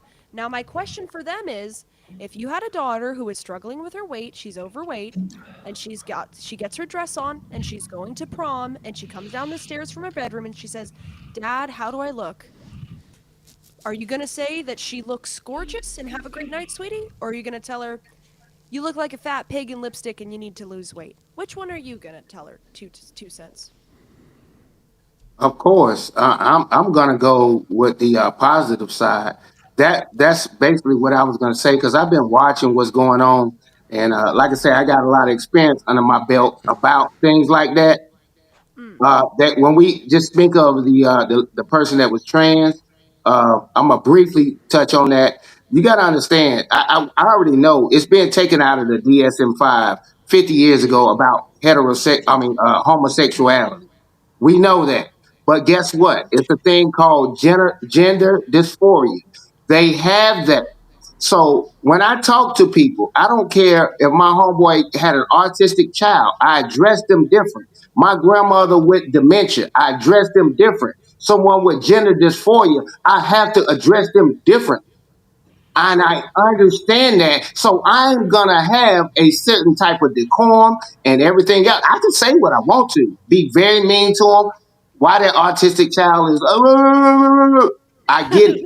But if you want to do that, that's up to them. It's still free speech. But this is the exact reason why I'll tell my girl she would never get on this internet unless we getting paid millions of dollars. Like the lady in the middle, she got to be from the South because she built, I ain't even going to say Ford tough. But at the end of the day, she tough. She tough. She's taking it. She's being a good sport. She's been a good sport on that, man. Y'all a pack of wild hyenas up in here on that lady. So let me ask you a question, 2 Cents. Yes, sir. Are you basically saying that a transgender, you would reaffirm the transgender's identity by calling a man a woman? Like he's a man, but you're gonna call him by his pronouns that they want, like a she or a her. That's what you would do. See, here's the difficult thing, because if everybody agrees to certain things, you can change the complexity of our country. We live in a Western society, and we got different things that we accept. And I'm not for it. If that's what she's trying to do, she or he, I've been around enough gay people to know, okay, she's got gender dysphoria. Okay, I can appease a certain amount of people, especially in my family. But other people, they're not in my circle. So that question never comes up because they're not in my circle. This is the reason why they don't let you talk about politics in religion. Damn sure about not say nothing about no gay. But this is the internet, and this shit is entertaining that now. But go ahead. Okay, so 2 Cents. You're saying that you would reaffirm the person's delusion. You do know that they suffer from gender dysphoria, and you would reaffirm their delusion, right? Reaffirm their madness. And how would this be helping them? Okay. To keep in mind, I'm a medical professional in the medical field. Just answer the question. So, how would it help them? This is my answer to you. See, people are confusing equal and fair. See, I know things ain't equal. I know it's not, but at least you can be fair to them. I ain't saying I agree with my child wanting to do this or a gay person doing that. I don't agree with it, but it's a way that you can talk to people, and you don't have to be an asshole because you're better, you're taller, you're faster. You don't have to be an asshole to them. Yeah, I'm not going to tell my daughter she looked like shit on her prom date. If you want to do that, you do that. That was a good point. What you said. I'm not going to do it. Yeah, so one, that's a different, you still didn't answer my question though. Oh, and okay. That is a different point. No, that's not an answer. I said, how, answer it, man, be concise. So by you reaffirming the transgender's delusion by calling this man a she and her, how is this helping them to overcome their gender dysphoria, this mental mindset, this mental confusion that they have? How would this help them to overcome that? Okay, yeah, for one, I'll make it clear. I'm not a medical professional on that level to help them. I'm not saying my job is not to save every gay person, heterosexual. I'm not saying that. Okay. I'm not Stop. them. Is your answer? So you're not helping them. I'm not helping. You're not helping them. If a woman is, if your daughter is fat, right? Your daughter is fat, and she's like, "Hey, daddy, how do I look today?" Would you be honest with your daughter and say, "Listen, you're fat. You need to lose weight. Let's go into the gym together"? Or would you say, "Oh, baby, you're beautiful. Go ahead and live your life"? Which one are you going to do? Neither one. Yeah, you're not going to do none. Neither one. Ask me, do I want to get shot or stabbed? I don't want neither one. You gave me some bum options. No, I wouldn't do one. First of all, I'm not going to verbally abuse my child. That's not verbally abuse. That's not verbally abusing. Verbal abuse. No, man, it's not verbally abuse. It's not verbally abuse. Let me tell you something. If a white man calls you the N-word, would you feel verbally abused? Me personally, no. because I know I'm superior. Stop it. You wouldn't feel verbally abused. You know what? I agree. I wouldn't feel verbally abused too. I wouldn't feel that way. But you do know that some black people will feel verbally abused, right? Yeah. So then we would have to say that the verbal abuse is based off of the person's perception and their sensitivity level of said thing. So meaning that the person that is hurt by words, they have some sort of weakness, something that they didn't overcome emotionally because they're triggered. Listen, Grace, let me just finish to his point, Grace. Let me finish his point, Grace. Let me finish my point, Grace. Grace, why are you interrupting, Grace? She's a fat piece of shit. Grace, shut up, Grace. Autistic. I had you up here. Just shut up while I'm speaking to him. Dang, like what? Have some decorum. So, 2 cents. Yes, sir.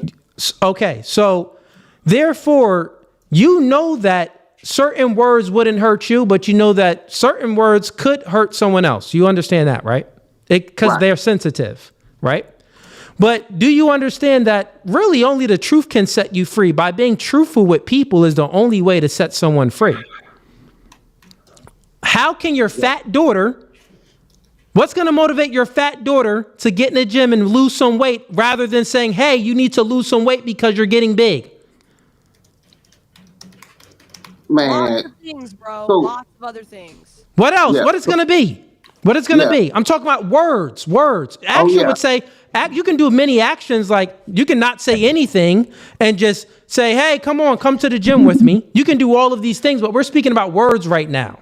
Right? We're speaking about words. So since we're speaking about words right now, what you going to say to your daughter for her to lose some weight? What's going to be motivational? To your daughter, to your son, to whoever it is. Do you not realize that by you being an asshole to her and saying you look fat and ugly, she's probably going to go binge eat? No, wrong. I got 2 daughters. My daughter's not sensitive. I got 2 daughters. My daughter's not sensitive because I raised them not to be sensitive. Your daughters ain't coming to your funeral, bro. Because I raised them not to be sensitive, right, Grace? And I would even say with you, Grace, you're not as sensitive as most females because you've been up here weathering the storm. So therefore, we know that some people, based off of their sensitivity level and how they perceive things, is the reason why they feel hurt due to said thing, which would mean that, stop it, Grace, which would mean that they have a weakness. So the only way to help them is to help them overcome the weakness. Yes, that's I agree what we with you. do. And the people are different. So maybe your daughters would not respond the same way, and maybe they're like more tough. The question, stop it, Grace. Grace, stop it. Stop it, Grace.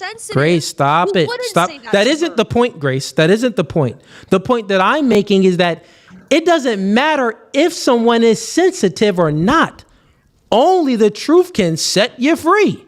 But Cooley, I have a question to you about the sensitivity thing. Women are supposed to be sensitive. Okay, so what if someone wants to say that 1 + 1 = 4? That's what they believe. And if you say that it doesn't equal 4, they get triggered. Are you going to continue Are you going to continue to affirm their delusion, that lie? I'm making a nuanced point, which is that. No, answer my question though, Grace. In 2 cents, you can answer it too, because really it's to both of you. You should have no response to anything anyone says and just focus on yourself. No, that's not what I'm saying. That is incorrect, Grace. No, that's incorrect. Answer my question. Broad view, and that women should be sensitive, and answer my should question. Be more careful generally with women. Answer my question. True. Answer my question. So once again, and this is for 2 cents as well. Grace, you answer it first, then 2 cents, you answer it, right? So if someone believes that 1 + 1 = 4, and if you say that it doesn't equal 4 and that it actually equals 2, it hurts them, right? Because they live in this delusion that they created that 1 + 1 = 4. If my point is, what are you going to do? Are you going to affirm that delusion or are you going to correct them? Bruh. Answer the question. Are you going to affirm it or are you going to correct them? 2 cents. Are you going to correct them? Are you going to correct them? Yeah, but yeah. Okay. Oh, no, stop it. Stop it. Stop it. Stop. No, stop it. Listen. No. Stop it. You already said yes. Listen. Stop. I want that. Listen. That maps on that analogy. That example maps on Transgenderism maps onto the fat girl in a dress looking sloppy. It maps onto everything. It simply means that it's better to tell someone the truth rather than to lie to them, because the truth can only correct their actions rather than affirming the delusion, which is creating more harm than good. I disagree with the trans thing personally. That on that point, everything else, yeah, but I disagree with the trans thing. I'll give you an example why. Trans people have real quick. Let's just. They had no refutations to that argument. Chat. That is W for Cooley. Let's just give me a no Fugazi. You didn't respond. You didn't let us respond. Y'all couldn't respond. Y'all. You made us answer yes or no. You was like yes or no. Shut up. Okay, but go ahead. The question itself is a faulty question. Yes or no. The question itself is a faulty question because she's creating this false dichotomy. The question itself is a logical fallacy because it assumes the question that those are the only two options. Like I said earlier, I would respond to her in such a way where she'd be happy to go off to the prom, but at a different time, I would address her health in a different way. There are more than those two options. Exactly. Grace, question for you is... You would have just let me ask. But Grace, it was your question. That's It not was your affirming question, the Grace. delusion, woman. That's not affirming the delusion. Stop playing your verbal trickery. Grace, stop it. I own the delusion. Yeah, Grace, stop it. It was your question, and I used the same question back on you. I used your argument against you, and you self-refuted yourself, Grace. I agree with Dane. That question it's only given two options where there's many options. But it was your question. It was your argument. David. Yeah. If a gay man said that he had sex, would you correct him? Wait, if a gay man said that he had sex. W Grace! No refutation, W Grace! I would. I'll tell you, I would. Yeah, no, but okay, that's totally fine. The question is, if a gay man said that he had sex, would I correct him and say that he didn't have sex? Right, because gay sex is not sex. It's a perversion. Well, would you say that's a perversion? You didn't actually have sex? It's a perversion. Sex is penis and vagina. We both agree on that. Would you say no? Would you correct him on that? If you had a gay friend? Yeah, I don't have any gay friends, but I have many gay people up here, and I debated him on this. I debated them on the same topic. Tiger, that's a start. Yeah, Grace, I answered your question. What's your point? If you met a gay man and he said, "Oh yeah, my boyfriend's coming to meet me." Let's just say you met him somewhere and you're just talking. I don't think it's sex. Even if a gay man said that he was married, I don't think it's marriage. Yeah, Grace, no. I would correct them. Let's say you meet a gay man at a Starbucks. You don't know he's gay, but you're just talking about, you're both YouTubers or something. And he goes, "Yeah, my boyfriend's coming to pick me up." Would you say, "No, he's not your boyfriend. That's not a real relationship. That's a no. Well, that could be his boyfriend. What you talking about? That can't be his husband. That can't be his husband. Would you say that's a perversion? That's a perversion. You're not actually dating that man. You're engaging in sodomy. Would you say that? Well, what are you speaking about? You're asking me what I say. If he asked me that, I would say, well, refer to their sex lives. He would have to ask me more. If he just says that my boyfriend is coming to pick me up, I would say that, that can be your boyfriend. But if he said that that's my husband, I'd be like, that's not necessarily your husband. You would say that's that. Gross. I would correct that. You would I would correct that. Man you just met. You would say, that's not your husband. Yeah, I'm like, I don't consider that a marriage. You actually consider that a marriage? Now, I would have a debate right there in front of him. And why wouldn't I? What do I have to be scared of a gay man for? I wouldn't be scared of a straight man. People have social skills, you fucking moron. Not everybody is. That is social skills. Social skills is truth. Social skills is truth. You ragdoll. You're just lying. You little ragdoll. Social skills is truth, not just a whole bunch of lies. What good are those social skills when civilization collapses because of them? Because these social pathogens are allowed to move around and transfer from one group to another. Anyway. Grace, you're just mad that I'm logically consistent. Yeah, you are a consistent asshole. A consistently autistic asshole. No, Grace, listen. You know you've won when they call your names. Yeah, I know. Let me ask you another question. Really quick. Another question. If you became friends with somebody and you later, several months down the line, found out that they were gay, would you stop being I'm not going to be friends with them. Yeah. You don't know they're gay. If any time comes, anytime, no. That's wild. But it wouldn't even happen though. I wouldn't even in your hypothetical. It wouldn't even happen. Why? Because I don't want those people in my family. Within your hypothetical, my friends meet my family. My friends meet my children. My friends, it goes to church with me. My friends, I keep around me. So what I'm telling you is, if it was a gay person trying to be my friend, but he was closeted, he wouldn't make it to being my friend because I would find out. I would know. I would discover the truth. Would you see if he got hard when you touched him? No, I would discover the truth by.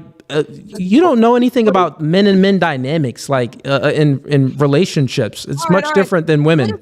What if he's just same sex attracted? He's gay attracted, but he doesn't actually do anything gay. What does this have to do with the debate, Grace? I'm trying to figure out what your level of social skills is here. If you had a social skills, okay, same-sex attracted, and you learn later on that he's same-sex attracted, but he doesn't have any gay sex, would you then not be friends with him? Grace. So once again, my friends, I don't have any friend that haven't met my family, that haven't been around my loved ones, like a true friend, right? So therefore, it wouldn't even get to that part. But to engage in your hypothetical, right? Yeah. If he was, what was it again? If he was same-sex attracted, like bisexual or whatever, what was it? He's gay, but he's a celibate gay man. He doesn't have sex, but he is gay. Oh, meaning he's attracted to the same sex. Would I be friends with this individual? Would never be around he would never be a true friend of mine. Why? He would. What you mean? Why? Because we don't have certain things in common. You're attracted to the same sex. Your mindset is totally different from mine, where we would never be friends. I'm not gonna have a friend that's a feminist. People that male feminist. Listen, time out. Male feminist. I don't bring them around my children and stuff and around my household. It's not no real friendship. So. What are you talking about feminism? I'm saying he's gay, but he's celibate. I'm giving you another example that if it goes by, if the person just had a different ideology than mine, like very different, right? We can't even have a close friendship. I have no friends that are blue pill people. Okay, so this guy's a red pillar. He's Christian. He just has a problem that he's attracted to men, but he's totally celibate. That does not adhere to to any type of friendship with me. It's called standards. He has a same-sex attraction but doesn't act on it. And he agrees what Mo said, it's a standard, Grace. So people with disorders fall below that standard. Let me ask you a question. A guy, he's very attracted to you and he wants to date you, but he's 5 foot even, and he's really not your type physically. Are you going to give him a chance for a relationship? Attraction and friendship are different things. No. Listen, Grace. Would you give this guy a chance as far as to date this individual? He's 5 foot. Maybe. But you're not physically attracted to him. Maybe he has something to offer, maybe not. Probably not, but maybe. Okay, probably not, because you have a standard, and your standard is maybe a height preference, maybe a physique preference. You're equating two different things here. No, I'm not. Sexual attraction is different. I would not be sexually attracted to women, but I would be friends with women. So those are two very different things. Okay, let me ask you another question. Would you be friends with a black man? Well, let me just ask you that. Would you be friends with a black man? What kind of fucking question is that? Of course I would be. Okay, well, let's see what was your social skills. Would you be friends with a black man that was like, he's ghetto? Sure, yes. Okay. Would you be friends with a black man where he's pro-black and he's not really with white people? He thinks that white people are the devil? He probably wouldn't want to be friends with me. No, but he actually wanted to be a friend with you, but he actually thought that you were the devil and you're evil. I mean, I don't know if I got along with him. Yes or no? Would you be friends with him? Yes or no? If he wanted to be friends with me, I'd still be friends, but I'd disagree with him. Okay, so do you have any standard as far as I see that you have a standard as far as relationship, but as far as friendship, do you have any standard as far as for someone to be your friend? Or you have zero standards, anyone can be your friend? And you'll trust them around your family and your loved ones? There are different levels of friendship, but yes, Cooley. Well, no, I judge lest you be judged. Like I'm the real Christian because I'm open to all. We are all sinners. No. You just said that you are intolerant. Stop it, Grace. You just made a clear distinction that there's levels of friendship. So there's certain levels of friendship where I wouldn't have around my family and things like that. But other people where I kind of disagree with everything and I really don't trust them, I'll keep them at a distance. So they're not really your friend, Grace. Right. There's different levels of trust. Yeah. So therefore you have a standard. I'm not saying it's not okay to have a standard. I'm asking what your standard is based on.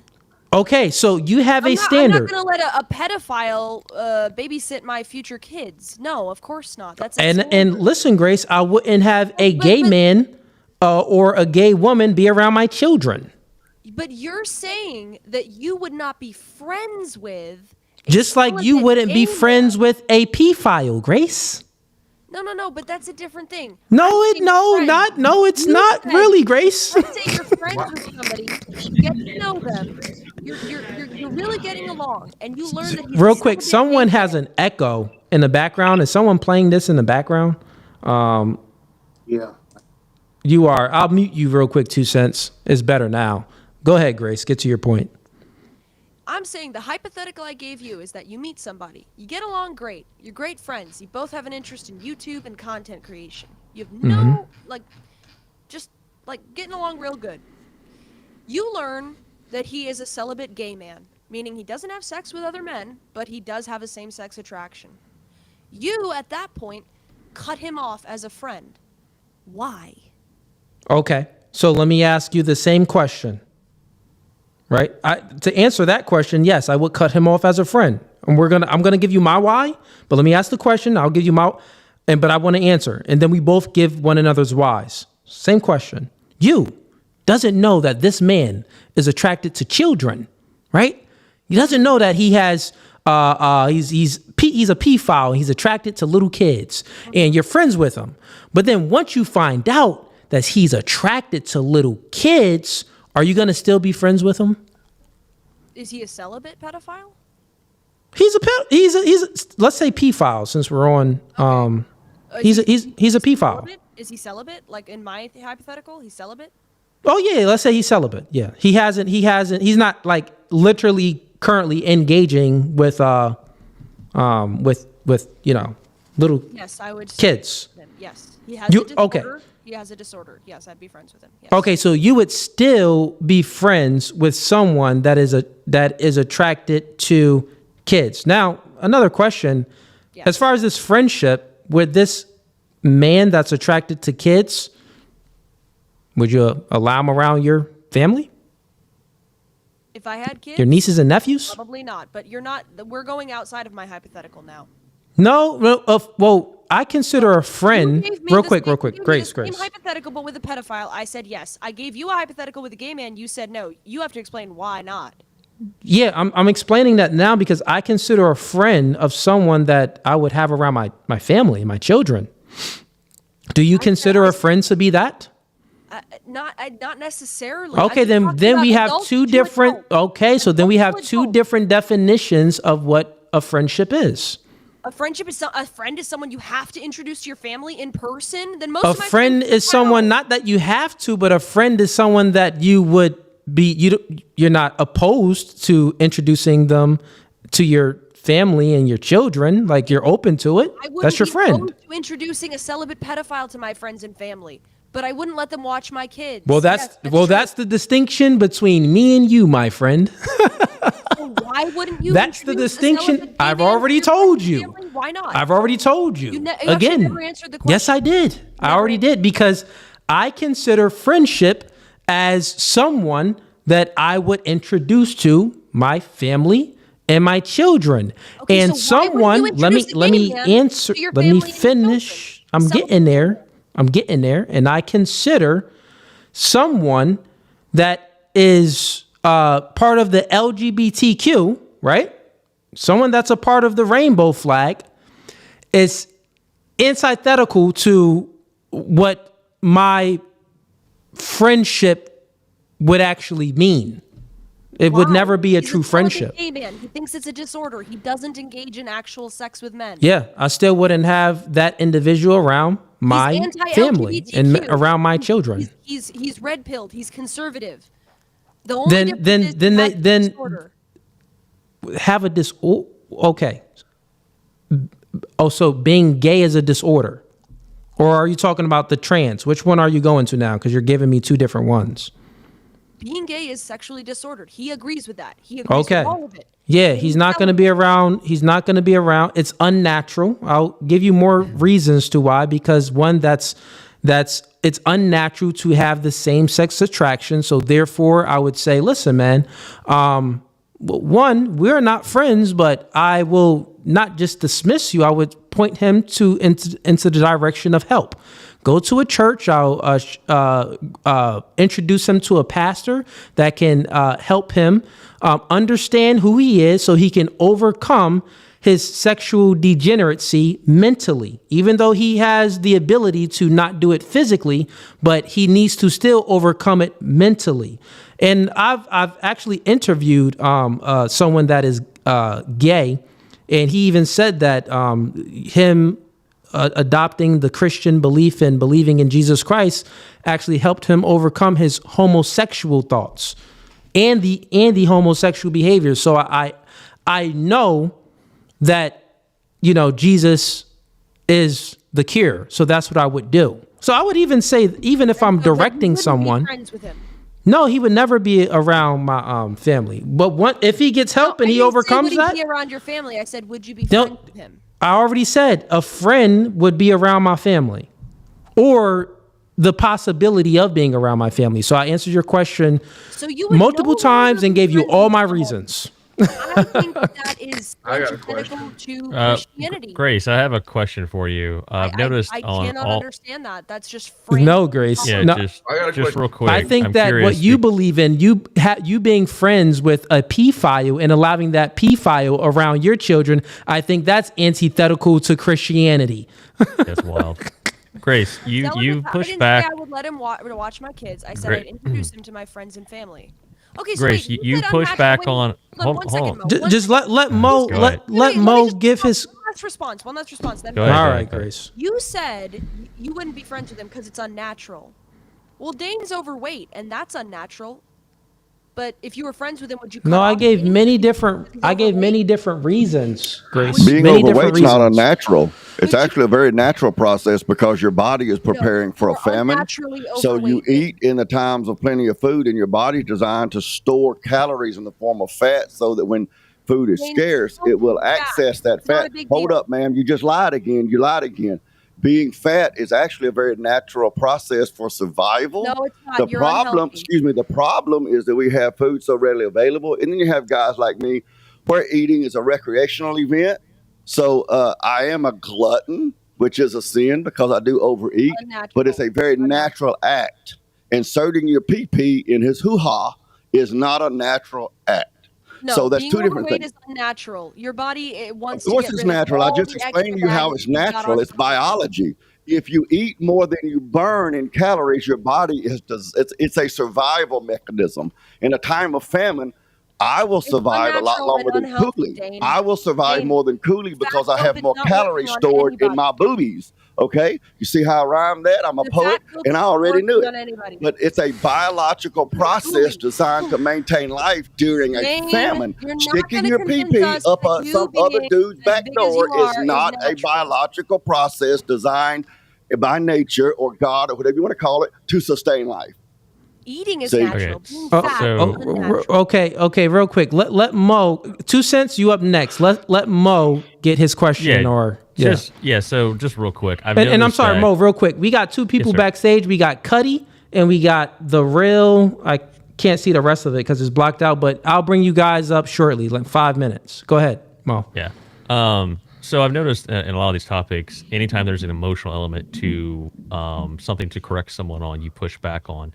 So can you think of anything that you would correct someone on if there's an emotional element attached to it? Is there anything that you would actually push back on and say, no, this is not the right way? Like, and correct someone on that? Like, well, Mo, yeah, they actually both admitted to it. They said that with my hypothetical, I said, if it's the case that a man thinks that 1 + 1 = 4, and if you don't affirm that it equals 4, then he gets emotional. And they said, and then I asked them, would they affirm his delusion or would they correct them? Grace and 2 cents said, no, they would correct the man and say that no, 1 + 1 = 2. So it's only when it comes to trans people and like women, then they tend to change their responses.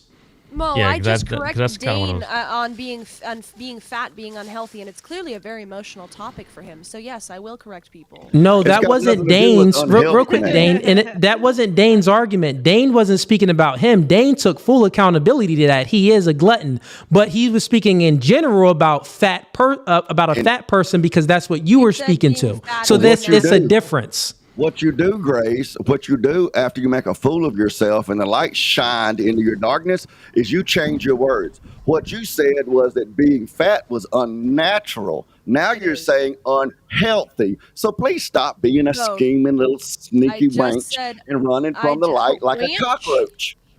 I just hey, cool. I'm gonna head out. Thanks for having me up, man. All right, Mo. Yeah, see you next time. Yo, Mo.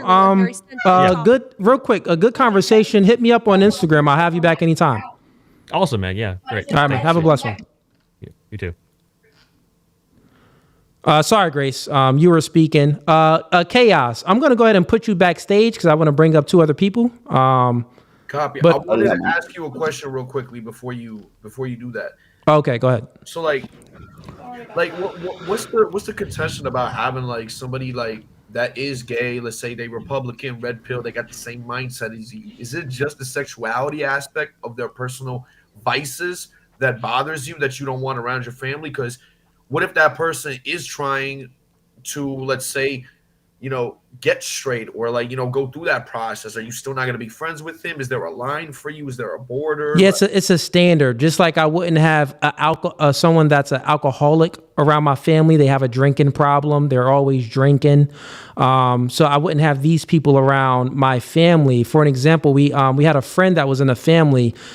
This friend became an alcoholic. We stopped allowing this friend around our family until this friend got help. Right? You need to get help. You need to go to AA and you need to get yourself sober. When this friend of the family became sober, so she was a friend at one point, but then it was like, wasn't really a friend. But once this friend got sober, for X amount of months, we allowed this friend back around our family because then it's like, all right, you get what I'm saying? It's a standard that we have and it's principled. What's the worst, like for a gay person, like what's the worst case scenario? If you bring them around your family, like that's what I'm trying to like figure out, like, because like I can understand you being like, listen, I'll explain. I'll explain. Just like someone that is a alcoholic when they're around the family, socially, they're not in accordance to, what is the social norm and what the friend and the function is because they're alcoholic. They're looking to drink or they're slurring their words. And you get what I'm saying? They're alcoholic. They probably just drank before or trying to drink after. They're not really conducive to the friendship like that when they have this vice, right? Now it could be certain vices though too. I would even say, certain vices. But if you're speaking to someone that's gay, having this person around your family, it's a man or a woman attracted to the same sex, having them around your family is still a standard that just doesn't adhere to my morals. So yeah, Respect. just like an alcoholic, that doesn't adhere to my morals. Listen, bro. I don't. In my house, when you come in, you cannot cuss because I don't cuss. Right? That's just a standard. And I tell people, you may cuss or whatever you may do, but when you come in my home, you don't cuss. That's respect. All right, You wait, get let what I'm me saying? ask- So there's let me ask standards you to a things. question.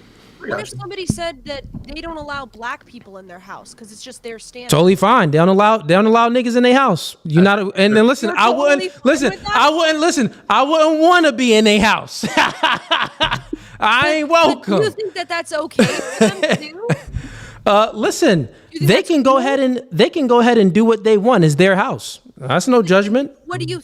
No. If they don't allow black people in their house, then they're obviously not my friend. So why would I even be around them? So you morally judge them as wrong because you don't want to be their friend because they're an asshole, right? No. So there's a difference between things, right? If you are judging someone solely based off of the color of their skin, that is immoral because and human beings is more than just the pigment in their skin. So therefore you're judging based. No, stop it. No. It applies to biblical principles because God doesn't judge us based off the pigment in our skin. He judges us based off of many other things. You get what I'm saying? Our character, us obeying his word. Do you believe God judges us off our sexuality? 100%. 100%, Grace. Yeah. What are you speaking about? You think that a same-sex attracted person who is celibate is like more likely to go to hell because they're same-sex attracted? Well, we can't. So once again, you're making an assertion that, well, we are not the ones to judge on who goes to heaven or hell. That's for God to judge that, right? But we know based off of biblical. Stop it, Grace. We know based off of biblical scriptures that it is immoral and it is a sin. That's what we do know. No, sodomy, the act of sodomy is immoral. Being same-sex attracted is not immoral. You can't help it. Attraction and action are two different things. Exactly. So, And I mean, I would you should agree. apply your logic to yourself. I would agree to that when it comes to repentance. Like they're a repentant homosexual, well then they're repentant just like any other sinner repents. But that doesn't really change Cooley's argument in this sense. Because if they're not participating in sin, sin is an action that one commits. Now the feminine mindset, they want to talk about their feelings and their attractions and how everybody should be treated equal, but God doesn't do that. God says repent or perish, turn or burn. So that's the repentance has to do with the actions and their mindset of what they're doing or they're wanting to fulfill or whatever. Yeah, but I said that it's the same argument for being a black guy as being a gay guy in the sense. No, it's not. No, it's not. Black Grace. is not a behavior. Black isn't a behavior, Grace. Black is Grace. color. You're not Black is the pigment in the skin. You're not in control of whether you're black or not, so you should not be judged based on that. Just like you're not in control of whether you. That's not true. No, that is untrue, Grace. That's untrue. Real quick, Dane. Grace, it's untrue. The person, Grace, stop it. You're making it's a false dichotomy. The person that is attracted to the same sex, they are in control of that. They're choosing. It's a choice. If they're not born that way, then you would have to make the argument that someone is born being attracted to the same sex. Right? So what I'm saying is stop it real quick. Stop it real quick. Okay, it's okay. So if they're not born that way, then that means that them having this attraction, they can overcome. Just like men, even if you're speaking about just men as well. Men like to watch porn and stuff. They're attracted to it. Oh yeah, they want to see it. Mm-hmm. They choose not to do it. But you're right? talking about action. And then, but then they can still have these pornography thoughts in their mind. Mm-hmm. They need to get rid of those. You got to get rid of that too. You're talking about actions versus just. Okay, so what does the Bible say? Even if you look at the woman in a lustful way, you still committed adultery. Right, I agree. But if you have a because it's of the mind, meaning that you need to overcome the mental state. No, but that's very dicey because if you have a It's not dicey, Grace. Can you stop interrupting me? If you have a random lustful thought, you can't control that. You're not in control of what pops up into your brain. If you indulge in the fantasy, you are in control of that. So horrors is so horror. Only your actions. So okay, I'll tell you this. That is 100% untrue, and I'll give you a personal story. Right. So I used to be. This is just anecdotal, just for the chat as well, because we've been streaming for mad long. So why not? Right. My grandfather. The reason why I don't cuss is because my grandfather told me not to cuss. And so then I stopped cussing, but I used to always have cuss words in my mind, the F word, the B word, the SHIT word. I'm like, someone gets me mad or something, and I'm cussing in my mind. Like I can't say it out loud because granddad popped me, but I'm gonna cuss you out of my mind. So I was honest with my granddad and I said, listen, I be cussing people out of my mind. I don't know how to overcome this. What's going on? He said, you can overcome it. Don't ever give up hope. Don't ever say that you can't overcome something, because then when you give up hope, then that's when the devil wins. So essentially what my granddad did was he was like, you can overcome this state, because he used to suffer the same thing too, of cussing.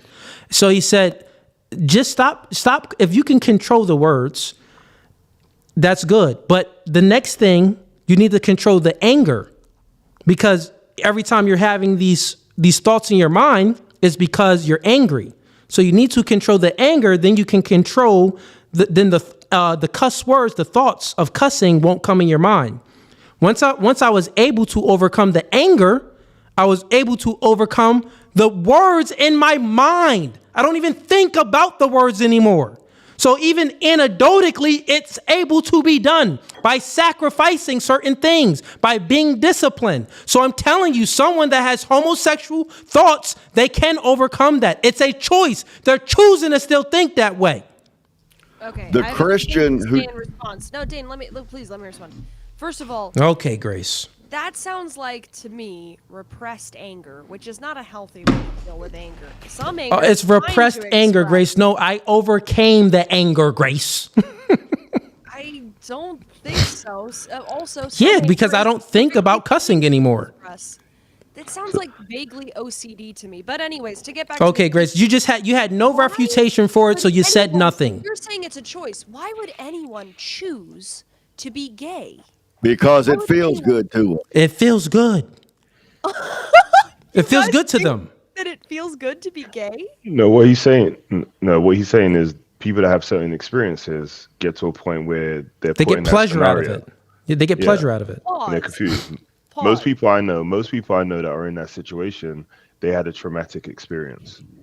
I agree with you, but same-sex attraction is generally seen as a burden to gay people, and they wish they were straight. You asked why they would choose to do that. The answer is because it brings them pleasure.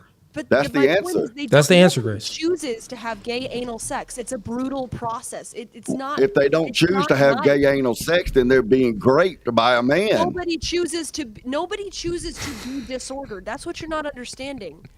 That's not your argument. That's not what your question was. Your question was, why would anyone choose to have, gay sex? Because it feels good to them. There are a lot of things that people do that feels good to them that I think, what the hell?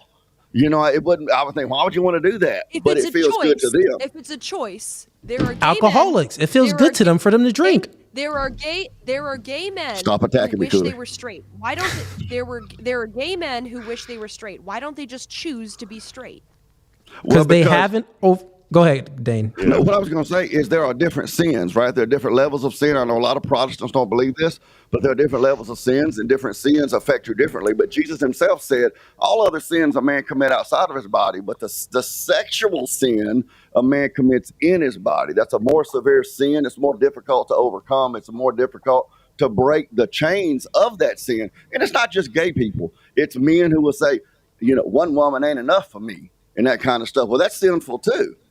That sort of thing. So that sexual sin, because here's what happens. Let's say snorting cocaine. It creates something in your brain that addicts you. But in order to have that thrill, you have to go get the cocaine. So if you can just say, I'm just not going to go where the cocaine is. This is why alcoholics can't go by the bar to hang out with their friends. If they want to give up alcoholism, they have to give up their friends. I'm almost finished. But when it comes to the sexual sin, there's that memory of that thrill. So when they think of it, this is why porn is so hard to break. When they think of it, it's like having a cocaine factory in their head. So they have a thought and they have that high. That's why the sexual sin is so hard to break. So why can't they just think themselves out of it? Because it's a different level of the sin and it creates a different biological response. That's why they need help. That's why they need people to stop saying, oh, it's okay, darling. You just be you. Judge not lest you be judged. They need people to come around them to support them, understand them, but call them to repentance. And not people to say, well, Jesus hung out with hoes and alcoholics and everything. Yes, Jesus hung out with them. He didn't hang out with them. He spent time with them, but he called them to repentance. That's what Cooley's doing. That's what I'm trying to do. Great. He had dinner with prostitutes. Real quick, let's have these two brothers introduce themselves real quick. Let's go with the dude with the do-rag. Just since we on TikTok, and actually let me close down a TikTok stream. Everybody on TikTok, come on over to YouTube. That's No Fugazee Podcast on YouTube. Everybody that's tuning in on Facebook, we're gonna close down a Facebook stream as well. Come on over to YouTube. That's No Fugazee Podcast on YouTube. Come on over now. I am closing those two streams out now. All right, do it the do-rag. Just give me your name and where you're from. Yeah, I go by Lowers. Yeah, I'm born and raised in London, England, but I live in America now. I'm a former college international basketball player, all that. So I'm kind of a tall dude too. So Gotcha. I don't know what more you want me to say. Yeah, and then what about Cuddy? Just name and where you from. Yeah, Cuddy. I'm born in Seattle, but live in Vancouver, Canada right now. Okay, and let's just kind of keep it on topic. Let's start with you. The dude with the do-rag, my bad. Lawrence. Lawrence. How do I pronounce it? Lawrence? Lowers. Oh, Lowers. I thought you said Lawrence. I'm like, you got a W right there. Is And that an your ER. actual name or a podcasting name? No. That's a nickname my boys gave me when I was young. I just keep Lowers. Okay. Lowers, yeah. Any questions for myself or anyone on the panel? No, I mostly, to be honest with you, I mostly agree with you. I've been following you and listening to your stuff, right? So I mostly agree with what you're saying on all topics, honestly. I definitely would say I'm more, I don't like to always commit myself to a specific side, but I'm definitely more because I'm very, very big on traditional values, conservative stuff in that mindset too. I'm not, I don't agree with a lot of things on the left side, to be transparent. So I try to not to be too crazy vocal, but to me, I like to give logical explanations for why a lot of stuff don't make sense, right? So even in that last discussion specifically, I think, Grace, I think you feel like Cooley and Dane are saying that GAY people are bad people. I think that's what you're hearing. And no offense, I'm not sure if you come from the left side, but I've realized that sometimes when people hear something on the left side, I think they hear people trying to say that someone's a bad person rather than just a logical explanation for the scenario itself. And I think that's what was being confused there. I don't think you're bad in what you're saying, Grace, don't get me wrong, but I think when we say a fact, it doesn't mean that the person's a bad person, right? And I think, for me, that's why it's so easy for me to assign with the right side, right? Because there's fact versus feelings. Feelings are important, but feelings don't determine and change facts, right? The feelings allow you to gauge exactly how someone receives the information on their end, so you could try and help them get to the fact. And remember, hey, look, you live with your life decisions, you get the consequences from the decisions you make, but it doesn't change what the fact is. I think on the left side, they're trying to change what facts are. And not to be rude, I don't mean that in a disrespectful way, it's just the honest truth. But it doesn't mean I'm not left wing. Okay, Grace, no, you are a lefty. A lot of stuff you say though, honestly, a lot of stuff you like. For instance, Grace, when you said like before, and I don't mean it. I'm a guy that's never gonna try. I'm a very direct person, so I'm always looking to call it down. So what I'm trying to say is, when you even were talking about having a pedophile around you, you'll still be cool with the person. I don't understand that, because to me, that's putting someone in your family, in your life, at danger. You're putting them closer to the fire. We can't control everyone out there and who's a criminal or not. But you're basically saying, because it's almost like you feel because they're a good person, but hey, they've made a decision. If they were a good person, they wouldn't have made those decisions, right? But they've made a decision. No, not quite, because I said I would, if it was a celibate pedophile, meaning they have Say this disorder- P-file. Sorry, Yeah. P-file. It's a celibate P-file. They have this disorder that they did not choose. I would introduce them to my family and friends. Okay. Would I have them watch my kids? I did say probably not. Okay. But I don't believe that you should reject anyone based on a disorder that wasn't it wasn't their fault. But when you Just say like if somebody had cancer, I wouldn't eschew them as a friend just because they have cancer. But let me ask you a or question: missing whose an fault? arm Whose or fault is whatever. it then? If it's not their fault, look, I look at responsibility and accountability. It's like if you put 6 people around the table, right? You put something on the table. That's accountability. No one can leave the table without someone picking it up, right? You can't, like, accountability is where someone has to pick it up before we leave the table. So who's responsible then? If that person's not didn't choose that, who is responsible for what they are? Who takes the responsibility? In terms of gay people, Well, I no, not generally that. You think, know the PFAL, right? And a PFAL. Oh. Who takes the responsibility? I have no idea. It's probably due to a mix of, probably largely due to his upbringing. You know, Parents. something went wrong psychologically. Okay, Yeah. so either parents or the lack of parenting. Well, here's the thing: before someone's 21 years old, parents maybe do hold 100%, in my opinion, need to take. I won't say necessarily full responsibility when it comes to a certain place where someone is cognitively aware of what they're doing, but the parents will take responsibility. But you are an extension of your parents until you leave the household. So technically, you could say it's the parents' responsibility, but the person, depending on the age, a lot of times, is probably old enough to assume some of that responsibility. So they've now assumed being that bad person also. They come in a pack. You just don't see that person walking around with their parent. So that is to be a pedophile is a bad thing. You can't change that. It's a bad thing regardless. No matter what the choices are not, if someone didn't mean to do it, that's okay. If you didn't mean to pull a trigger and you KILL someone, you still KILL them. That's still the fact of the matter. Doesn't mean that someone can't change and do something different, but that act is still the act regardless. Do you see what I'm saying? I think we're confusing wrong with disordered. Of course, I believe it's a disorder. But- Just like being a schizophrenic would be a disorder. But disorder It doesn't. would probably come from your upbringing and psychological defects, like psychological problems that are like long-standing, decades old. Yeah, but But remember, that but here's the doesn't thing mean though. you Some chose that. disorders are, I don't mean to be rude. It's unfortunate, but it's still a bad thing. You know what I'm saying? It's still, I know what you're saying, because for me, I would feel bad if I have someone. It's still a bad thing. Someone can't control certain things. I respect that, but it's Yeah. still a bad thing. I'm not trying to say they're a bad person. It's still a bad thing. I think I said bad person before, but you can't remove the fact that it's not a good thing. It's disordered. Yeah, no, it's objectively an evil. Sure, absolutely. It'd be better if they were straight and normal and everything. So then, healthy. even if someone didn't control it, why would you bring there's different type of disorders, but why would you bring a disorder that could put your family at risk in some type of way into your household to meet other people? You could be a nice person from far. Guess what? We got Instagram now. I can say, hey, I think you're a cool person, and go from there. But to actually introduce that person into your household is kind of introducing evil into your household. Just kind of like Cooley was talking about cursing. We don't curse in my household neither. I'm born and raised in London. Trust me, we curse more than Americans, right? But in my household, I haven't cursed for a long time. Guess what? It's a choice. I don't need to curse. So I mean, what benefit does it do for me? You know what I'm saying? Like, it doesn't mean like I just choose not to curse, right? So for me, I'm not bringing that into my household, because I know Well, what this it whole could. bring into household, I mean, the hypothetical was, would you introduce this That's person to bringing your in family and friends? Okay, but if your friends were in your house, might that's not. what you'd They're be not gonna introducing start them. living with me. I mean, like, I just, like, the standard is very low for somebody I might introduce to my dad, for example, who I live with. Like, I don't really, I mean, it depends on the actions as well. If they're a convicted murderer, I'm not going to bring them around my family. Okay. But if they have murderous inclinations, but they struggle with them, I mean, I don't. It's the point is, this is very hyperbolic. The point is True. about gay people. I was asking Okay. Cooley if he was friends with somebody and he didn't know they were gay, and he learned that this guy was a celibate gay man, meaning he struggles with same-sex attraction, but he doesn't have gay sex. Would he still be friends with him? And Cooley How does he said know he's gay, no. though? And I said, how is that different than like not being friends But- with a person because they're black? But at the same time, no, that's different. It's But different. Grace, hear this out, Grace. Too, Grace. Hear this out too.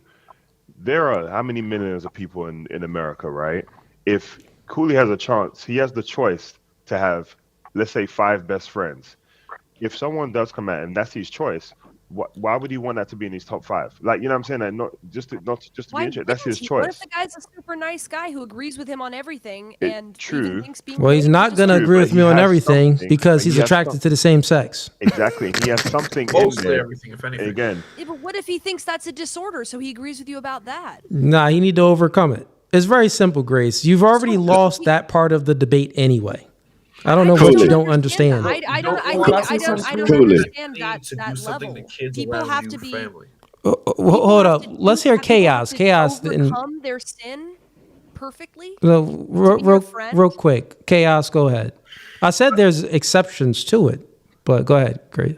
Chaos. Yeah, you were saying something. Yeah, I was gonna say, like, you don't want a person that has the propensity to do something to children around your family. That's just that's irresponsible. Like, I feel like at the end of the day, like, okay, let's say you at a family function, you have this person come over, and then one of your random family bring over kids. What, now this person's got to leave? Because now what happens?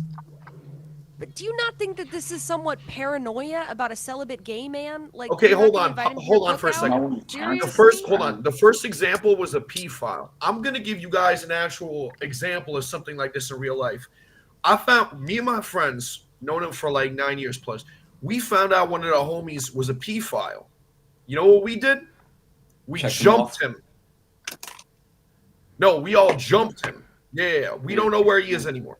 So that's the point. Meaning he did something with kids? Yes, so we got Why him. didn't you just turn Now him the into the point of it is the fact that you don't want people like that in your circle because you don't know if they're just being chill and friends with you to get to your family. You have no idea what they're thinking of. And the saddest part about it is you're going to have certain people that just don't want that around them because they will have a protection and a barrier for who they want in their lives. And I respect Cooley for the fact that he doesn't. I agree with Yeah, Grace, just because I have a, and Grace, you've already conceded anyway. You even said that you have a standard as far as friendship.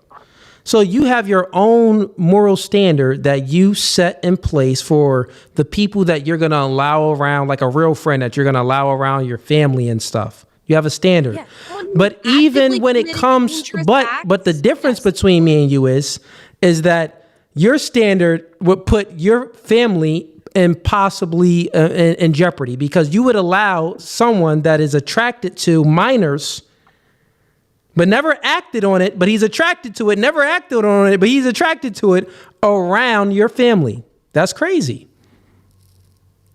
I'm protective of my family and my other friends, so I wouldn't allow someone in my circle that is detrimental to my family or my friends. How is a celibate gay man detrimental to your family and friends? Once again, do you know that there's also studies show that there's a strong correlation of pedophiles and gay men? You know that? 100% actually. Strong correlation, meaning that the majority of pedophiles also claim to be gay.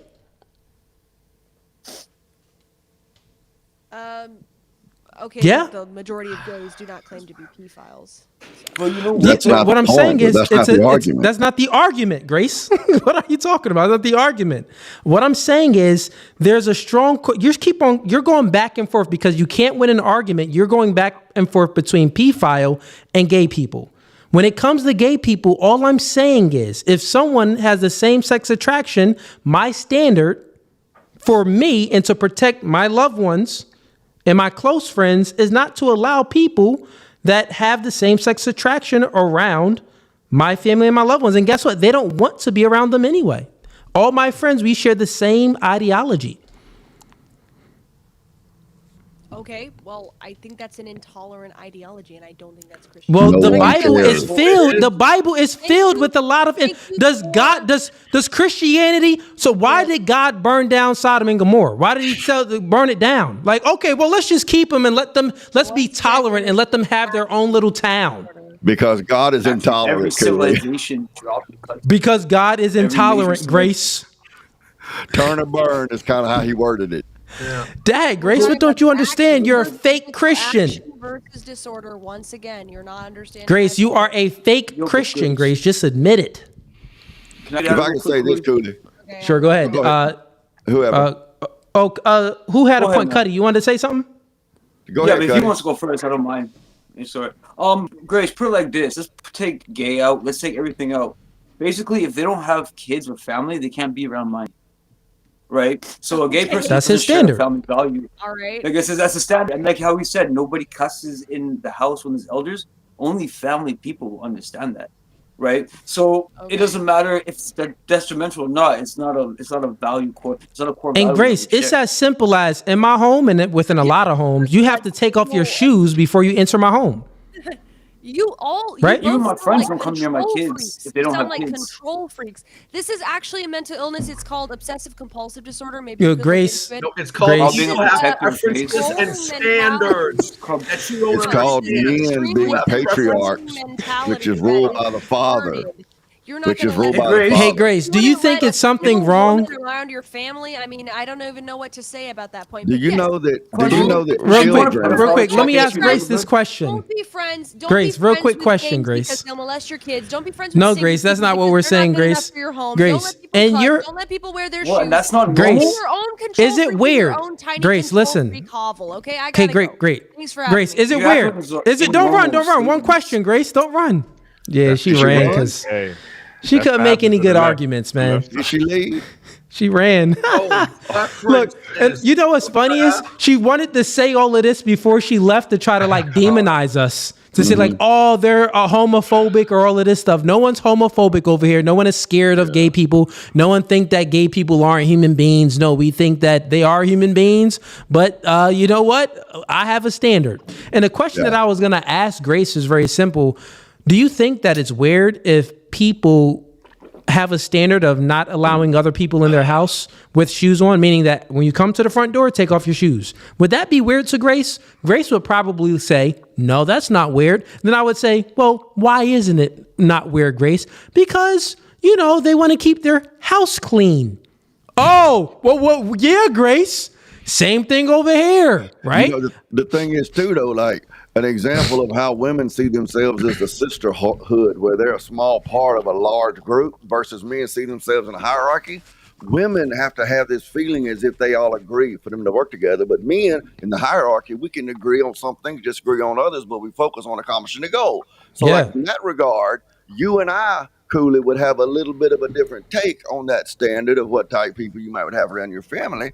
But that's okay because we work together. We can agree on some things. We can, give latitude to others. But what I was going to tell Grace before she ran, it's funny how, Jesse Lee Peterson would say, she gone. So look, let me do the sound real quick because she definitely ran. Why are you running? Why are you running? Why are you running? Yeah, but what I was going to explain to her, as young as she is, I've mentioned before on your debate panels that I was raised by a single mother.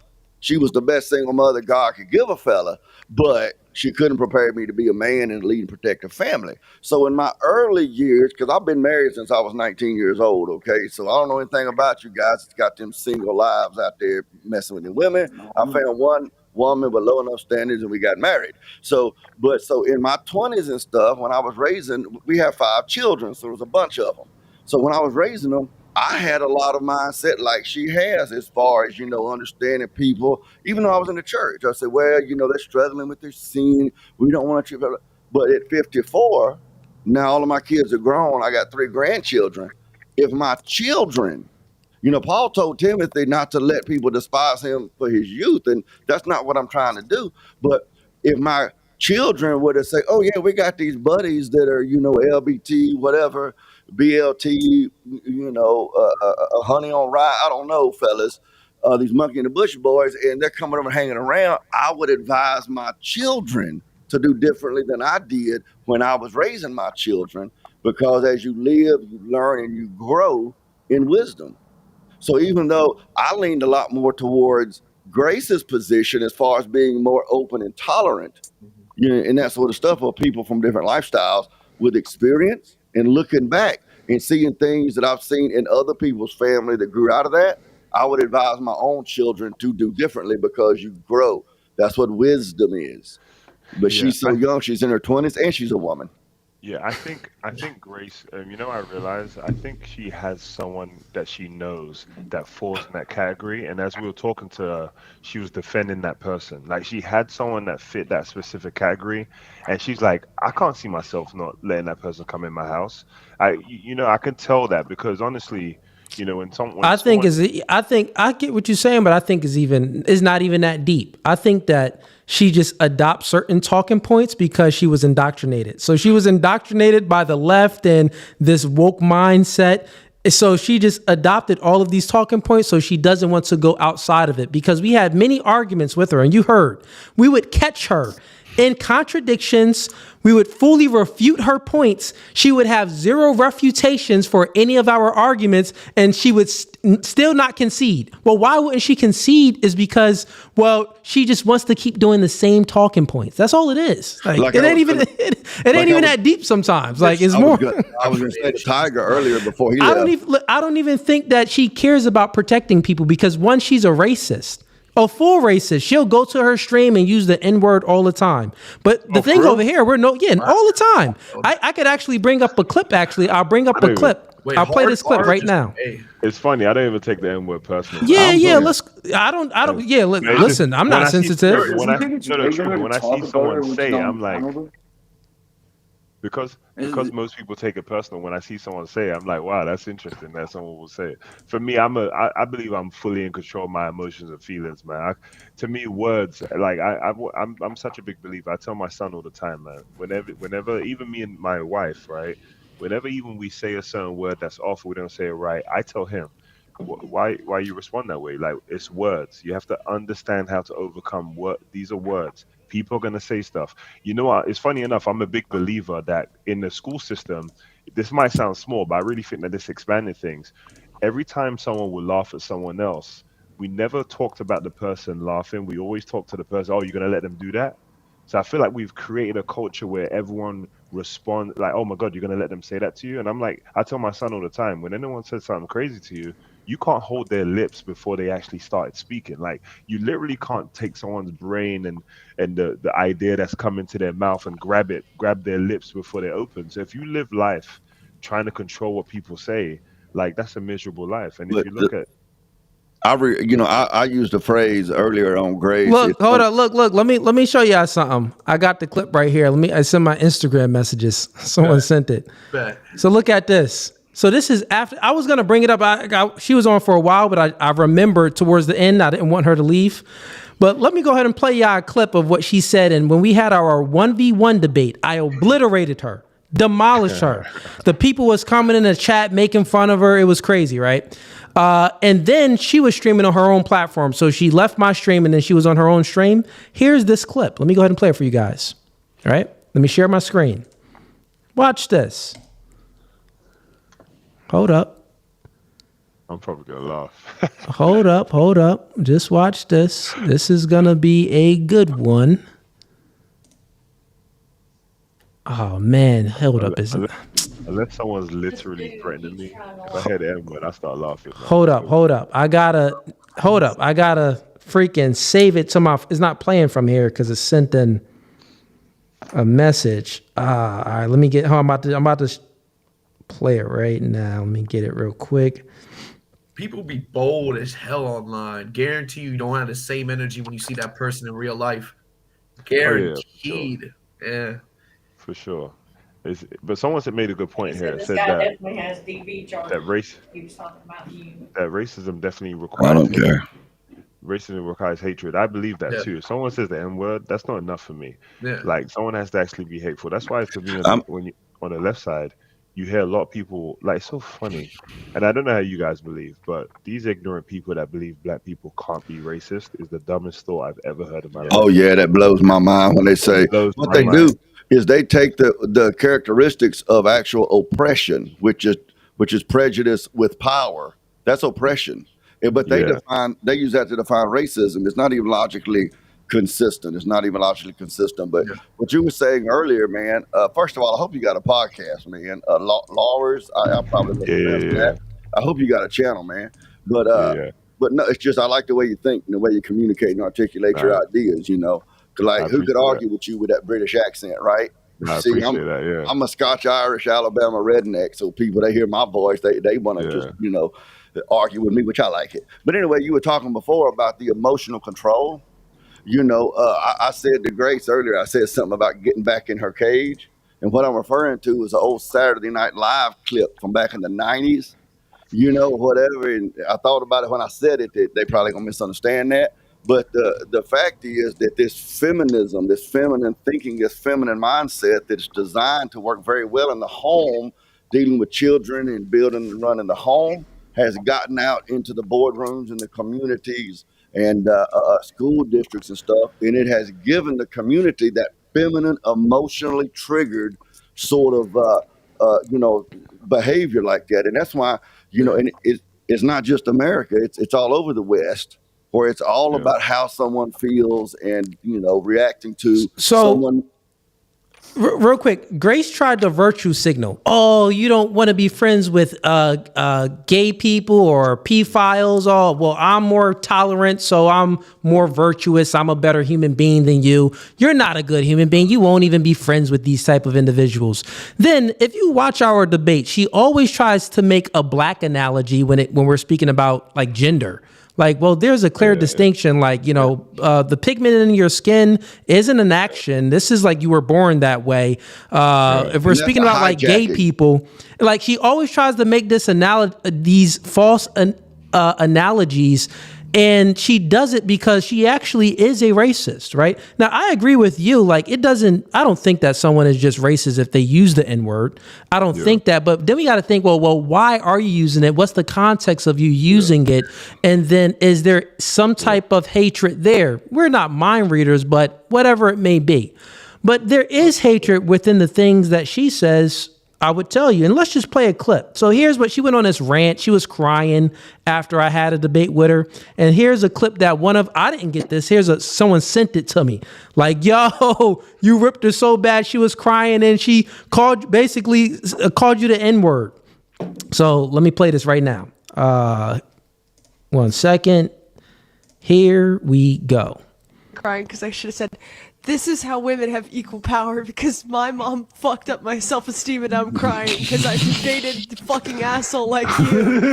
This is how. Look at me. I'm beautiful and yet I'm crying because of a fucking debate with you. You don't think that's power, nigga?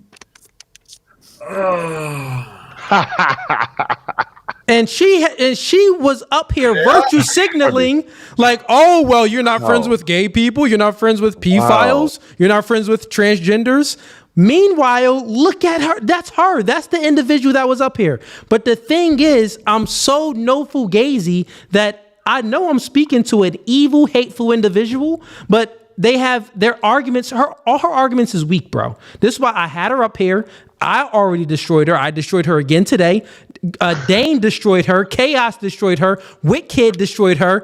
Tyga destroyed her. You get what I'm saying? It's to fully obliterate all of her points of view. And then not only that, to show the audience human beings like her, they're useless to society. She knows she's wrong, but she doesn't want to concede. She is the definition of Fugazee. This is why we do no Fugazee, because we got to bring up these people that's Fugazee to point them out and to expose them. She was exposed today.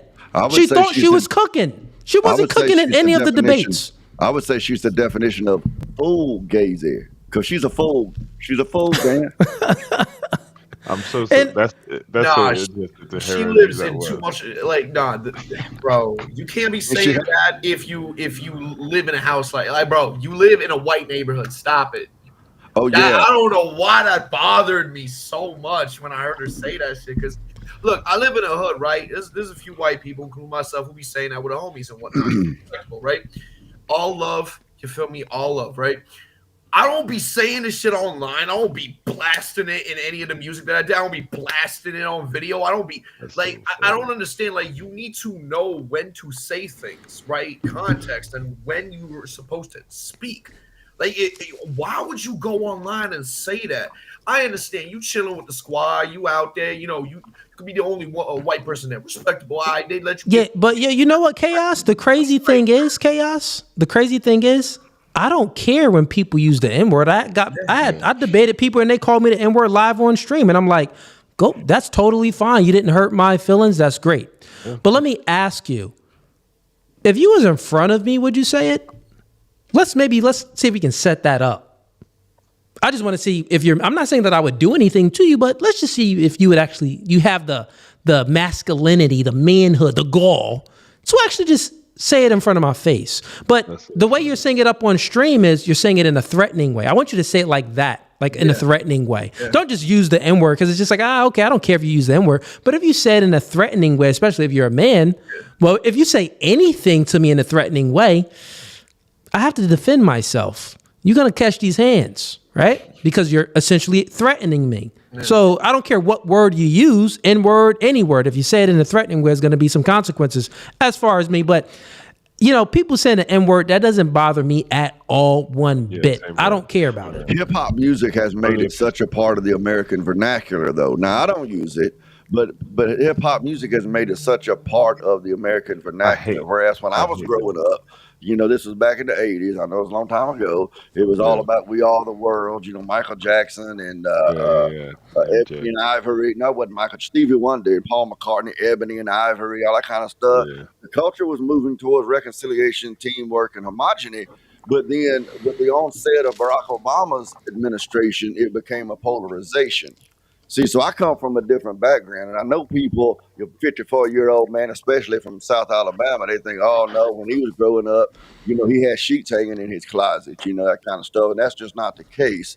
But, you know, but for me, I don't even use it because, you know, it's just, you know, my culture or whatever, but it is. I understand sometimes why so many people, black, white, whatever, end up using the word because it's so common in hip-hop music and in the vernacular, especially people, you know, more y'all's age and younger. I really despise of even there's some music I listen to that they said that before, but I don't know why to use something so much and then get offended if a certain color uses it is wild to me. That is wild and just crazy to me.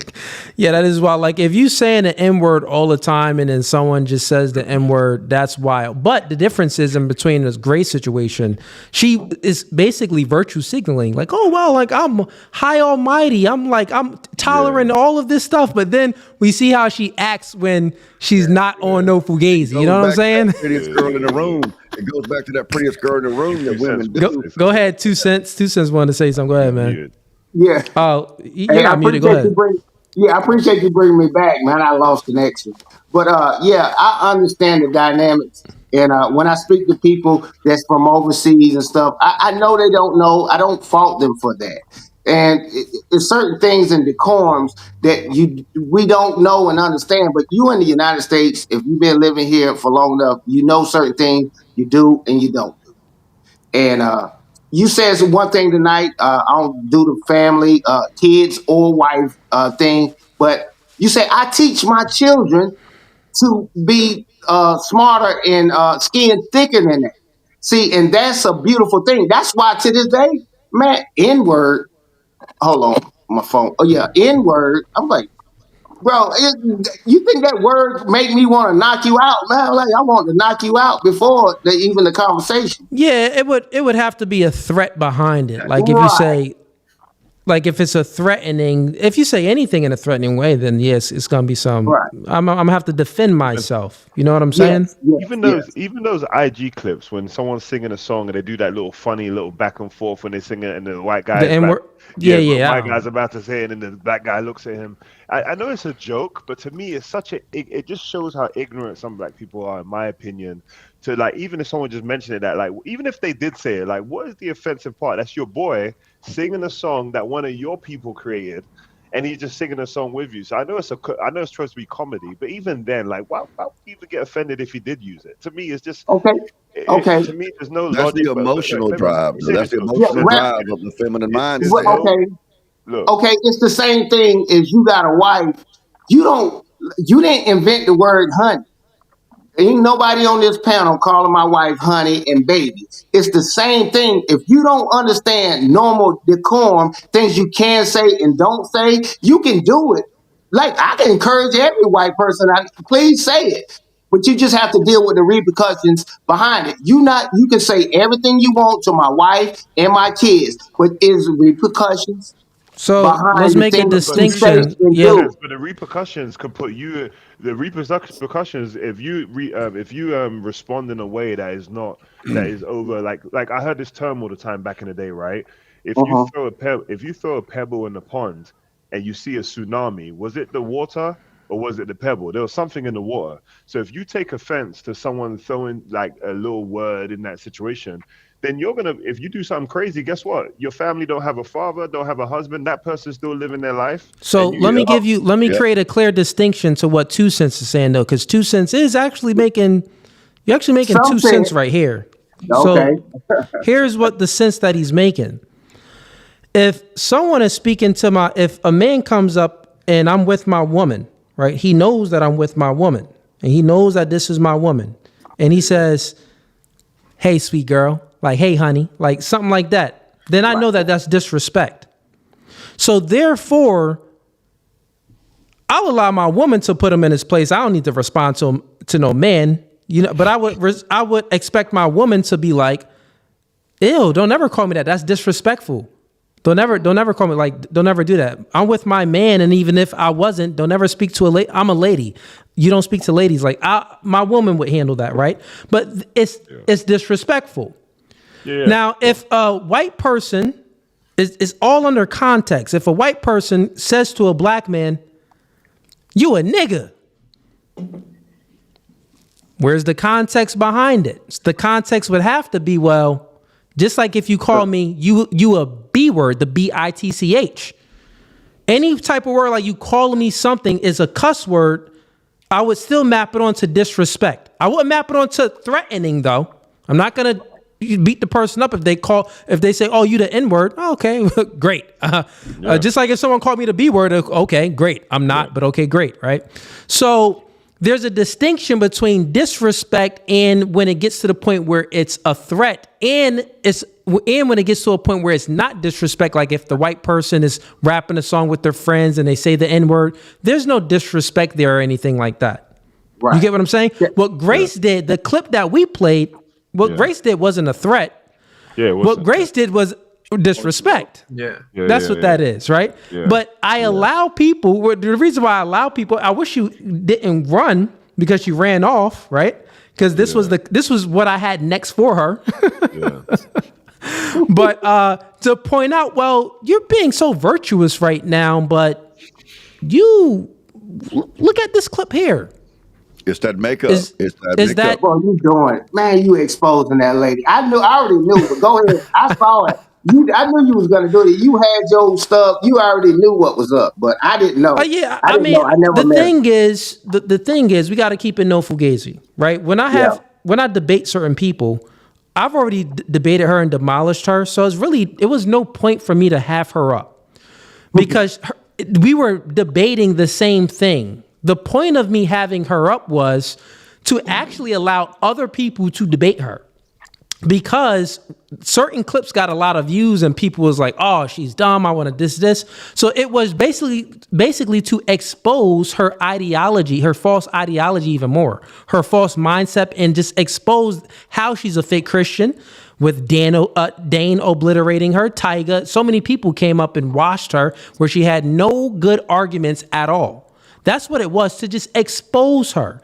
And then afterwards, as things was going to calm down, then I was going to go ahead and play. But it was perfect timing. I wish she would have never ran because she was putting on this white cape like, oh, you're not a true Christian. You're intolerant. I'm a true Christian. I'm so tolerant. I was going to play that clip and wash her, but it doesn't matter. The audience still got it. But that's what they do. You about to play a clip? Or now? Because I was about to say something before you played it. Nah. We're not playing. But listen, man, I've been streaming for 5 hours and 15 minutes. I'm about to wrap up, man. I gotta go. I need to eat. Come on, man. You athletic. You ain't a wore out old fat guy like me. Listen, man, I only ate 1 meal today, actually. I only ate 1 meal, man. So I'm actually. You all down there have to go to sleep at night, man. And you fit. You don't even got to answer right now. Cuddy. Oh, I'm sorry. You said you want to say something? Go ahead, Cuddy. Yeah, let me get a question off you. I mean, you don't have to answer it now because I know you're tired, but I'll get at you again. You said there's one thing you had a disagreement with. Rest in peace, Charlie Kirk. You said geopolitical. You oppose his geopolitical views. His take on Israel, just Israel. Okay, fair enough. Yeah, the support for that. Okay. Yeah, it's just the support for that, and a few other things as well. But I mean, we're always going to have some small disagreements on things. We're not going to agree. Listen, if you agree with a man 100% on everything, you're gay. I done heard you say that before. I articulate it a little different. I say if you and I agree on everything, one of us ain't necessary. But that is funny though. It's like, man, like we gonna disagree on maybe certain things, on maybe the methodology, on maybe little small minor things. But if we can agree on, a bulk of the things, then we can have a good friendship. You know what I'm saying? Yeah, we and can I build definitely- something here. I definitely tell you, I agree on a lot of things Charlie Kirk said. To be honest with you, But that's the masculine hierarchy, though. That's how we build civilization. 95% of what he said. 'Cause I watched him before the situation, and 95%, and I saw all the stuff taken out of context, and it's so crazy. It's crazy. I'm a serial objective thinker. Like sometimes too much. Sometimes in a conversation with my wife, I try to get too objective. I'm like, okay, you know what? Let me I'm a serial objective thinker, and it's so interesting how many people took offense, and how many people didn't go to look at the full details. And literally, when he even said what he said, how many people, when he objectively said it, they literally still twisted it. That's just so wild to me. You know what? I'm a big believer of this. I know you got to go. I'm a big believer that Charlie Kirk said things that I wish he would have been a bit. I think he was a tiny bit tone deaf. And let me tell you why. Not because what he was saying was wrong, but because he has to realize we're in a place right now where people are allowed to take offense and actually feel like they're right for it. It was the right message, but we needed someone with a different skin tone to deliver it for people to listen enough. I don't think I think he should have been able to say everything, but I just think people see a white person sometimes and they turn their brain off. Like literally, like someone can say, a black person could say, "Hey, what's going on, white boy?" And then everyone will be like, "Okay, cool." But a white person say, "Hey, black boy," everyone's crashing out. Yep. They didn't even give context. They're crashing out. They're rolling over the floor. They're throwing tables. So I just feel like Charlie Kirk said great things. I just wish that he would have looked in the mirror and said sometimes, you know what? I can't be too direct with this because they're not going to hear me. People are taking too much offense. If he said if he said 15 years ago, you know what? we would have received it better. It's always going to be like that because you know why? There's nothing we can change about that. This is This is the one thing that human beings, we can't change. This is the situation that we're in. It's the problem with perception. We all perceive things differently. Even when Jesus was here, why you think that they killed Jesus? Because they didn't like how he said it and what he was saying. So it doesn't matter how you try to deliver the message. Just keep in mind, the reality is everyone isn't going to receive the message. Right. That's just the facts. Like I was on, I went on tonight's conversation podcast and there was black people and we're speaking about black issues and I'm giving, facts about things. And I made 3 grown men cry on a podcast. You know what I'm saying? And 3 grown black men. I'm like, y'all not my people. We have nothing. You are not my people. Like, not at all. Just because skin folk doesn't mean you kin folk. You not my people. We have an entirely different ideology, bro. I don't mess with you. So this is what I was saying with the first caller that came up here. We are in it's a war on ideology. It's a war on it's a moral war, right? That's what it is, man. But listen, good conversation. To Lowers, that's how I pronounce it, right? Lowers. Listen, man, you're welcome to come back up anytime, man. I want to get some more black brothers that share the same ideology for sure. I'm gonna connect with you on Instagram, bro. I like how you think. I like how you communicate your ideas, man. I hope do you have a streaming channel like a YouTube? Yeah. No, shout out your stuff. Yeah. I got a YouTube. My YouTube is just Lowers, Lauwerz. I haven't posted as much. I got so much to say. Me and my wife have done so many years of reading, and I'm gonna get back into it. I have some business projects I'm working on that I'm expanding, and then I wanted to be in a place where that takes care of, because I've got a wife and 2 kids, right? That takes care of a whole bunch of things that I'll be posting, but I'll probably jump on some stuff. My channel is dedicated around mindset, marriage, and awesome. mindset, marriage, and mastery. right? So that's what my channel is going to be about. So a lot of stuff like topics we're talking about, I want to get some mindset, get people objective thinking. I like how your arguments are not emotional, they're not social, it don't depend on shame and stuff, it's logic, and the way you communicate and where it's step 1, step 2, step 3, step 4. We need more of that in this, man. on this side of the podcast world. Good stuff, brother. Good stuff. Listen, man, I appreciate both of you for coming on and everyone else that joined the panel as well. Appreciate y'all. Have a blessed one, man. All right, take care. Be safe. All right, chat. We got a few super chats in here. Let me just honor these chats. We got Yo Boy Lame says in $2. He says Tiffany Valentine is the bride of Chucky. Oh, okay. So you were calling her the bride of Chucky. We got Tyga sends in $5. Says no hard feelings towards Grace. No Fugazi members and the stash are more than happy to destroy her in debates anytime. This is facts. You guys definitely destroyed her. We got Tyga says in $5. Also, it's very telling how Grace makes fun of Dane's charming Southern accent because she can't defeat him through logic and reason. Yeah, these are facts, man. But, we go ahead and allow the, the back and forth and the banter and the ad hominems. I have no problem with jokes and ad hominems at all. But there is a point in time where we do need to have, the actual debate. So there's time where you need to have some decorum. We got Zan Dawson's in $2. She says, no sense, never said no homo ever.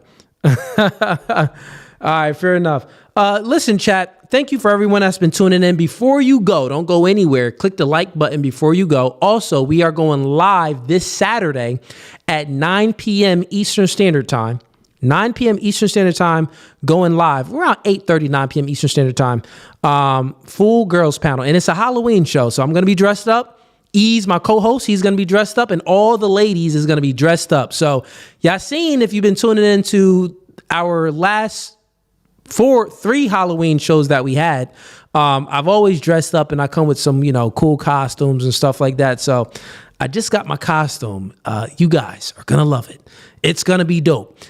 We got so many girls coming. I think it's probably about like anywhere from 6 to 12 girls coming. So, a lot of them be canceling and stuff like that. It is what it is. But anywhere from 6 to 12 girls. So it's going to be a full girls panel, dating and relationship convos, Halloween theme. Stay tuned this Saturday around 8:30, 9 p.m. Eastern Standard Time. Without further ado, this podcast is No Fugazi, and I am out. Peace. No Fugazi. Fugazi.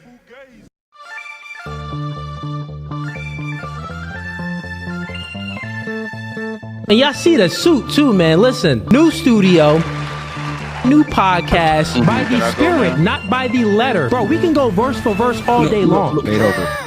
Doing new things. Men are okay with understanding the reality that we are in competition with one another. But you ladies think that you're special. You are in comfort. Men are men of their word. So here's my word. I'll fly you out here and we can do it in person. And after that, we could box. I'm about my business. So remember, I said, when I ask you these questions, I will dismantle your entire argument. That's the end of the debate, my dog. I'm 39, but I don't look your typical 39. Belly. Yeah. You look 39. It's okay, though. That man isn't intimidated by a woman like you. He's annoyed by a woman like you. Because a man doesn't want to date another man. He wants to date a woman.